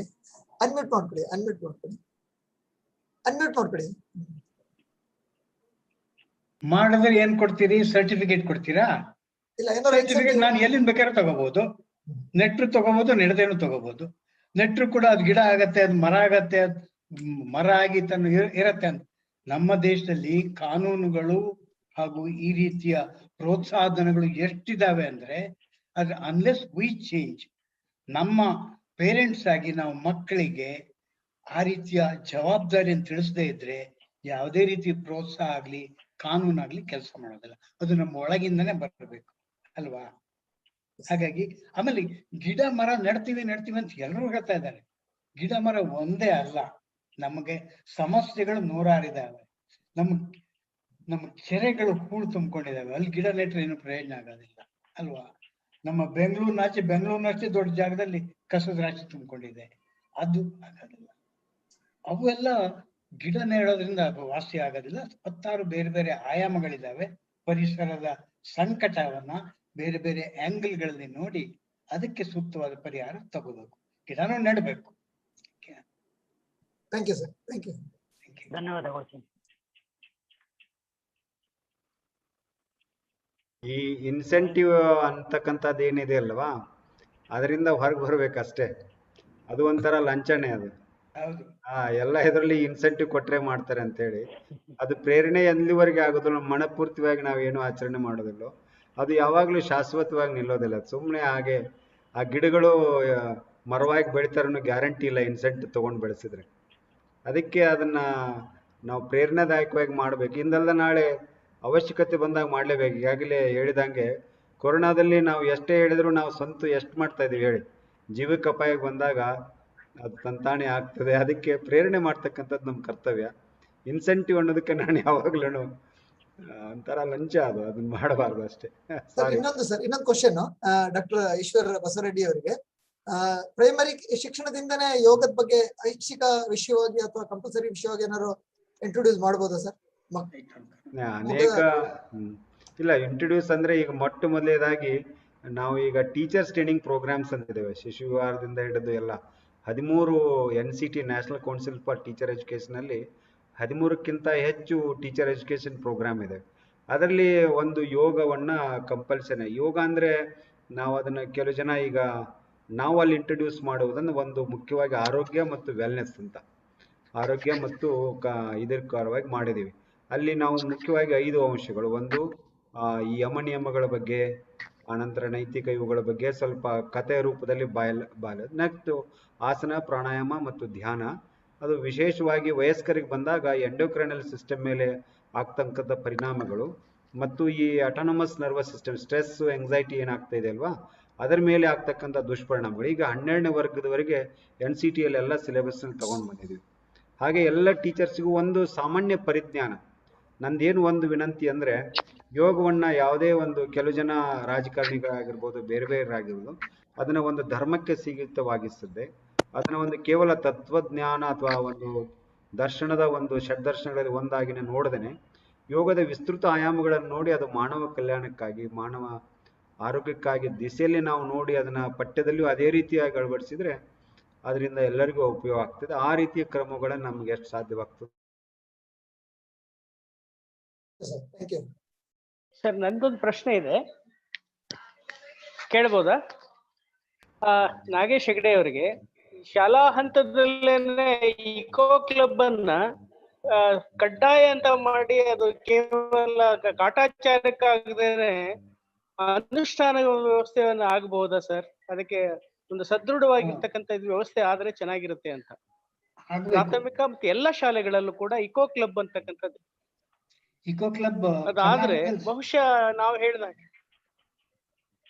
ಕರ್ನಾಟಕದಲ್ಲಿ ಸಾಕಷ್ಟು ಸುಮಾರು 3-3.5 ಸಾವಿರ ಇಕೋ ಕ್ಲಬ್ಗಳಿದಾವೆ.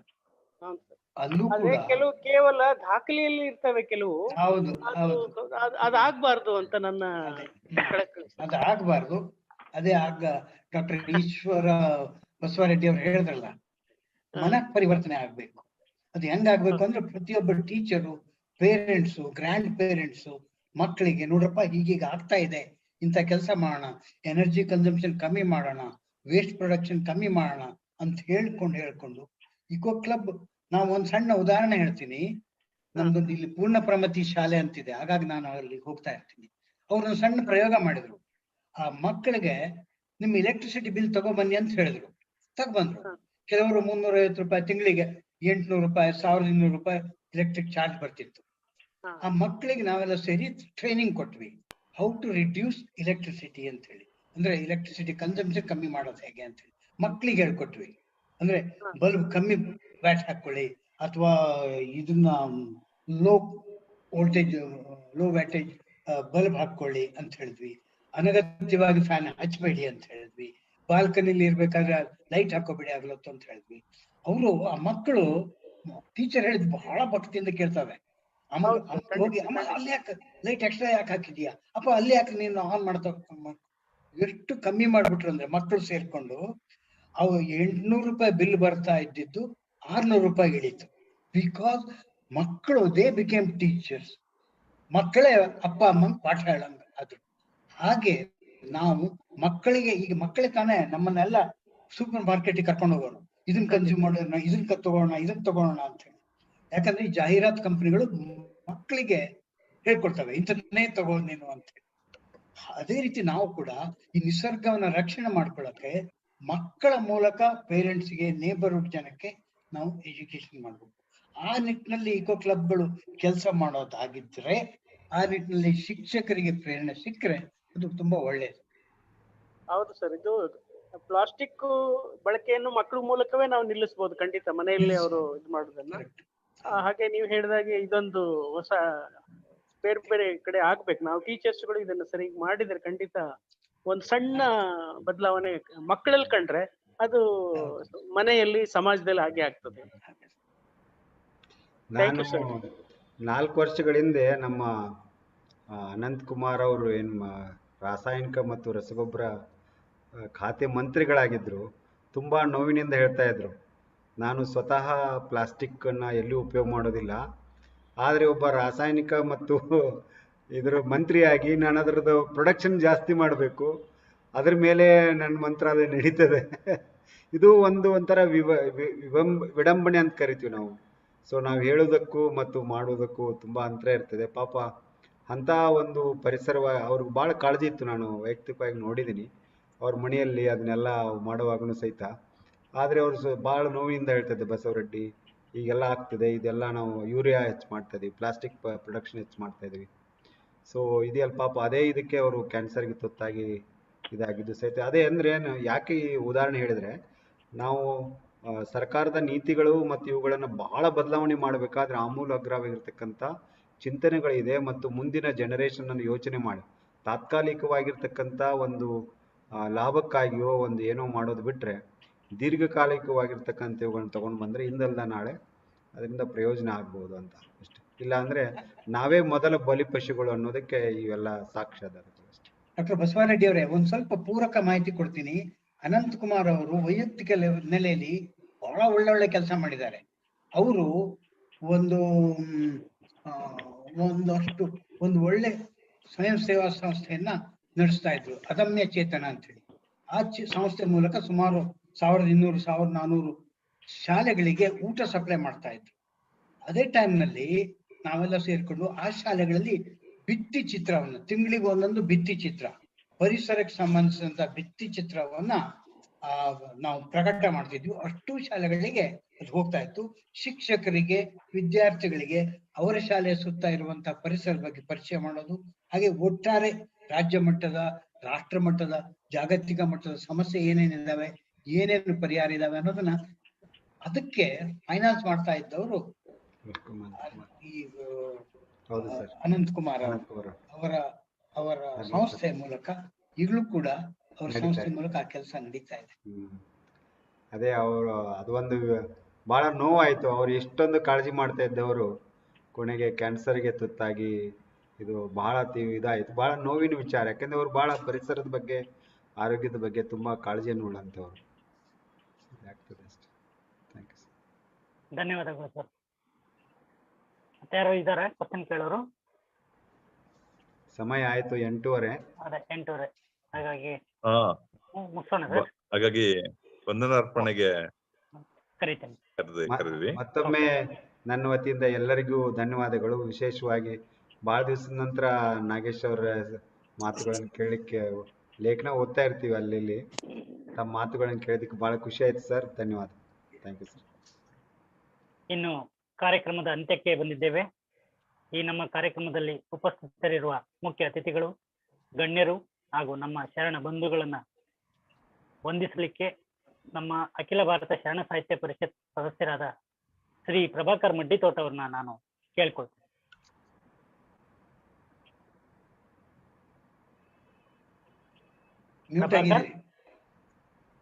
ಅನ್ಮ್ಯೂಟ್ ಮಾಡ್ಕೊಳ್ಳಿ. ಎಲ್ಲರಿಗೂ ನಮಸ್ಕಾರಗಳು. ಅಖಿಲ ಭಾರತ ಶರಣ ಸಾಹಿತ್ಯ ಪರಿಷತ್ ದೆಹಲಿ ಪ್ರದೇಶ ಘಟಕ ಏರ್ಪಡಿಸಿದ್ದ 7ನೇ ಆನ್ಲೈನ್ ಉಪನ್ಯಾಸ ಮಾಲಿಕೆಯಲ್ಲಿ ಜೀವನ ಮೌಲ್ಯಗಳ ಪ್ರಸಾರ ಕುರಿತು ವಿಚಾರ ಮಂಡನೆ ಮಾಡಿದ ಮೊರಾರ್ಜಿ ದೇಸಾಯಿ ರಾಷ್ಟ್ರೀಯ ಯೋಗ ಸಂಸ್ಥಾನ, ಆಯುಷ್ ಮಂತ್ರಾಲಯ ನವದೆಹಲಿಯ ನಿರ್ದೇಶಕರಾದ ಡಾಕ್ಟರ್ ಈಶ್ವರ್ ವಿ ಬಸವಾರೆಡ್ಡಿ ಅವರಿಗೆ ತುಂಬು ಹೃದಯದ ಧನ್ಯವಾದಗಳನ್ನು ಅರ್ಪಿಸುತ್ತೇನೆ. ಮತ್ತೊಬ್ಬ ಚಿಂತಕ ಹಾಗೂ ಪರಿಣಿತರಾದ ಪ್ರೊಫೆಸರ್ ನಾಗೇಶ್ ಹೆಗಡೆ ಅವರು, ಪರಿಸರ ಮತ್ತು ವಿಜ್ಞಾನ ಸಂವಹನಕರು, ಬೆಂಗಳೂರು. ಇವರು ಪರಿಸರದ ಕಾಳಜಿ ಮತ್ತು ಇಂದಿನ ಪರಿಸರದ ರಕ್ಷಣೆಯ ಅಗತ್ಯ ಕುರಿತು ಬಹಳ ಚೆನ್ನಾಗಿ ವಿವರಿಸಿದ್ದಾರೆ. ಪ್ರೊಫೆಸರ್ ನಾಗೇಶ್ ಹೆಗಡೆ ಅವರಿಗೂ ಕೂಡ ಹೃತ್ಪೂರ್ವಕ ಧನ್ಯವಾದಗಳು.